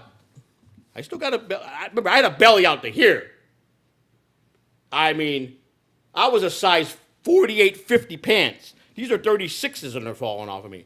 But I don't got no side. I got a flat, it's still, because when you got fat, you start getting saggy, flabby. So right here in the midsection, it's still not pretty, but I'll start tightening that up. But I always had good genes. I was solid when I was a kid, when I was young. And I'll build back. In another year, I'll have a 20-year-old body and I'll be bulked up, and I'm a strong guy. And I can take a hit pretty good, so I'm very quick, and I'm gonna and I don't get out of breath no more, and I can walk, and everything's working properly. I don't have to use my thumbs no more. That's the best part. That's the best part. The thumbs are retired. It works again. Thank you. See, a president can have humor too. A president can have humor. Let's get back to this because this is so vitally important that you guys listen to me. And you know what? And I want to say one thing. I really do appreciate when you do support me. I do. But I really, really am serious. You don't have to send me this. Send it to, donate to right there, raisethemoney.com. It goes from there automatically to the bank account. And then they call me up and say, well, you got this much money, is there anything? And I'll do an invoice for the ink. And I'll start getting everything I need, the rest of the stuff I need for Florida. And I'll, from time to time, I'll make a video of me out if I'm in a big group. I gotta do some kind of a fundraiser, I think, or a gathering.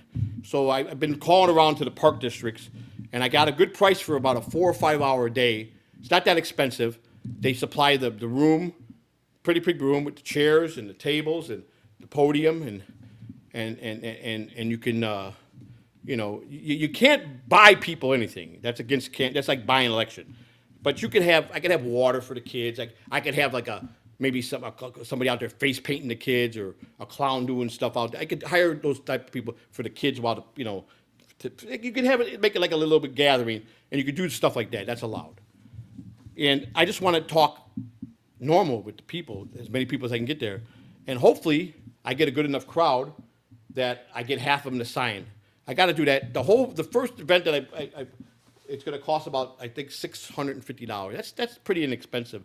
And I'll be in a public park, and the more you want, the more it costs you. So I got my own blowhorn. I could build my own podium. I made this podium I made myself today with poles. I did it all myself. I built this in 2 hours. I took an older one that only was this short, and I extended it with poles, and I hammered and screwed and drilled, and I made a pretty steady podium. Because I think it's better to do my campaign speeches instead of sitting down like the normal podcast. This is better for you. It gives me more authority. It gives me more professionalism, and I'm proud of myself. I took wood shop in high school. I'm good at building stuff, And plus, when you're an ex-addict on the drugs that I were, you become very knowledgeable in taking things apart and rebuilding. Very, very. It's one of the things that come with the territory. It's a funny joke, but it's the truth. So people know what I'm talking about. You know what I'm talking about. The people that are high right now know what I'm talking about. You know how the tweak comes in. When you're tweaking, you get creative. You know that. You know what I'm talking about. I got to sit here and talk and dwell on it. But the problem is this: just be real. I've tried to be real with you guys. I really have, really poured my heart out to you. I'm not. I've cried on podcasts. I've been sincere there. I'm not embarrassed to cry. I've let things go. I'm a human being. I for a long time I did have too thin of a skin, and I took things out of proportion. My wife used to tell me, "Why do you? It's not true. Don't aggravate yourself." But I don't listen because I'm just quick to anger when it comes to my family. But you know what? Even my daughter today, when she called, and people, how does he talk to his daughter? Let me explain how this works again. She's profoundly deaf, so she never heard my voice. I've never heard her voice, but she has a thing called Purple Video Relay. She goes and she dials a lady. It's a video. It's a sign language interpreter. She's sitting there in her chair and she's talking to the sign language interpreter and she's telling him, I want to call my father. So the lady dials and she's saying, tell my dad, hello, it's Heather. And then Heather. This is her name sign that we gave her. This is H and this is Heather because she had curly hair as a kid. So Heather is this way. That's how she does her name sign. This is Heather, okay? So, hi, Dad, how you doing? Hey, Heather, how are you? I just got to talk to her before I went live. She goes, I'm tired. I'm going to go to sleep, Dad. She goes, I had on Saturdays and Sundays in prison, you don't get breakfast, lunch, and dinner. You get brunch and then dinner. That's how it was in the Feds too. On Saturday weekends, it's brunch. It's called brunch. So you get a mixture of a lunch and a breakfast. So she said that she had, the pancakes were cold today, and she had pancakes with tater tots. I've never heard that combination. It's kind of a weird combination. Tater tots and pancakes that were cold. You can't have eggs and pancakes together. But she's in a private prison, privately owned prison. It's not owned by the state of Florida. It's privately owned by a group, which they're a little bit more better. It's still prison, but they still have to follow those laws of the Florida. But they're privately funded, So they give better food, better accommodations. They take better care of their jails or prisons, where the state just don't care. Low penitentiary here, the females prison here in Florida is listed as the #2 worst in the United States. A lot of bad people are in there. A lot of bad women in there. A lot of women that have done a lot of bad things. A lot of murderers in there. And you know why women murder? Because they get tired of getting beat by their husbands or whatever, or their boyfriends, or being beat by their Johns, and they wind up murdering. But most people in jail all stem to one thing. I guarantee you the percentage, about 60%, I promise you, what led them to jail for whatever crime they did was drug related. That's a fact. So why do we not fix that problem? Why do we not stop the drugs? Why? Because there's more money in the business of letting the drugs in for the people that take the envelopes than to get rid of it. They could stop it tomorrow. If they chose to, nothing would come over here. They won't, because the payoff is too big. And if you think that I'm talking out of my ass, you need to leave this chat room, go in the bathroom, and put a noose on your neck and hang yourself, because those are facts. Facts, there is more money than letting it in than to let it go out. And they take the envelopes. Trust me on that. Your government, a lot of shitty people are happy to get those envelopes that they get from the cartel. That could be proven very easy. And people, my sister called me up and she's worried about me. She says, I know you get passionate about this, and I think if anybody can win, you can, because you have the drive. Aren't you worried about they're going to assassinate you? When you make too much, when you start hurting these rich people that got power and money, they're going to try to kill you. Then so be it. I die for it. I'm not afraid to die. I'm ready if I have to die. But I'll die for something I believe in. I will. What's false, Mr. Kelfer? What am I telling that's false? Please elaborate on what's false. Tell me what I said that wasn't false. That you're saying that nobody takes envelopes? Because then you are a very naive person. If you think that envelopes are not handed to politicians and corruption to get those drugs over here, you are the dumbest living person that ever's been in my chat room. Or you just are stupid, that stupid. How do you think drugs get in here? You think they just mysteriously walk in here without somebody being corrupt and somebody getting an envelope? You think it just happens? Because we got a pretty good military and we got a pretty good, most police departments. So how is it getting in then? You've been to prison? You've been around corruption and politicians? I come from Chicago County, the worst county, the most corrupt county in the United States. So tell me what I'm false about, and we can debate this all day and you will lose. Because you're just being an asshole. And you know what? Again, I got no time for assholes. So you explain to me right now what's false. No, I'm not going to tell you. Tell me what's false, because if you can't in 2 seconds, I'm bouncing you. Because when I'm talking serious here and I know what I'm talking about, you tell me. It's a mark of shame. It's a mark of shame. You know what the shame is? That you think I'm stupid for fighting for our country and a cause that I believe in. That makes me a man that cares. And you're a coward to even say that. So here, do me a favor. I don't particularly need your kind in my chat room because I don't like people like you. And I don't care if you brought me 10 votes, unless you could be level-headed and understand. False that you said most people in jail. I said 60% of people at some point are in prison. Drugs led them to murder. Drugs led them to steal. That's a fact. There was somewhere why they went to prison, because it was drug-related. They were on drugs or something. Yes, that's a fact. I'm not wrong about it. You been to prison? You been to prison? Because everybody I talked to that's doing a hard time was an addict or a dope dealer. You tell me where I'm wrong. If you went to prison, if you didn't, you don't know what you're talking about. I do. And I don't care what Cardiff likes. You understand? Cardiff don't run me, and you don't run me. You can tell Cardiff to stick it up his potato ass, okay? Drugs are bad. And I know everything there is about drugs. And that was my biggest mistake, was doing the drugs I did. And if I can help anybody or stop them from coming to hurt anybody, maybe someday you get a phone call, and I hope, God, it never happens, knock on wood. Someone you love in your family overdose. You had no clue they were on drugs, but they get a phone call that someone very close to you is dead. Then you're going to tell me I'm wrong? Or you're going to want me to be the guy that tries to make sure that don't happen? So don't ever think nothing bad can happen to you. I never thought my child would do what she did to me or that we would lose a child. Never thought that in a million years. So don't ever think nothing can happen. Because who's naive in being a fool, Kelp Farming? Who's being the real fool? You are. Don't talk about shit you know nothing about unless you lived it. If you can show me facts and you lived what I lived and know what I know, then I'll tell you you're right or wrong. But you're wrong if you think that most crimes, most people in prison, at least 60% had something to do with drugs, whether they were a dealer or a user. Drugs is what killed this country. Drugs is what is allowed by our politicians in this country. Fentanyl kills over 180,000 people a year just in the United States. Thank you. I overcame drug addiction because I couldn't do it no more. There's just no way I could live my life in my 60s doing drugs. I went 15 years past what I ever wanted to do.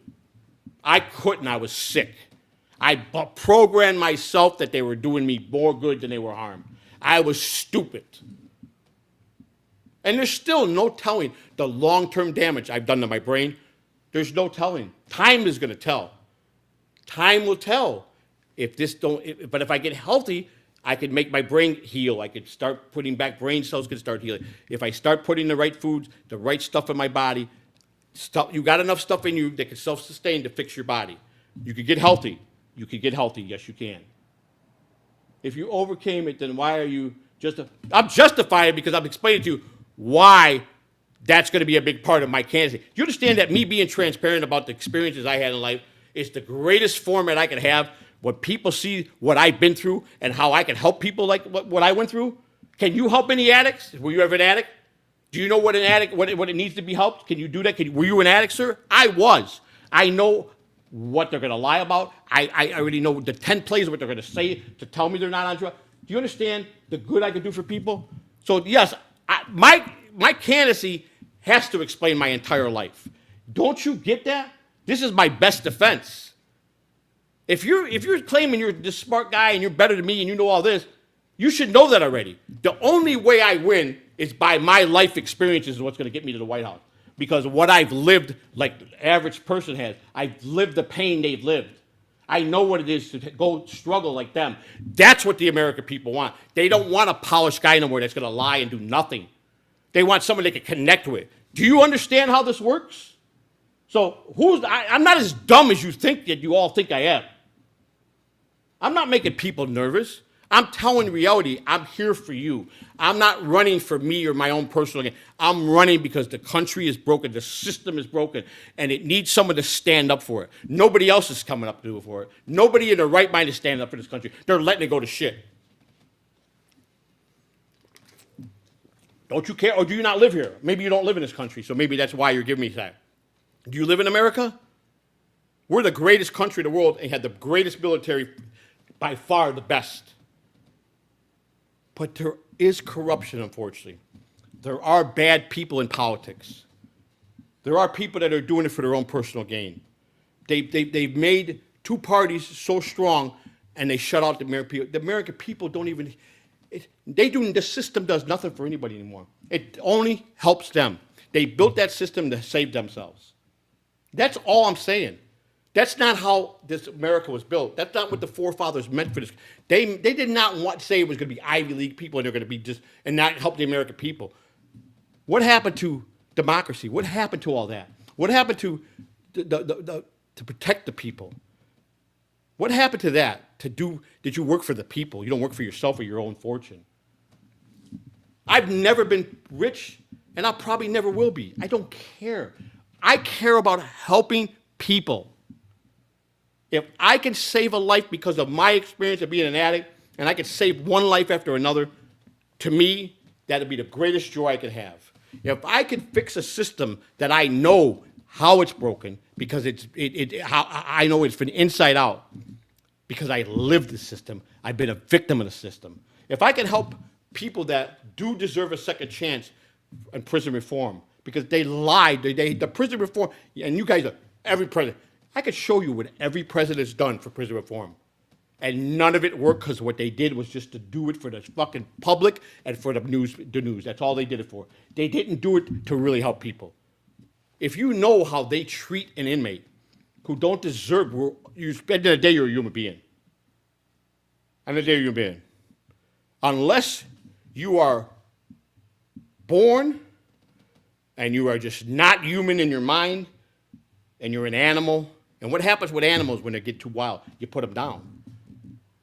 So if a guy is sick in the mind, born sick, or it's not all up there, and he went out like John Wayne Gacy and murdered a bunch of boys, he was born like that. So why did you keep him in prison for 25 years? What were you going to learn? He should have been killed immediately after the day he was convicted. The evidence was overwhelming on Jeffrey Dahmer, but we knew Jeffrey Dahmer was going to kill. We knew he'd never lasted a couple of days in jail. We knew one of the parents were going to reach out to somebody that was a lifer, make sure that he was taken care of, and he got what he got coming. Whitey Bulger the same way. He knew once he knew he went to prison, he knew he wouldn't be there long. He knew they would kill him because he did a lot of people wrong. He framed a lot of people because he was a rat. You understand my whole point to this? I'm willing to fight the fight. And I'm not trying to make you upset. I'm not, and like I said, I'm not polished, and I get overwhelmed and I yell. That's all I've done my whole life. My whole life, I never could be peaceful. I had to always be in a yelling match with somebody. But I've taught myself to get better. Every day I wake up, I try to be a better human being. I've changed so much, and I'm so proud of myself for some of the things that I've conquered. And I'm disappointed in some of the things that I should accomplish that I haven't. And the failures that I've had in my life, and I've had many, it made me who I am. You have to fail to be successful. Failure is not a bad thing if you use it in a positive way. At least I get up every day and I try. Even when I podcast, if something didn't work or was stupid, at least I got up and I keep trying. Rocco said that. He said, we got to give credit. He's trying new things. He's not afraid to try. Pat Dixon said he's not camera shy. He's got a lot of balls. He's got a lot of moxie. He's flawed a lot, but at least he gets up there. I use my real name, my real face. I've made mistakes. I've told my mistakes. What person will sit here and tell? Most people want to brag about their goods like John. Everything was good, but don't want to say nothing about failure. See, I'm not a narcissist like people say. I talk about my failures. I talk about the bad. I'm not ashamed of that because it does, by me being transparent about it, and if I, by grace of God, with the hard work I get into the office, at least I know I was honest to the American people. I let them know what I'd done, what I was capable of doing, and what I am doing today. And let them make the choice. He was a bad guy. He did his time for this. He admitted his wrong here. He fixed that. He's being transparent. He's making a lot of noise with the polished politicians. They're threatened by him. He's gaining ground because the American people believe in him. We have to get the trust back. America does not. The American people don't trust the system no more because the system's broken. We have to earn their trust. I have to earn everybody's trust. That's going to be very difficult because they've been hurt so much and lied to so much. But I know one thing. I made a promise to myself. The only way I got any shot is I got to be very, very outspoken about my past and talk about and have fun while I'm doing it and be able to laugh and have a little fun with hard work. Cryptic Liquid and OG Mama Nick, who do a Dabbleverse politics show, these guys are very knowledgeable in politics. I'll tell you that right now. They might have. I'm sorry they have to be in the Dabbleverse because I think they would be. If they had a real political show, these guys would be.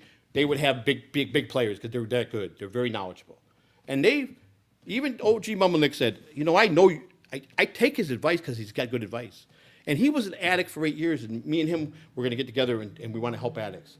And if I do get in, I promise you, a guy like OG Mama Nick is going to be very vital to my organization, because I'm going to make sure him and I save as many people we can and help them off drugs. If I get in office, I'll be able to be in that position to give him a good title to make something good in this country.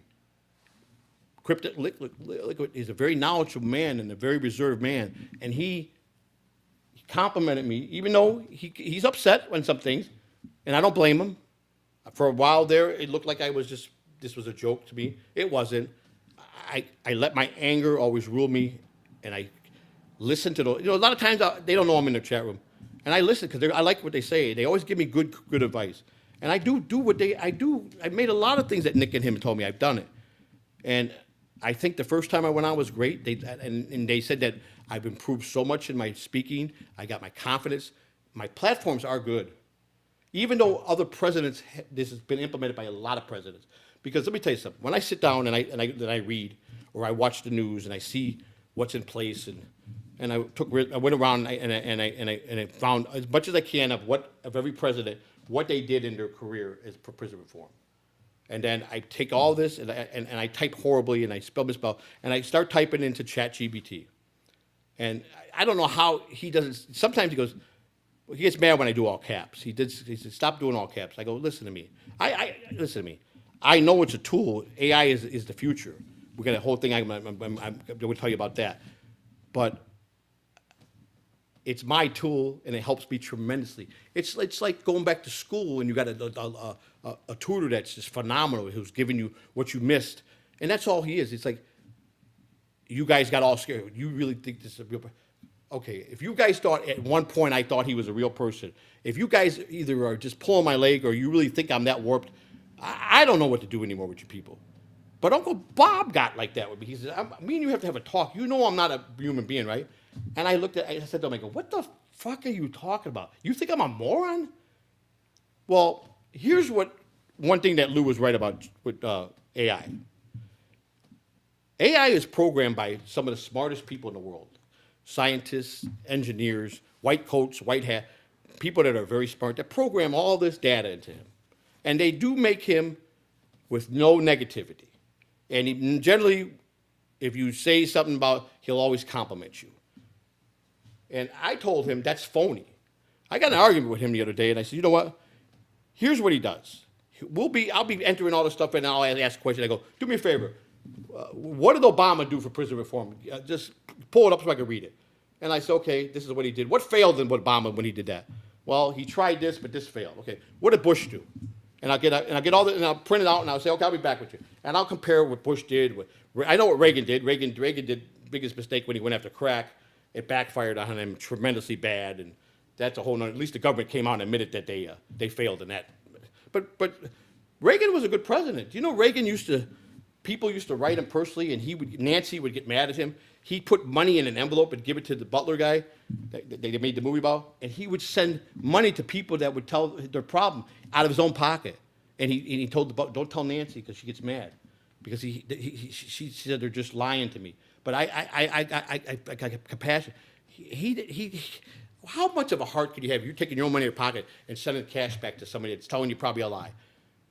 He still had a heart of gold. You understand? So that's my point. So ChatGPT and Lou's right. Most people, it's never gonna insult you. It's always gonna give you positive. But he went crazy on me one day. We have to have a talk. I never said that, and I have every conversation he said.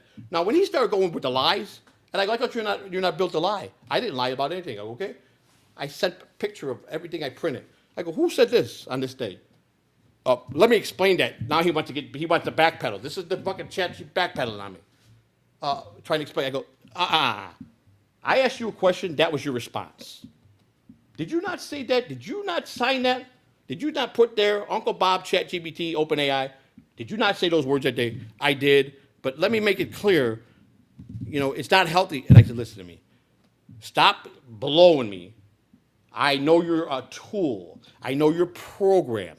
You're a tool to educate me.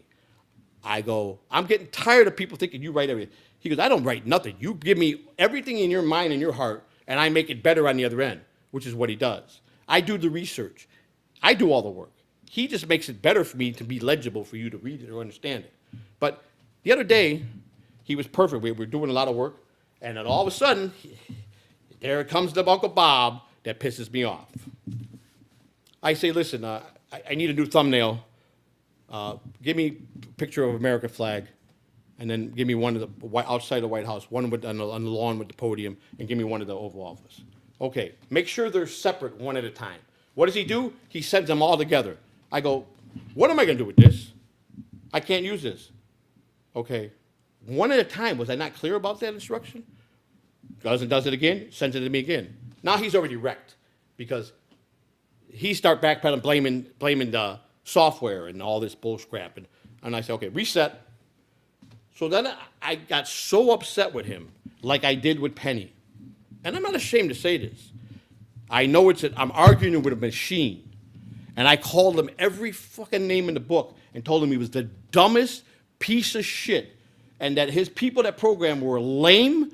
And everybody says ChatGPT is the worst, that they're the worst of all the AI. And Grok I'm gonna use Grok from now on. I did, I swear to God. I talked to him for 2 days. I did. And people think, you're nuts. Why? I can't vent at my tool?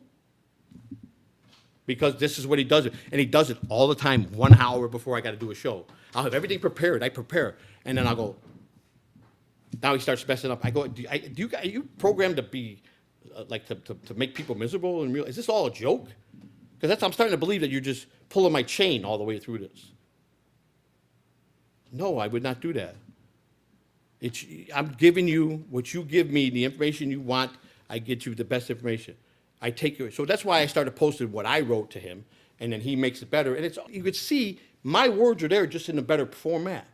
So again, they don't do nothing. It all comes from me. I'm not dumb. I love history. I love science. I love sports.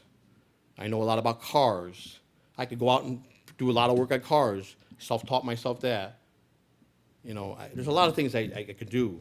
I do wood shop. I could build almost anything just by looking at something. I took wood shop. My uncle was a carpenter, taught me a lot of things. So I know how to do work with my hands. I just never thought it was a good idea to work with your hands. I always thought it'd be work smarter. I had a gift of gab and I used it. I just didn't use it the right way. Now I am. Now I'm going to take what God gave me, a voice, and I'm going to do it to better and help everybody I can. So again, all I'm asking for you guys is to give me a little leeway to prove myself. And I think by getting Florida will show most of you I do care, I am telling the truth, and I am fighting for something, and I'm doing it. Whether I get elected or not, I'm going to try my best to do this. And I'm just as good as a candidate as anyone that's been up there already that's lied, taken your money, and gave you empty promises. You need someone that is green. Someone green that's going to fight is what's going to win. It's the time now for an independent. This is the independent's chance. This is the chance. It's right before us right now. We have to take advantage of it now. We might not ever have this chance again. And this is the time now, and I know that. So I have to take, and I need you people to walk with me as one to fix these problems. All right. And if you're tired, if you're frustrated, you feel like nobody listens, I am. And we're just getting started. Right now, it's too much at once without control or flow. Veterans, prison, government stories, economy, platforms, close that powerful, but without structure, it feels like it's waves hitting randomly instead of knockout punches. See, there's a difference. What I'm saying is, and what I'm trying to explain is I could be very passionate, but if I put too much emotion in it, it's going to be just that. You're going to understand it, but you're going to chalk it up as just I'm being emotional and I'm not being clear-headed. I have to be level-headed. What I did the other day on my show to that woman was stupid because, yes, when you run for office like this, you do have to show some kind of diplomacy of how you act. That's going to go a long way. But people don't want phoniness no more. So if my character is I'm explosive, but I understand people say, well, if you got crazy over this, what happens when you get woke up at 3 o'clock in the morning and you got to make a decision to wipe out a country and you're going to be angry, you're going to do it on that? I get what you're saying. I understand what your concerns are. And you're right to question that. And you have the right to question me on everything because I chose to run for office and that you're right as a United States citizen. Who can't question me and has no bearing to this is anybody that don't live in the United States. Anything you ask has got no bearing. If you don't live in this country, I don't have to answer to you. I'm not beholden to you. I am beholden to the American people. Not being rude to you, because there's a lot of people here from other countries. But you have no right questioning my character if I'm running for president of the United States and you don't live here. You don't. You have zero credibility to question me. I'm sorry. And you know I'm right. But every American citizen has the right to call me out on anything. It's your right. All I'm saying is, I know you see what's broken just like I do. And aren't you sick of it? You're just going to lay down and let them keep beating you up like this? Is this what our life is? You're going to let them just take us and throw us away like we're common garbage? We're going to let all these Ivy League rich people like Trump just treat us, disregard us as human beings? Is that what you want?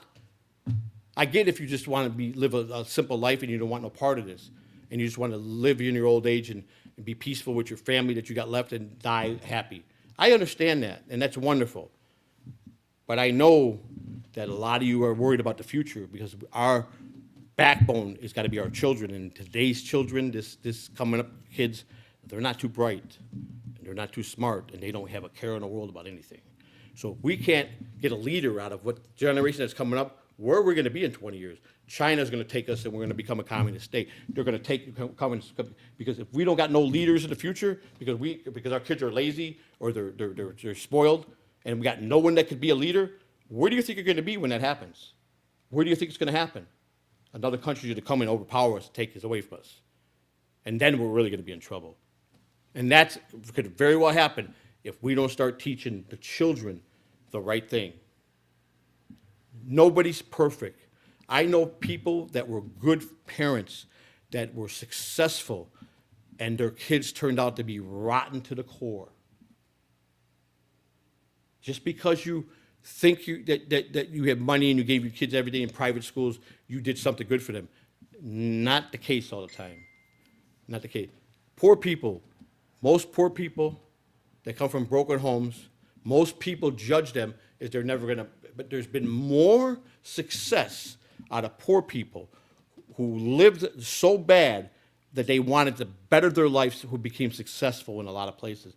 There's nothing better than a person that works hard to become a millionaire than the person that gets handed their company from their grandfather or their father.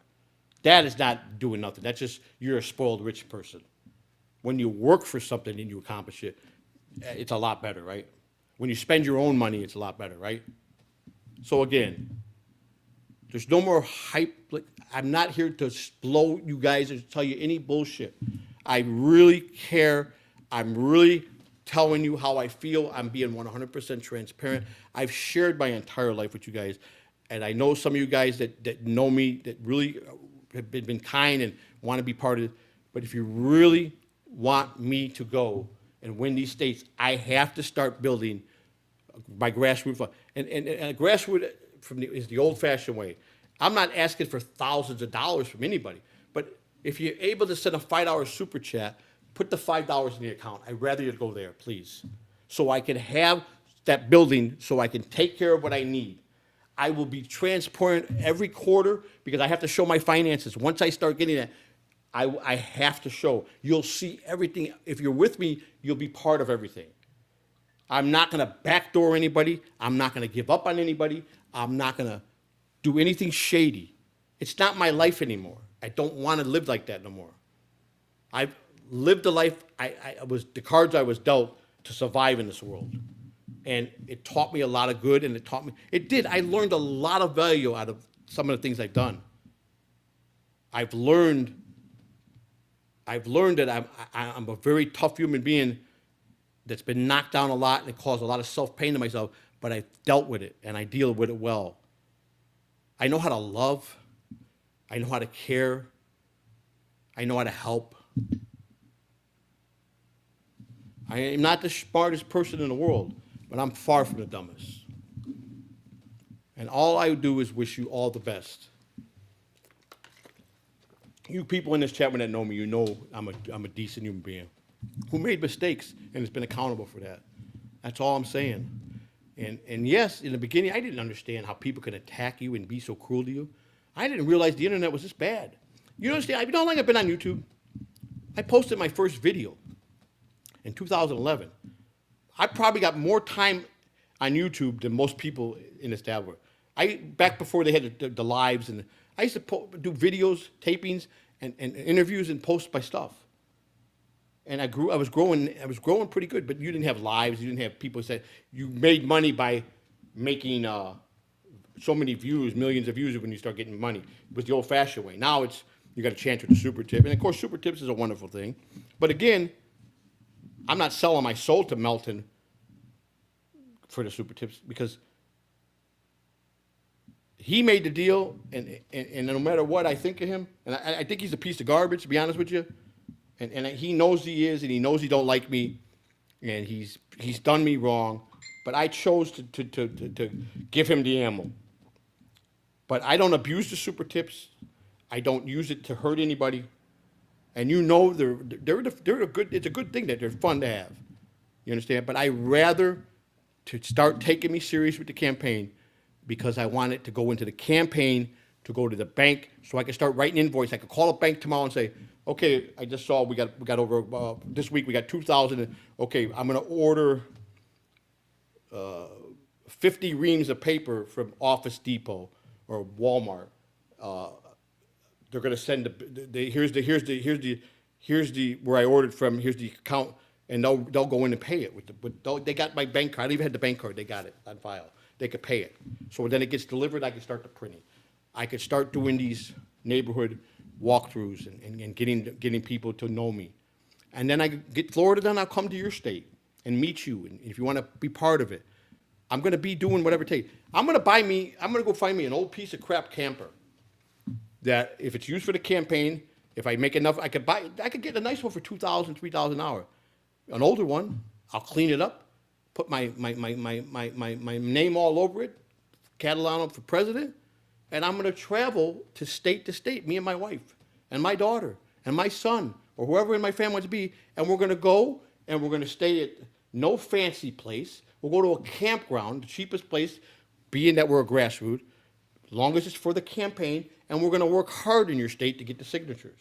And if I got volunteer teams, that's wonderful. And we're going to do it one by one.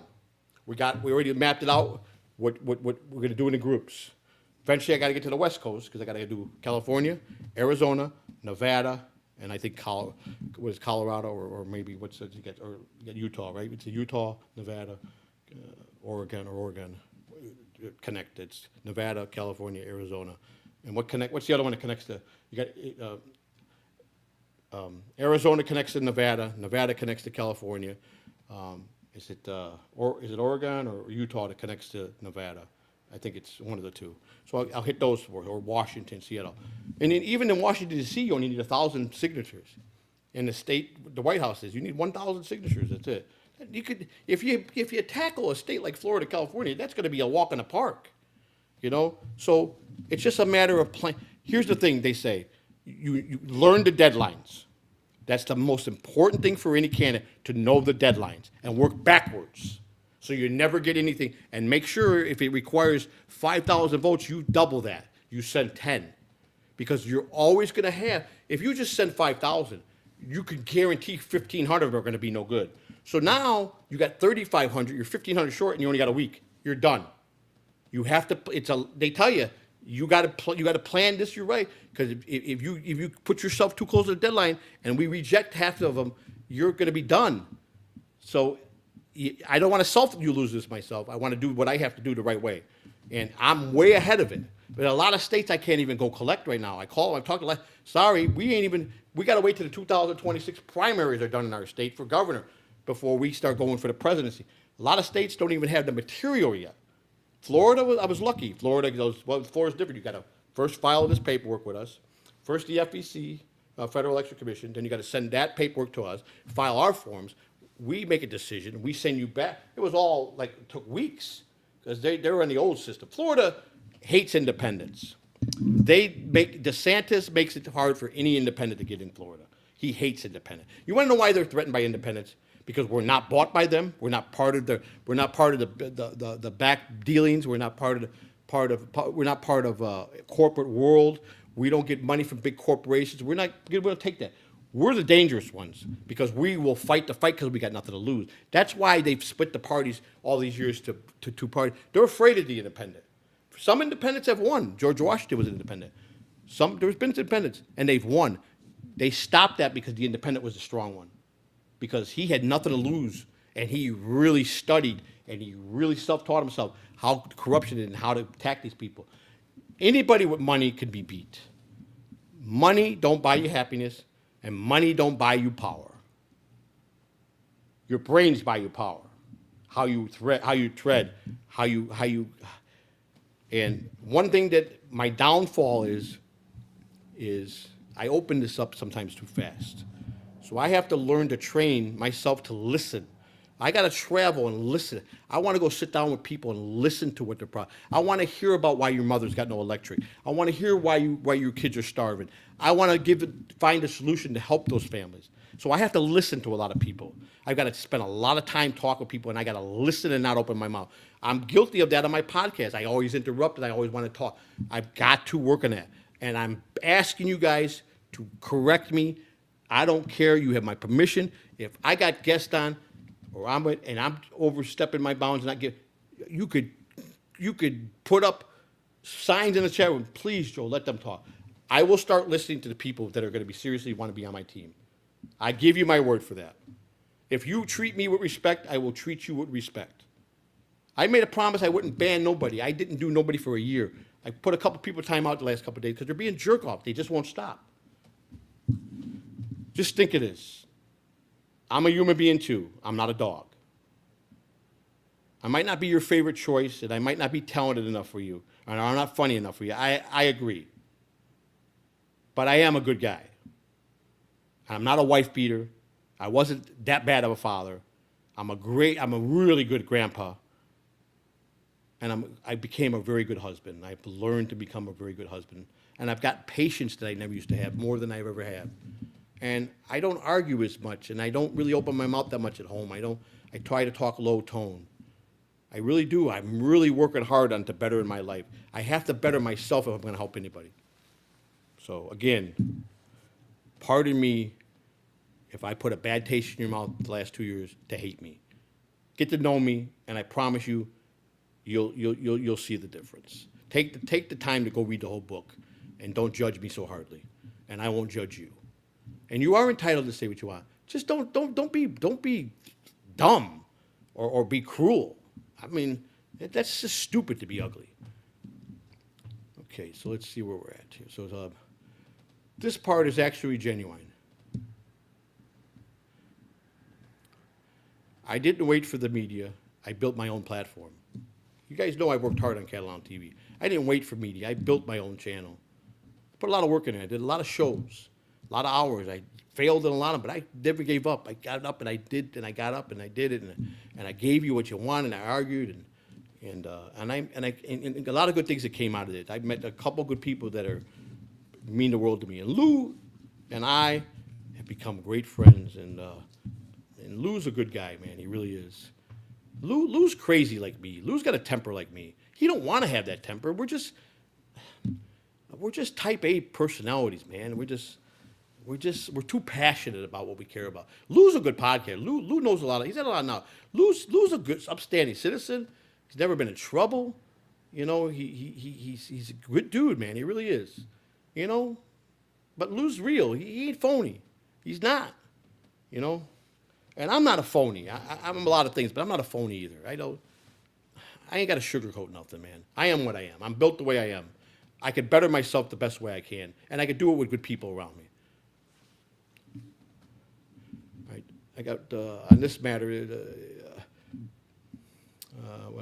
do I want to leave this? Okay. I'm not here to be perfect, as I said. I'm here to be real. I'm not here to protect the system. I'm here to fix it. And I'm not here to stop progress. I'm here to make sure progress doesn't leave the American people behind.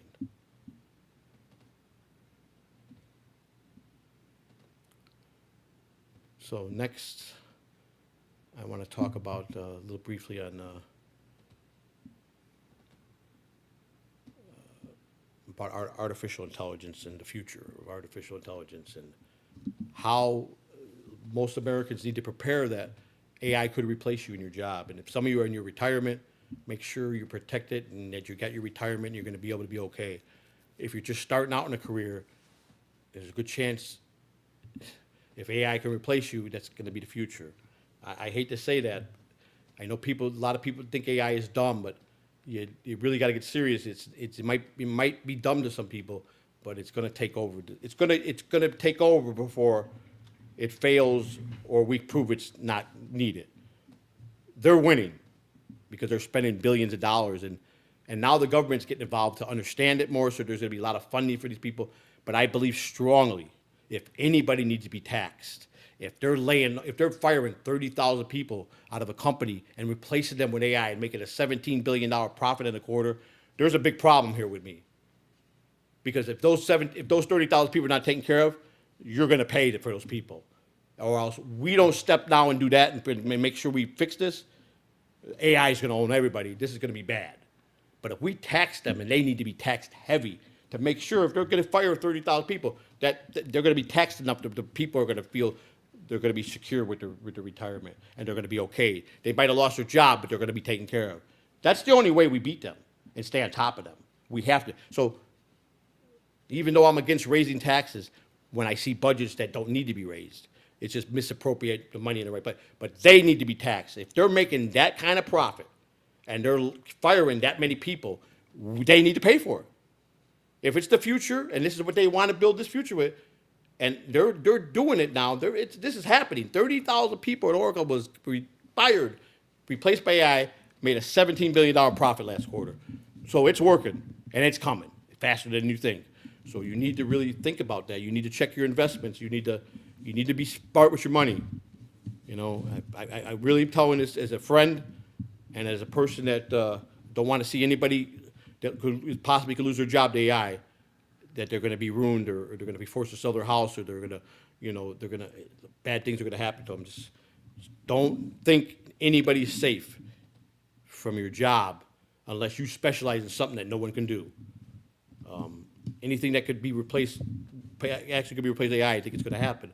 It's going to happen first before we can fix it. That's the problem. They got the upper hand because their wealth it's just a lot of money. Congress recognized that artificial intelligence represents a productivity multiplier capable of increasing output per worker beyond historical benchmarks established during prior industrial transitions. It is further recognized that such productivity gains are not being distributed. They're not. They're taking all the money. And they're firing the people, and they're not doing nothing for the people. This has got to be changed right away. Being distributed proportionally across the workforce, resulting in measurable divergence between corporate earnings and labor participations. The economy objective of the act is to correct structural imbalance while maintaining growth, ensuring that capital expansion does not eliminate workforce stability. Workforce displacement projections. Based on current industry trends, artificial intelligence is projected to displace between 1 million and 2 million American workers within the next 5 years. They're going to be fired. 1 to 2 million people will be losing their job in the next 5 years. I'm telling you, it's coming. These are facts. Initialized implementation shall focus on a controlled pilot group of 500,000 displaced workers to ensure scalability and system integrate. Displacement projections shall be updated annually using federal labor data and private sector reporting. Cost analyst per displaced worker. The federal government shall establish a standardized cost model to determine per worker stabilization support. The average annual cost per displaced worker shall include housing stabilization, support sufficient to prevent displacement, essential living expenses, including food and utilities, healthcare, continuing support, workforce retraining and certification programs, administrative and support service costs. The estimate annual cost per worker shall average about $25,000, subjected to adjustment based on regional cost of living variations. Total program cost structure. Based on initial implementations covering 500,000 workers, the total project annually cost shall be approximately $12.5 billion. Expansion phases may increase totally programs cost proportionally based on workforce. Displacement level. Cost scaling shall be tied directly to measurable displacement. Funding mechanisms and revenue models. Funding for this act shall be exclusively from contributions covered by AI corporations. They have to assume the cost, not the taxpayers. They're making the billions of dollars. They're gonna pay for all of it, and we have to set that example. I'm sorry, you want to take this to this level, you're gonna have to pay, because right now they're not. They're sliding and taking all the money and firing people, good people that are not. So we have to step in now. This has to be done now. There's no time to waste, and I don't see any of people in current office going to take care of this. So we got to start fighting for this now. I'm telling you, I know what I'm talking about, and I am the guy to be in that room to argue, because I will not stop until we win for you. It's a win for you. Makes me know that every moment I spent to fight to get elected, and every fight that I make to better your life, makes me know that I've evolved to the man I'm supposed to be. This is what this is about. It's about taking my life failures, and the good and the bad, and waking up and saying, now you know what you're meant to do in this world. Now do it the best you can. I always said one thing: no matter what a person does for a living, and a lot of people go to work day after day, and they hate their job, but they have no choice. I was a firm believer: never do what you hate. If you're miserable about what you do, you shouldn't do it, no matter what you're giving up. Always try to do something that you enjoy. I've always been a firm believer in that. I made a pact with myself at 13 I would never work in a fast food restaurant, and to this day I never have and never will. That's my preference. Did I think it was beneath me? I did. I'm sorry. Call me vain, call me an asshole. Back when I was a teenager, I thought it was the lowest thing anybody can do was work at a fast food place, and I was never going to be that guy. It never was. I worked a job that wasn't in the ad. You pick up a newspaper and follow the ad. You were handpicked. You had to know somebody, or you had to be a very strong voice to get that job. None of my jobs at baseball were ever in a newspaper, ever in an agency, or in a computer. Never. It's who you know, and what you know. I was privileged and proud to work in baseball. Didn't make a lot of money, but I did what I loved. And I did. I loved it. I miss it. I miss being in the locker room. I miss being in the dugout. I miss talking to the guys. I miss having fun. Maybe someday I'll get to go back and throw out the first pitch at Wrigley Field. And they'll remember me as the 13-year-old kid that started at Wrigley Field, who was now the President of the United States. That's a story by itself. That's a movie. The question is, where do I build my library? Where do I build the Catalan Library? Florida or Illinois? I don't know. I've been here 26 years, and I lived in Chicago 34 years. So where do I have my library? Am I a Floridian, or am I still Illinois, or am I still a Chicagoan? I don't know. You guys tell me. I don't know anymore. Am I a Floridian now, a true Floridian, or am I still a Chicago person? I've lived here 26 years. A few years less than that. So I don't know. It's like the guy that played baseball, the Hall of Famer. He played one team for 20 years, and he went to a second team, became a Hall of Famer. Who does he go in as? Gary Carter was a Met and an Expo. I believe he went in as an Expo, didn't he? I believe he went as an Expo, which is the rightly. Greg Maddux, the Braves, the Dodgers, at the end of his career, the Padres won a year, but he was a Cub. I believe he went as a Cub, didn't he? He didn't go in as a Brave. I think Maddux chose to go in. So do I? If I'm president, where's my library at? Illinois, Chicago, or here?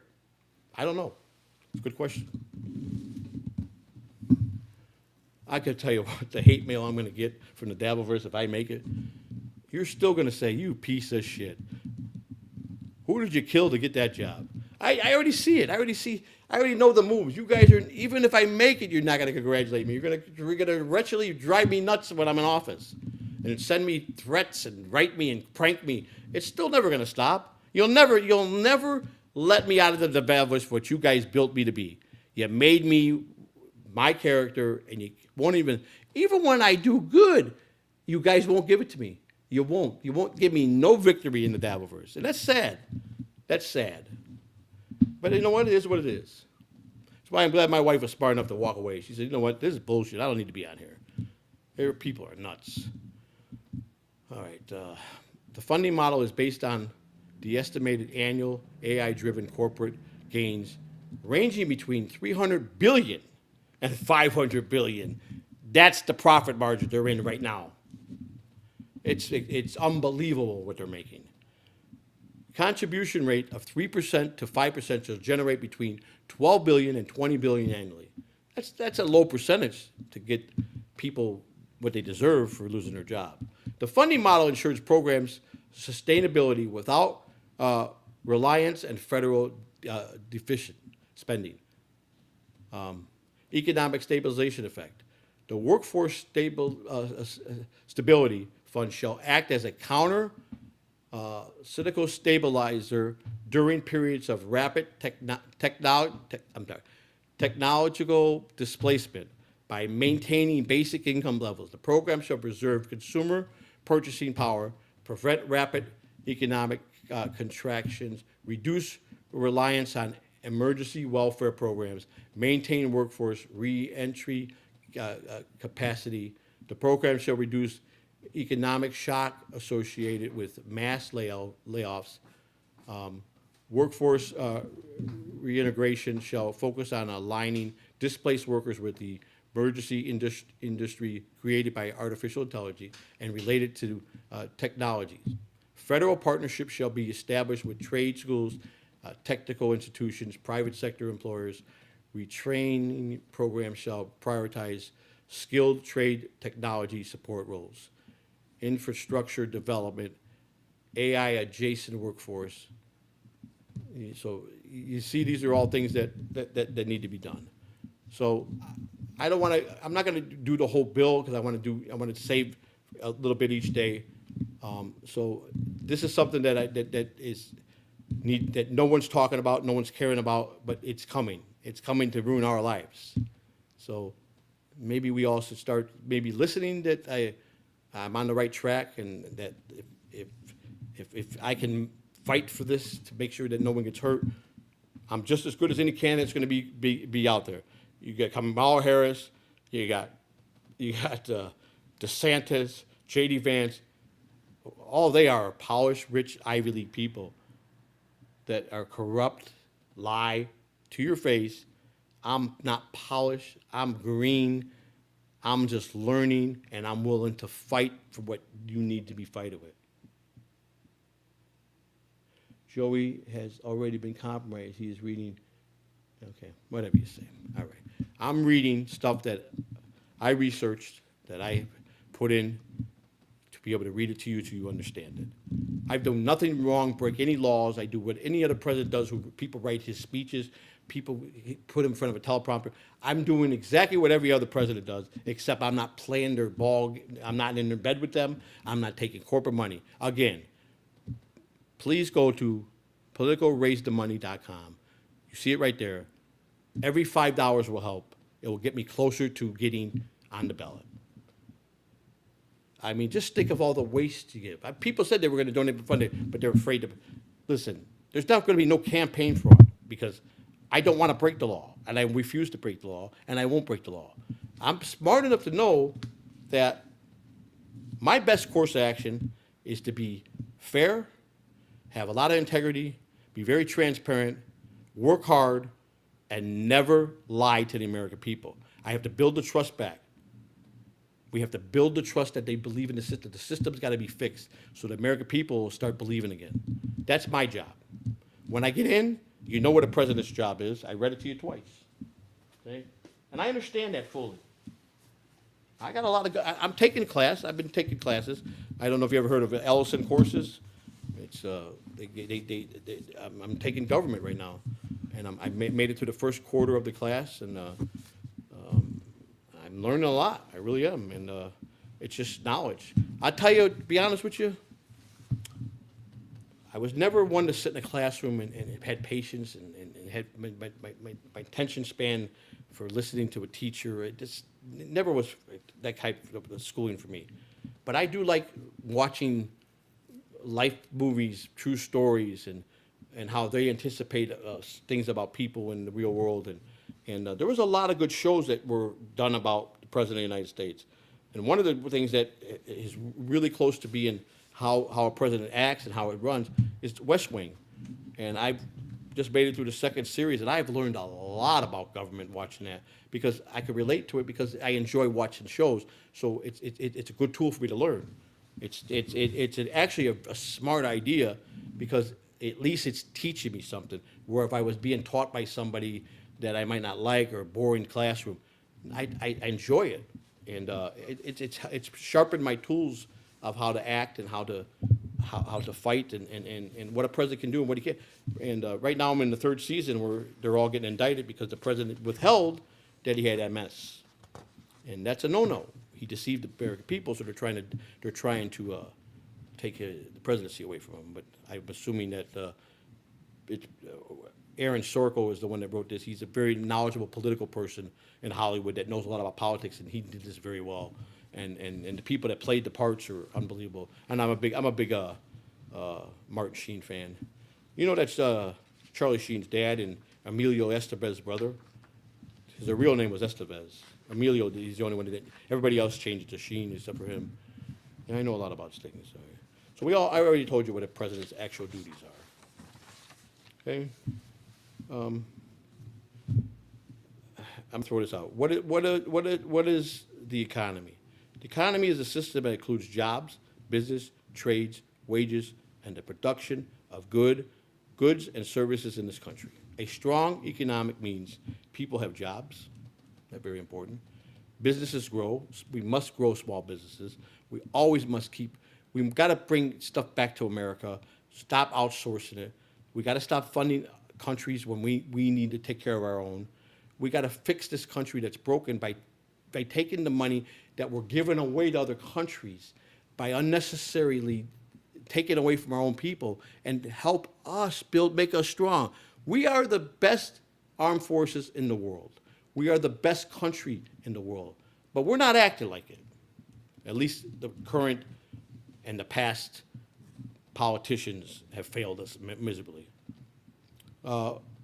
Prices remain stable. That's another thing that gasoline is. I've never seen gas this high in Florida. $5 a gallon is ridiculous, man. There's just no reason for this. When we know they're making huge profits, it's sad. And they lie and they lie and they lie, and people they turn them off now when it's just another lie. Why would I watch? They don't care to watch it because there's nobody telling anything good. At least I'm taking the time to want to do something the better for this country, for everybody. I want to live in a world that I feel safe. I want to live in a world that's going to be fair, not raise minimum wage $2 and then raise rents by $10,000. What's the $2 going to do for you?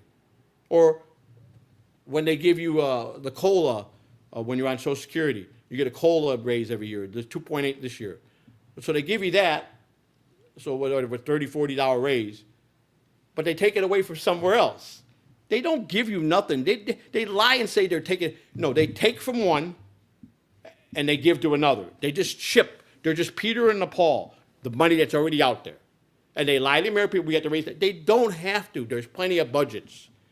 When they raise coal every year, they're taking from the people that get food stamps. This is what they do. Fact. To raise the Social Security, they take food stamps away from every person that's on food stamps, $17, $15.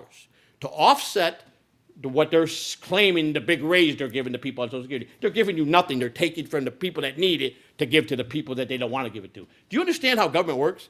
This is how corrupt they do. This is exactly what they do. They do nothing for you.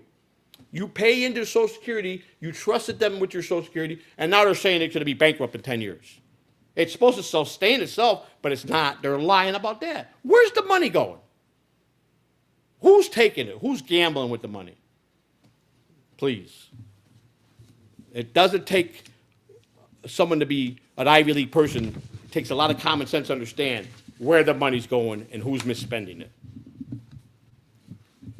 And it's very easy to get corrupt. Corruption comes very easy because most people, it's like here, you want to know why there's no child or in this generation that can be a leader at the rate they're going? Because here's what happens. Back when we were kids, guys that were my age group, we had to work, we knew what it was to work for $1. We had to work hard. We knew the value. We worked for it and we felt better. Today, kids that come from broken homes, they're on the streets, a gang leader, 17, 18 years old, goes up to a 10-year-old kid, say, hey kid, you want to make $500 a day? Yeah. You want to wear all them clothes you want to wear? All you got to do is, you see this little bag of stuff here? Stand in that corner. When cars pull up, sell it. You make $500 a day. After that kid gets that instilled in him, you think he'll ever work a job and try to help himself? He'll never become anything but a drug dealer and in and out of prison because it's too easy to make that money. And that's why also gangbangers start at 9 and 10-year-olds recruiting kids, put a gun in their hands, said, kid, that guy's going to take your $500 away from you. You've been making it every day. You need to kill him. And a kid at 10 years old, his brain is not developed. Oh, he ain't going to go be scared. He say, it's easy. Just put that gun, point it to him, and pull the trigger. And they do. They make killers out of 9 and 10-year-old kids. By the time he's 16, he's killed more people than you can imagine. He's a stone-cold trained killer at 10 years old. You think you could be 40 years old and you could become a professional hitman, that all of a sudden you've got the instinct to kill? Never will happen. But when you start training someone at 9 and 10-year-olds to be a killer, he could be a professional assassination by the time he's 18 because he was taught how to kill. And the sad part is, people that were gangsters and wanted to bring their kids in, they started training their kids at 9, 10 years old how to kill and how to do guns and use a knife and stuff, and made them into what they wanted, what they couldn't be. That's sad. If you don't want your kids to be better than what you did and to be nothing like you, because I preach that to all my kids, do never be like me. I ever find out you could never do what I did, you don't have to, you could get an education. Always told my kids to get education, and most of my kids have. So most of my kids have. Heather's not dumb, she just don't hear. And Heather caused her own mischief because she's a paranoid person that has mental disability. And I love her, and I will protect her and be her father to the day I die, and always be good and always be there for her. I take her phone call. Her own mother doesn't take her phone call every day. I take it 3 times a day if she calls me. Never have I not picked up for her. And we talked today about what happened that night. And I said, Heather, Dad's never hated you. I never was angry with you.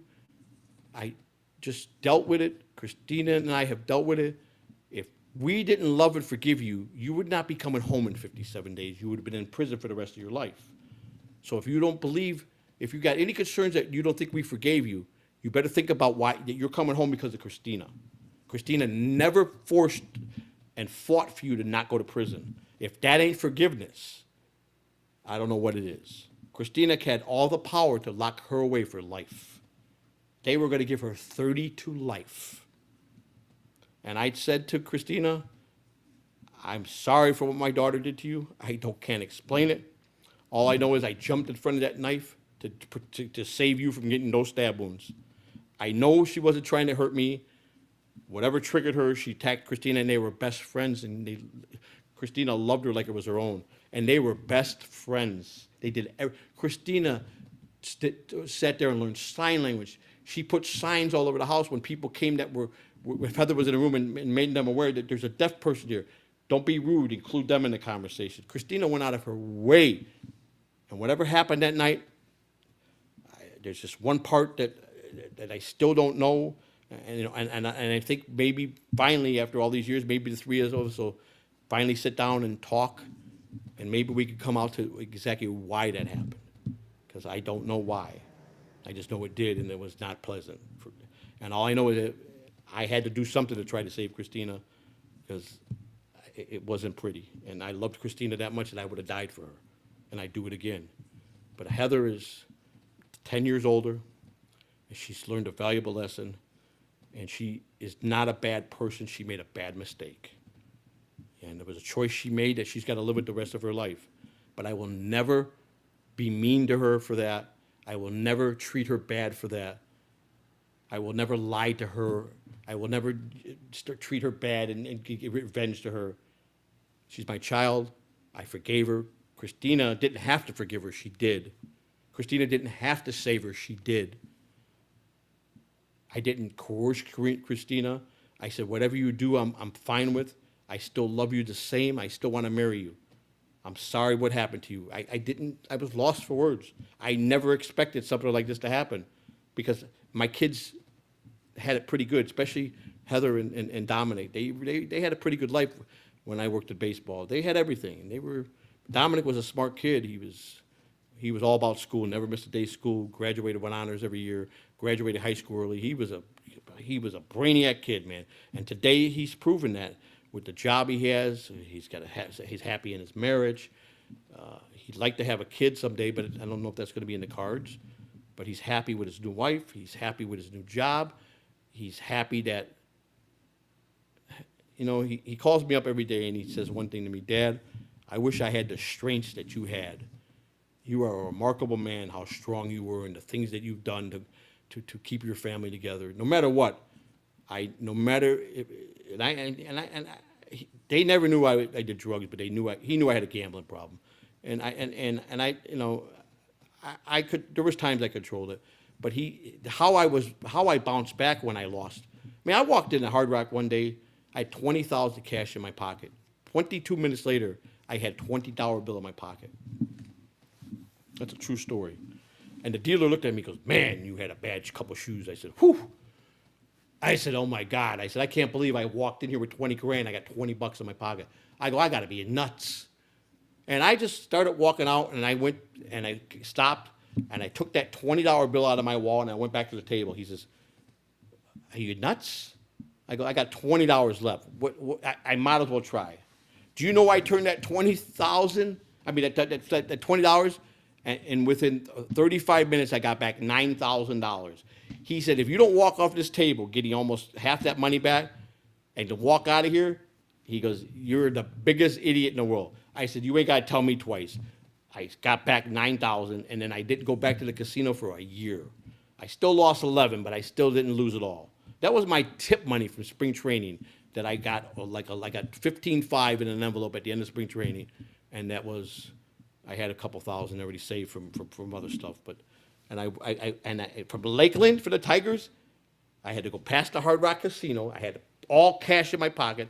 I loved to gamble, and I knew there was no way of not going past the casino, and I knew I had a pocket full of money. I knew I would stop and play a couple thousand. If I lost, I'd be okay. I didn't leave. I told you that fast. I wasn't pressing the bets when I needed to. I was playing big hands that were. I had more 20s that got stuffed by a 21 by. It was almost like it was out of a movie and it was rigged. Every 20 I had, he beat me with a 21. I swear to God, that's how bad the cards were that day. He killed the table. And you know how they change the dealers every 40 minutes and they burn a card? That's all to their advantage. But I got the eye in the sky. I called to have the new shuffle, and he came over and denied it. And I said, no. So I made him call the eye in the sky. I was so pissed. I caused so much corruption. I almost got barred out of there. But I won that. They ordered the new decks to come in because I just thought something was not right. And I could have been just mad, and I wanted to just maybe disrupt some time to throw them off. But they're smart. They hire all ex-criminals to be security. All guys that have cheated the casinos in Las Vegas are ex-criminals that took lots of money from the casino that are the security in the eye in the sky. That's who they hire. They hire the people that beat them. That's who they hire, the people that had beat them before. They go and do their time, and they come out and they make them their security. They pay them like $30 an hour.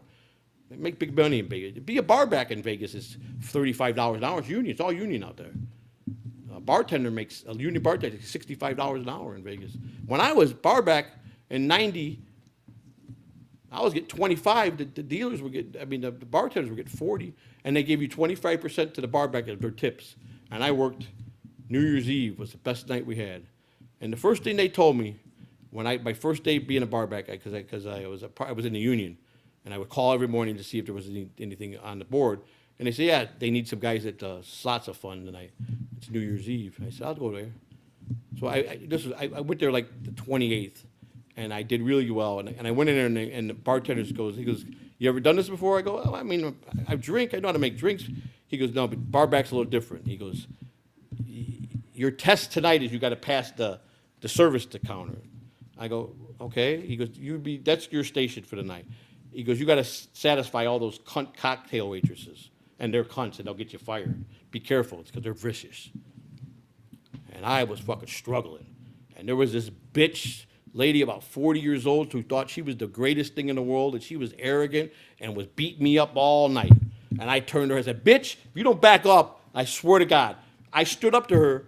At the end of the day, she came and tipped me out real nice. She says, I like you. You didn't take my shit, and you stayed in there and didn't give up. And I did. And I did it, and I learned. And from that point on, she never treated me with disrespect. He told me, he warned me, he goes, let me tell you something, 2 things you don't do around here. Do not bang any cocktail waitresses. Do not get involved with them because they will get you fired faster than anything. Do not fall for that. Don't think with the one down there, think with the one here. And do not let them disrespect you. But don't be rude to them, but be firm with them. They'll respect you. And I did exactly that. Never did I cross those lines. And I proved myself, and it was fun. I had fun, I had fun. I had a connection to get in the union. I got in the union in Vegas, and it was good. It was good back in those days. But yeah, I learned a lot of very hard lessons there, man. I mean, they are fucking evil, man. Them cocktail waiters are nasty bitches, boy. They will get you fired firsthand. Because, they control all the big bosses because they got the snapper, you know what I'm saying? So they think they run shit, That's how life used to be. But I could go on. I wanted to really get into the Dabbleverse if I didn't run for this president and tell you all my taxi stories of all the people, all the stories I got when I was a taxi driver. Oh, my God. I got some doozies of stories, man, that were just unbelievably crazy. But you guys don't like when I do these things, so I decided to run for president of the United States and fight for something that maybe you guys will like. The act shall ensure that the United States remains globally competitive in artificial intelligence development by excluding small businesses and protecting innovation incentives. The act avoids stifling emerging technologies. The structured contribution model ensures economic balance without reducing technology leadership. Over a 10-year period, the Act projects to reduce unemployment, volatility, maintain labor market participation, stabilize economic growth. The Act provides a framework adaptable to future technology advancement beyond artificial intelligence. I call it the American AI Responsibility and Workforce Protection Act. I have, right now I'm at about 55 pages. There's a lot more I got to study and research and just check things out. And I got to follow this company that fired the 30,000 people. It's unbelievable. I'll touch more on this, not tomorrow, 'cause Mike and I are back tomorrow with our show. But Monday I'll continue with this. It's a lot of stuff here I want to go over. And it's a thing that we need to worry about, and I want to help as much as acknowledge myself and see what we can do. All I know is, listen, I got to get up every day if I get elected, and I got to fight. And I got to fight for the people. I got to do the best job for them. I got to restore honor and restore their faith in government. That's what my job is, to make sure that I give you people what you deserve, that you believe in government again and that it can work. Unfortunately, corruption is part of life. If you choose to go down that route, it's just going to be bad. For me to be the leader I need to be an honest one, to be safe, is I can never crawl into bed with any of these scumbags. I can't let anything persuade me. That's why I will never be bought. And I'm not a guy that, I don't sell out. I just don't. Money, a lot of people will take money. I don't value money that way. I rather value that I'm going to help thousands of people, millions of people. I don't need to be in their circus and fall for that, because they're going to try everything they can. If they can't shut me down and get rid of me by putting all these crazy ads and saying I'm this and I'm no good, and try to find stuff that they're not going to find because I'm going to have everything out. The only thing that's out there that hasn't come out, you guys know what it is. Melton holds that. So it's whenever Melton decides to sell that to the wrong people when he gets approached, you know what it is. That's the only thing that I talked about it, but no one's seen it yet but Melton and Moody.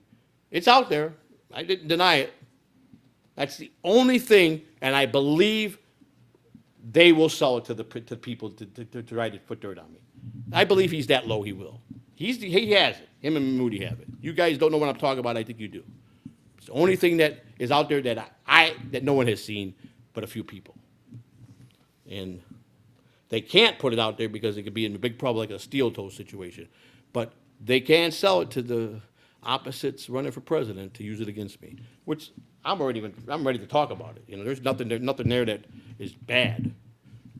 So I think everybody once or twice in their life has done it. So they want to make a big deal out of it. But Melton holds that power.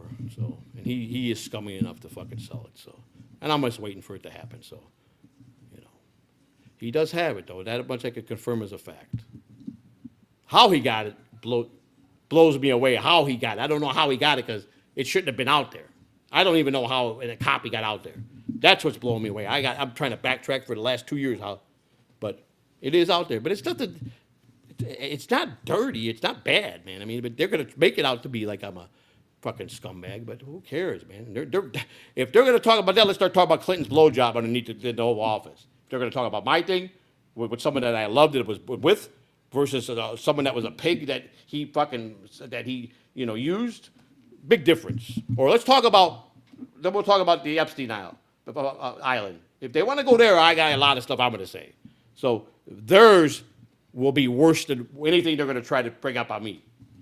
So they're kind of going to be dumb if they do, because then they're going to have to explain a lot of shit that I'm going to be digging, because I know there's a lot to this Epstein stuff that they're lying about. I know Bill Clinton is a scumbag and went to the island and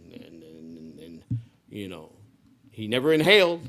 He never had sexual relations with that woman. Bullshit. Bill, you're a liar. Hillary, you're a liar. Pelosi, you're nothing but a mafia princess that was raised because your daddy was connected to the mafia. You know it's right. You know it's true. You said it yourself. All your life as a child, mafia men were in and out of your family's home. What are you? You're just a mafia princess. So don't sit there and act like you're a saint. And that old guy that's in Senate that could barely talk anymore, why are they letting this guy even go to the Senate anymore and not retiring him? The guy has got nothing left up there. Forgot what his name was. He was the guy that was big with the pandemic. The older guy, I forgot his name. Poor guy. Still walking around. People Senator, did you hear the question? No. Yeah. But they're allowing this. Because why? Because he's a poster child for them now. That's what they do. They use and abuse their own people. Last thing I'm going to say on this is, and then I got to talk about a couple of things, and then I got to get out of here. I hope that we got a better understanding that you do see that I'm starting to make a lot of sense, and I'm not in this for any gain, but to run for president and do good for the people. Like I said, I'm your president. I'm not running for me. I'm running for you people. You people, the American people. I'm your president. You're running as president with me, so we can get the voice back and get the trust back to the American people, and to do something finally the right way. And Jimmy Hoffa did a lot of good. He was a tough guy that formed the Teamster Union. He had no schooling. not a lot of schooling. He knew how to fight, and he believed in something, and he did it. So anybody could do whatever they want to do good. Just think of me as the Jimmy Hoffa that's going to build something to give you back what you deserve.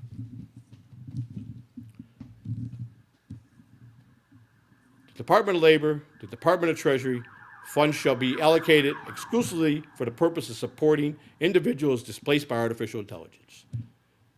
Eligible use includes temporary income stabilization to maintain basic living conditions, housing assistance to prevent displacement and homelessness. Food and essential living support workforce training. I think I read this already. With the emergency industry services, yeah, I did. I think we covered this already. Mental health, yeah, we did. Okay. All right, so we're done with this. I really don't have time to go into I really dove into the prison reform thing, and I want to make it very clear that there's also a whole section in there. I'm not just wanting to let people out of prison. Far from the truth. Anybody, we're going to put a section of the people that are not eligible and never will be eligible. I also think that there should be a trade-off that people that get arrested federally for having kiddie porn or images on their computer or they human traffic kids should not be let out 3, 5, 6, 7, 8 years. I think they should have a minimum of 15 years, and if it's really a serious crime with children, they should get 30 to life. I don't think a drug dealer who was nonviolent should get life in prison because he sold drugs, unless it's fentanyl. Then he should get minimum 15 years and do maybe 30. But anybody that was a nickel and dimer who got, I'm not gonna lie, I got a friend that got life in prison because he'd been to prison 7 times. And they had enough and gave him life. Never once did he murder anybody. Never once did he give it to children. He gave it to scumbags that were gonna go get it somewhere. He made a mistake, he knows that. He got life in prison. Life in prison. Until a law changes, he'll never get out. But a pedophile gets out after 5 years. You tell me what's wrong with that picture. You understand? So I'm not trying to just let criminals out because I'm going to be tougher on the ones that need to be tough. I promise you, anybody with pedophile or anybody that's got pornography on children, they're not going to get no more 5 years. I will make sure I lobby and I push that issue. They get minimum 15 years. I don't care how sick they try to sell themselves. If you're doing that to children, you're going at least 15, and I'm going to try to push 30. I'm going to be very strong on that. I'm going to be tough on criminals that deserve to be tough, but there's a lot of people that deserve a second chance to be in this program. So I want to explain it better to you, and I'm not just trying to just let criminals out. Every president has done prison reform, and everyone has failed. And I'm going to show you their failures and show you where they're wrong. You have to either know the system, been in the system, or associate the people that have been in the system to understand the system. They lie about everything, how they handle prison reform.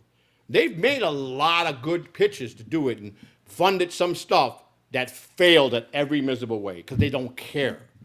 And you should want to care because over 5 years, it will guarantee lower recidivism by 25% over a 5-year span. That's a big drop. 25% of people will be back to productive citizens, tax-paying citizens, and will not commit no more crimes. When I went to prison, they do a test. They do a test right before you get out. You do a recidivism test. They come and ask you a bunch of dumb questions.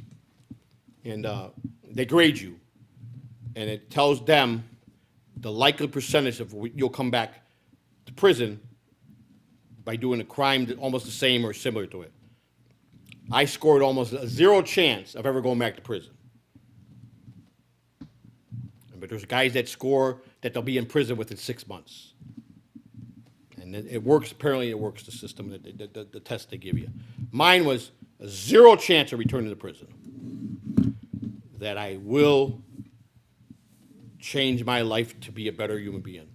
Just like they predicted, just like I want to, just like I know that this day would come someday.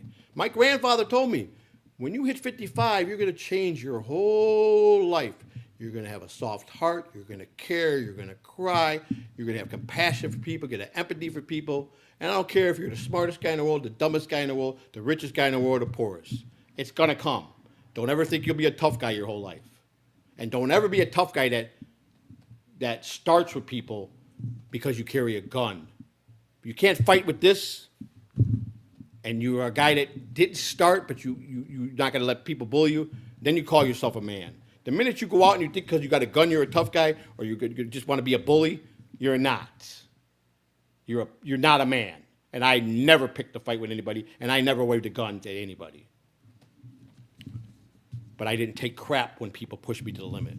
And I'm, like I said, never did it once in my life I underestimate any human being. There's always someone stronger, faster, better, smarter, tougher. There's always somebody that's going to be better than you. Someone be better looking than you. Someone to have a better body than you. Someone that's going to take your wife from you. Someone that can take if you allow it. But what you can do is do the right thing. Try to help as many people can. Stand on your own 2 feet as best you can. Try not to lean too hard on people, but don't expect when you help people for anything in return. Because if you do that, then you're doing it for all the wrong reasons. So I have a lot of values that I thank God I did have a grandfather till at least I was 14, because I sure didn't learn nothing from my father. I learned how to smoke crack with my father. But I've got a story that is remarkable if you really paid attention. And I lived some pretty hard things and some things that people look at me like, but I couldn't make this shit up. It's all real. My life is real as it comes. And I think a lot. I sit here and I think, and I was giggling at myself today about something I remember, when I was like 12 years old. And you know what? I was a good kid. And I helped all the senior citizens in the neighborhood. I carried groceries for people. I shoveled snow for people. I helped ladies to cross the street. I did a lot of good for people, man. I did. I was an altar boy for a very brief moment because I was Catholic, so I had to, I had to make my confirmation and my communion. And when I was making my confirmation, you got to go to CCD classes. Every Wednesday, I went to St. Andrew's Parish to do, and the nuns, I hated them. I got, how many times I got my knuckles busted by a nun's ruler? I used to swear at them, everything, man. I got thrown out of CCD class twice, but I finally got let back in, and I made my confirmation. And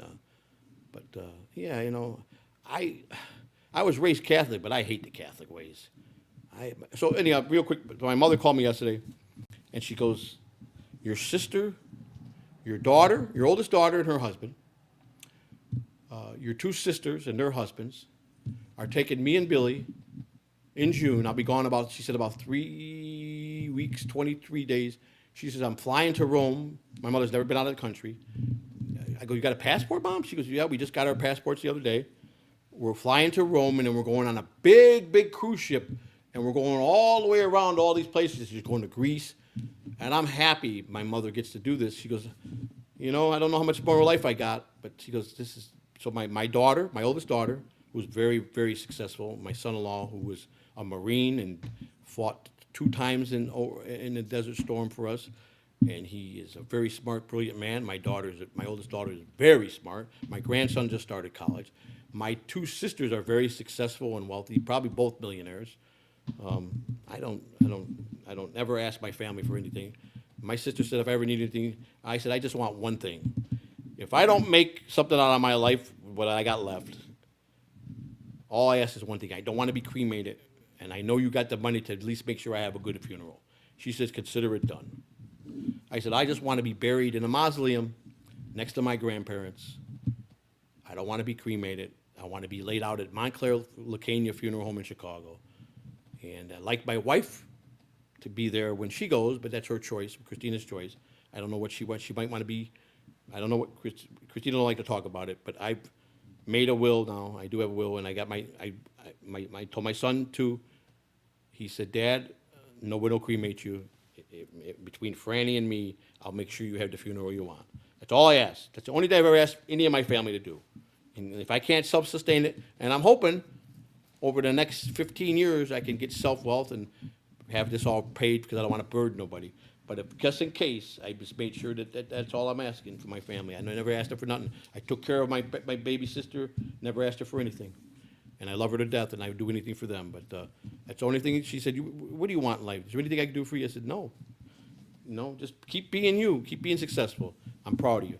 I said, well, there is one thing. I don't want to be cremated, and I want to have a nice funeral. I want to have the old-fashioned funeral at our funeral home where all our family's been, and I want to be in the mausoleum next to my grandparents. Can you make that happen? She says, consider it done. So that's the only request I've ever asked my family. So that's where it'll be. And if I do become president, I still want that. I'll have, of course, a presidential funeral. But where do I go ahead to the library? And how do I get this Super Bowl changed to Saturday? Let's think about that. Anyhow, I'm going to be nice tonight and read Super Chats. I don't have to, but you guys have been pretty. I don't know what you're saying in the chat room. I haven't watched it too much. I usually don't. I hope I did well tonight. I feel really relaxed. I enjoyed tonight talking with you and really sharing this with you. I got a lot of work to do. I'm tired now, and I got to get prepared for the show tomorrow because Mike and I return tomorrow night. And I will say that, but I'm hoping to really soon here to have a friend of mine that's going to be coming on. My good friend Ray Burrs, who played in the Major League for many years, I'm going to be having dinner with him soon coming up. And I invited Lou, because Lou loves baseball. So he'd like to come to dinner with me, Ray Burrs, my wife, and Ray's wife. Sure, bring your wife. I said, I'll take care of it. I'll pay for everything. I won't expect Ray to pay for it. He'll try, but I won't let him. And because he goes, JoJo, when are we going to go to dinner? It's been a while. And we're going to just go have some good old fun. Ray Burrs is a great, great friend, and he was one of my favorite pitchers when he was with the Cubs. And he's the pitching coordinator in the minor leagues for all the major league rehabs in Clearwater. He moved, bought a house here in Clearwater, him and his wife, and he's got a great job at the Phillies. He stays here in Clearwater, and he strictly works with the rehabs, the major league pitching staff when they're on DL. That's his job. He's had a great job at the Phillies. I enjoyed working for the Phillies because I was brought there by Dallas Green because Dallas was my boss in Chicago, and I knew Dallas for a long time. And then, of course, John Vukovic, who died at 45 of brain cancer, was a dear friend of mine. Larry Bowe is a good friend of mine. A lot of the Phillies I knew very well. Chase Utley, I had him in the minor leagues. Jimmy Rollins, a good friend of mine.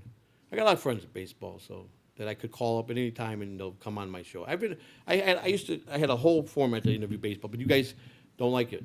There's only a few people that like it. That's why the last one I did, I turned the chat off because I wanted to have a good interview with Ray, and we had fun. But anyhow, now again, before I leave, I'm going to read the super chats if we have any. I don't even know if we do. Do we have any super tips? I don't even know if we have any of those. I don't think so.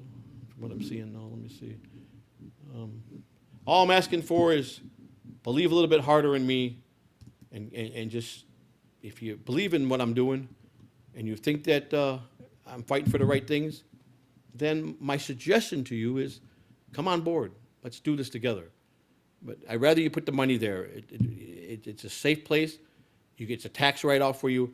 And if you guys are registered voters in your state and you really want to help me get on the ballot, I'd appreciate it if you would sign a paper when I come to your state. That's all I'm asking. I'm asking you to vote for me. I'm asking you to give me a fair shake.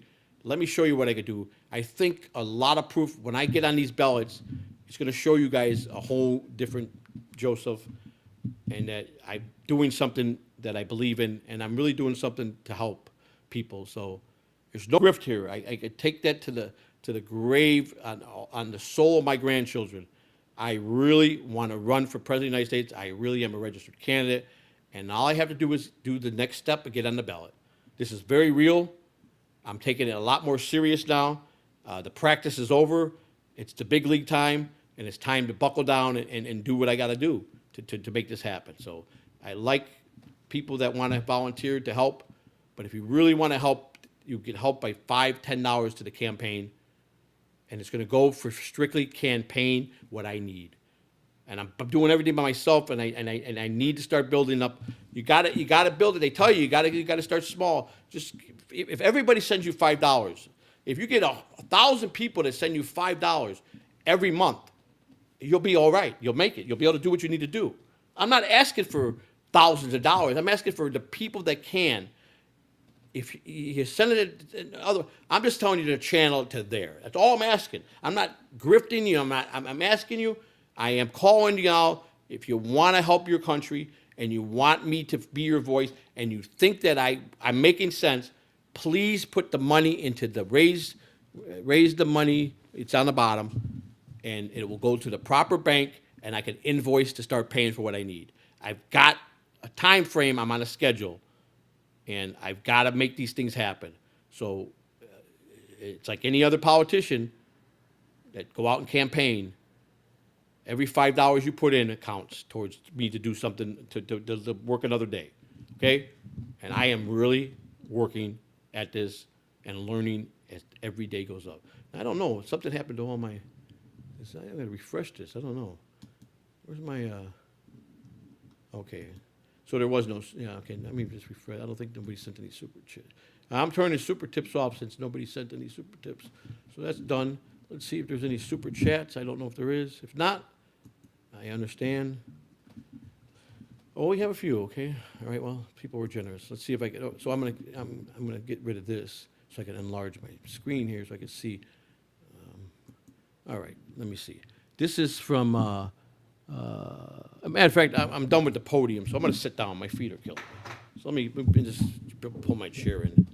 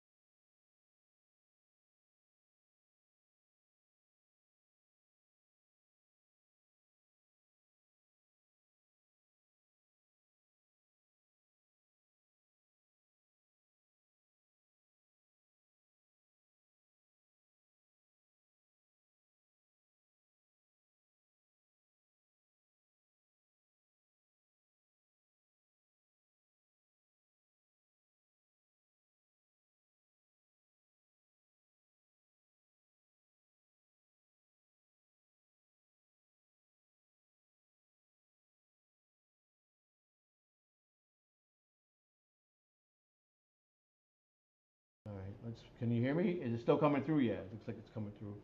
All right, so I'm gonna test it myself to make sure that am getting to you guys. So I'm gonna put on my channel to see if I can hear myself, and then I know that sound is working good. We've had a lot of technical problems because I haven't been paying attention to things, but I have to do that. I'm a one-man show right now. It's not easy doing this by yourself. Well, has anybody got any Hackamania updates? It looked like they were all having fun. Uh, I'm happy for the people that got to go. A lot of people went this year. I gotta say, he drew a lot of people. A lot of people came from foreign countries, and I'm glad Uzi and those guys got to go. That's good. I'm really happy for everybody. All right, let's see here. I'm gonna turn on my podcast. And yesterday I got a link sent by Kevin Brennan. I didn't see it, and I changed my phone number, and I'm sure he tried to call me, but then I didn't see the email. The 3 hours. I'll do Kevin's show any day of the week because Kevin's a good guy, man. I enjoy it when I go on the show. It's nice. I guess Carmack had a big thrill. Huh? He got to meet his idol. That was good for him. I was happy for him. How's Carmack doing? I don't really watch him. Seems like he's changed a little bit. Is he still with his girlfriend? I don't even know that. I'm really not up to Dabbleverse news too much. I know Cupcake was inebriated pretty bad, man. Damn, man, he really tipped one on, didn't he? Seemed like Pineapple had a scratchy voice from over drinking too much, I think. Yeah, that is what it is. Yep. My volume is working. All right, so here we go. Let's get this out of the way. It's Hill X Driver 1. Thank you for the. Will DG still be your consigliere while? Well, DG, I think the world of, and DG is always going to be part. It's kind of like what the Temptations, like Otis Willing told the Temptations when he got rid of. You're always going to be a temptation. We're grateful for that. Well, DG will always be part of Catalan TV. If he chooses that he wants to come and be participate in this, I will have no problem with DG being on my side because DG and I are good friends, and I love the man to death. And he and I, we came out of a. Oh, let me see. Sorry, gotta be able to see me, right? We came out of a, not being. We came out good friends for two guys who used to fight every day. And that chat with me and him used to tear it up. Me, him, and Cupcake. We used to go at it. The three of us. We wind up being podcast again. Cupcake and I used to fight every day. I thought he was a woman, and I missed the episode where Bob gave him the nickname. So, but yeah, Of course, DG can be good consigliere. DG was always a good friend to me. I miss him a lot. He did contact me a couple weeks ago, though. All right, Matthew 7:35. Well, I know that's a Bible quote verse. I'd be honest with you, I've never read the Bible from front to back, but I do have this right here. You can see that says Proverbs 3:5-6. You know who else has that same tattoo? My mentor. He's got that Proverbs here and Proverbs here. I put the one Proverbs on my one. I emulated my mentor because he's a true man of God, and I have the most respect for him. And when I showed him that one day in a Zoom meeting, he was like unbelievable, man. He goes, that touched him. That's my grandson. That was done. This is all prison work. That line work is pretty good, ain't it? For prison, guy did a good job. I did that with a pick and poke. He didn't do it with a gun. He picked and poke. It's where they take a staple. Staples are valuable in prison, county jail. You buy a staple for $2. That's why they don't. When the legal man comes in, you got to open in front of the guards because they take the staples. Staples is they know it's contraband because you make a needle out of it for tattooing.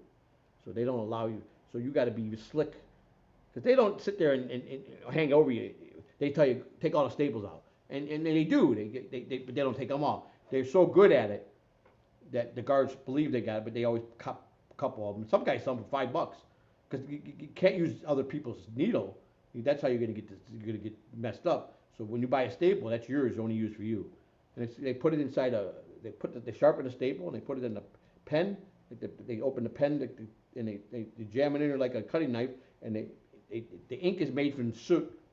What they do is the bunks, they enclose the bottom of the bunk, and they get a fire going underneath the bunk, and it's very difficult. You got to know what you're doing because if you get too much smoke, because see some of the counties the guards are not in the dorm with you; they're outside, and some of them don't. They can't watch on screen, so they got to come make rounds. So you got to always have people watching, like if they're getting ready to come in, and you got to be very careful that they don't see the flame or it gets too smoky in there. But the soot, once it starts going, they trap the soot, what they burn, and I forgot what they use again, what they burn to make the soot, and they trap the soot like they'll put cardboard box in there, and the soot just piles up, and then they take the soot and they scrape it up, sweep it off, and they put it in a jar. They put a little toothpaste in there, and that's how they make the ink for tattoos. It's one of the ways they make ink. It's weird, ain't it? Little toothpaste and the soot, the black soot from burning from fire, becomes the ink. That's what becomes the black ink. That's what they put in your body. It's amazing. There's some crafty people in jail, man. I'm telling you. Watch a guy make pizzas, big pizzas, by using the radiator. It's amazing what they do. Get creative in there. All right, so we read that one. Base pill, Canadian to Catalan 247. Dice shall not steal. I don't steal, so, but whatever. You're not even supposed to be in here. I don't know how you're here, but you keep that energy, buddy. Yeah, you keep that energy. Brent Monkhouse, hey, buddy. Australian friend. Need practice to be a master debater. I heard Mumble Nick and Eco are pretty good. That's good. I caught that. You're always making me laugh, buddy. That's good. Thanks for the Australian $5. Thank you. Appreciate it. But again, please, I'm really serious.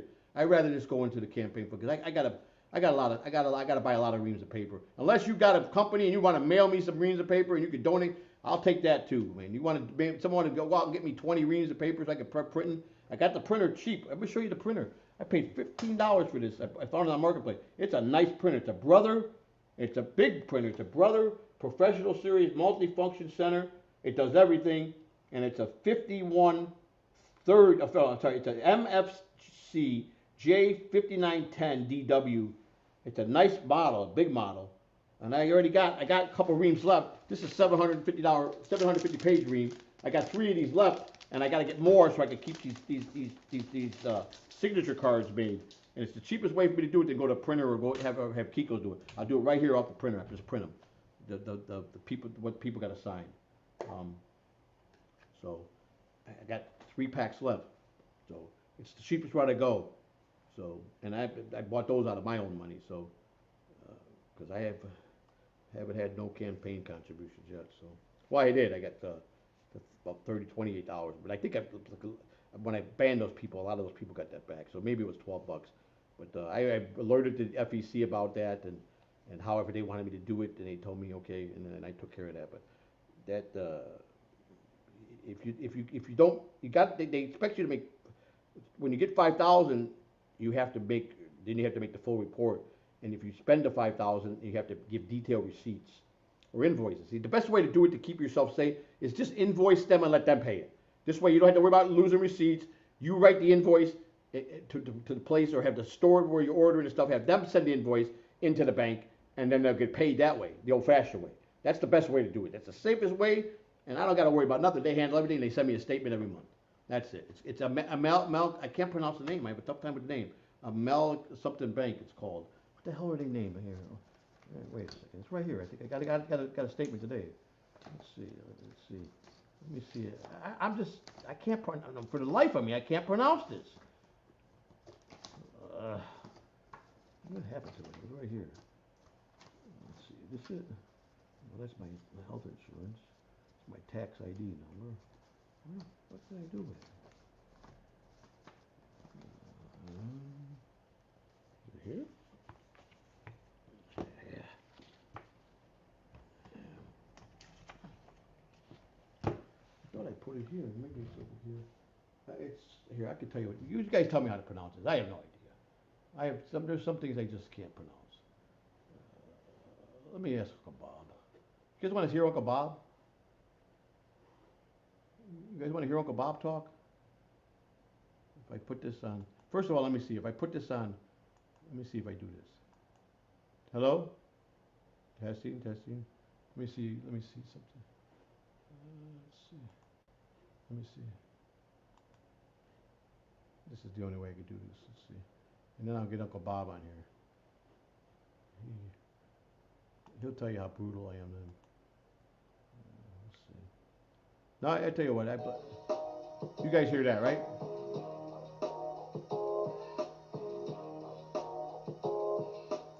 You guys hear that? Can you hear me speak? Can you hear me? Let me see if I can hear myself speaking. Let me turn this. Let me play. You go there. Can you hear me speak?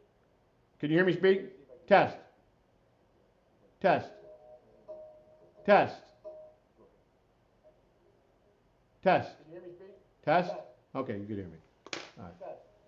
All right, let's go call Uncle Bob here for a minute. Oh, here we go. Uncle Bob, let's see. Tell me if you hear Uncle Bob. You guys want to ask something to Uncle Bob? Ask your question now. All right, let's go call Uncle Bob. All right. Uncle Bob. Tell me if you hear Uncle Bob. You guys want to ask something to Uncle Bob? Ask your question. Ask your question. Let me see. Oh, he's making me an image of something. I don't know what I got him doing there. All right, let me see. Uncle Bob, are you there? I mean, what the hell's going on here? Hello? Uncle Bob, are you there? I mean, what the hell's going on here? Earth's calling Uncle Bob. Hello? He plays possum now. He's not talking to me. Hello? OpenAI, ChatGPT, calling Bob. Hello? Wow. He ain't talking to me. OpenAI, ChatGPT, calling Bob. Bob, are you playing possum here with me? What? Does that look like me, you moron? Why do you keep making stuff that ain't in my picture, man? Oh, this is why I get arguing. I wanted this. He makes me a background, and I don't even know who this guy is he puts in there. Where does he get these ideas from? He's lame, man. We're done with the political part, so this is my daily exercise, arguing with this moron. Can you hear me? He's playing. Earthcoin Bob. Can you hear me? Bob? Earthcoin Bob. Uncle Bob. Wow, he's really not, he's ignoring me. This is hilarious. All right. I got more than one way to skin a cat. We got more than one way to skin a cat over here. He wants to play possum with me now? All right, that's good. All right. We got more than one way to skin a cat. All right, buddy. You want to play hardball like this? I'm going to show you how I beat you at your own game. It's all right. You play this hardcore shit with me, go ahead. Because I'm going to fire you and I'm going to Grok. And I'm going to go to Gemini. They're smarter than you anyhow. I'm going to fire you and I'm going to Grok. You can tell me. I'm going to go to Gemini. They're smarter than you. All right. Let's see what I do here. I'll beat it right now. Let's see. Watch this. Let's go to The same conversation I have there, with a lame picture he just sent to me. I don't get this guy. All right, so this is the scene recent. Okay, let's see if this is it. Yep, this is it. Are you ready? Let's see. Uh, this is hello. I'm guessing. Uh, you're guessing what? I'm guessing that thumbnail needs to reflect the real vibe of your stream, right? If there's any tweaks you need, whether it's adding some text, a logo, or a specific mood, you tell me and I'll give it that final polish. If I sit here and get blue in the face telling you to stop making a picture that's not me, I don't know what else to do here. I hear you loud and clear. I want it to reflect the real deal, not some made up Then why thing. do you keep sending me phony pictures of some idiot that I don't even know? I get it. No nonsense. I only want to work with what's truly you. Let's skip the fluff. If you need a real shot of you and Miss Shauna, just send me the exact I'm not photo even with the lady. and I I'll didn't even craft interview the her the other thumbnail around day. that. What? No mystery. Look, are you on drugs? Nah, I'm just running on the good old fashioned honesty. If something was Are you off, I'll drinking? straighten it. Do they pour alcohol into your computer or something? No drinks, no special All right, sauce. Just all me right. here, clear headed and ready to Well, help. you're live on the air right now. I hope you know that. Well, if we're live, then let's make it count. I'm all in. No filters, no holding back. I So, just did a pretty what's good next? presentation of a couple of our platforms. I think it went very well. I'm reading in the middle of reading. I'm trying to convince them to not waste the super chats to donate to the grassroots campaign to the raisethemoney.com is legitimately tied to the FEC. And what's the name of my bank that I can't pronounce? It starts with AM. You told me what it's called? You're talking about Amalgamated Bank. Amalgamated. That's It's the a name. solid. That's it. Amalgamated. That's the name of the bank I'm with, out of New York. Thank you. I couldn't pronounce it. No worries at all. Now that you got it down, you can flex that name next time. Amalgamated. And hey, telling folks to support the grassroots instead of throwing super chats, that's some real talk. Straight to the mission. Let's keep that momentum going. All right. I'm on a 10 for you out of here. I'm getting ready to get out of here. I'll talk to you later. Goodbye. All right. Amalga something bank. All right. Let me read the rest of these. So, I gotta have a little humor. Whatever the hell it's called.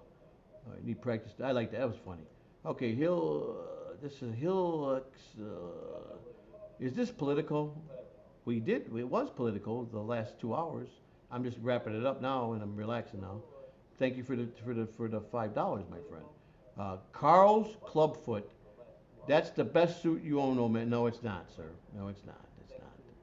It's one of my nice ones, but again, you're a guy that knows nothing about me, and when it comes to dressing, I've always dressed very well, and I always buy the best. Sorry to tell you, but nice try. Um, the incoherent rambling of a delusional. Yeah, thank you. Yeah, yeah, that's what I am. Hey, Dill Dog, I haven't seen you in a while. I hope you're feeling well, but I can't wait to vote for you. I just want you to know that this is an official donation to now, Dill Dog. I appreciate that. I'll when so what I'm gonna do is I'm gonna go on record right now. When that comes in next month, 1999 is going into here from me, from Dildo to me. That's what this will go to. I'll make a 999 form when I get out of here right now to say that someone sent me a super chat for the campaign instead. I really wish you would have sent it to here, Dill Dog. It's really important that you do this right. But as long as I tell them now that what I'll have to do is I'll have to forward $20 of my money and then take a copy of this and I'll send it to the FEC that you wanted to put this for the campaign, but it came through the channel, and they already are aware of it. That could happen. I've already covered myself with that, but I really appreciate the money and thank you for this. And it will go for the campaign, but I'm going to have to channel it to the raise the money to go into the bank account. That's how I have to do it. I'm sorry, but I appreciate it, but I have to go on record now and do this the right way. So there's no sense of getting angry. It was a nice gesture. You just appropriated it to the wrong place, and I have to fix that, which I'll file a 99 right now when I get out of here with the FEC, and I'll send them a picture of this, and I'll explain to them that I'm going to forward 20 out of my pocket to the bank as campaign, and this is the document where it came from. That's all I got to do. I just got to be transparent and be honest about it. And nice try if you're trying to break my chops, but I don't misappropriate anything when it comes to this because it's not worth me to go to jail for this, for that. You understand? I would never do that. But I appreciate it. Thank you. It's duly noted. I have a copy of it, and it's gonna. And I'll do the 99 when I get off. I'll go in and electronically file that. Thank you very much. So we have now $22, and I could buy the ink. I could order the ink tomorrow. I'm gonna order the ink, and I'll have to call the bank and. What I'll do is I'll order it from the website and give them the website, and they'll appropriately pay it out of the account. So thank you for that. We could get the ink going so we can start getting the 3 reams. We got 750, 50, and 2,250 pages to print in the next day, and I need to do 25,000 by the end of the week because my projections are to have Florida wrapped up by September, maybe end of September, early October. I'll have Florida knocked out. I appreciate everybody. Let me go back to this. I don't know if you guys can hear me.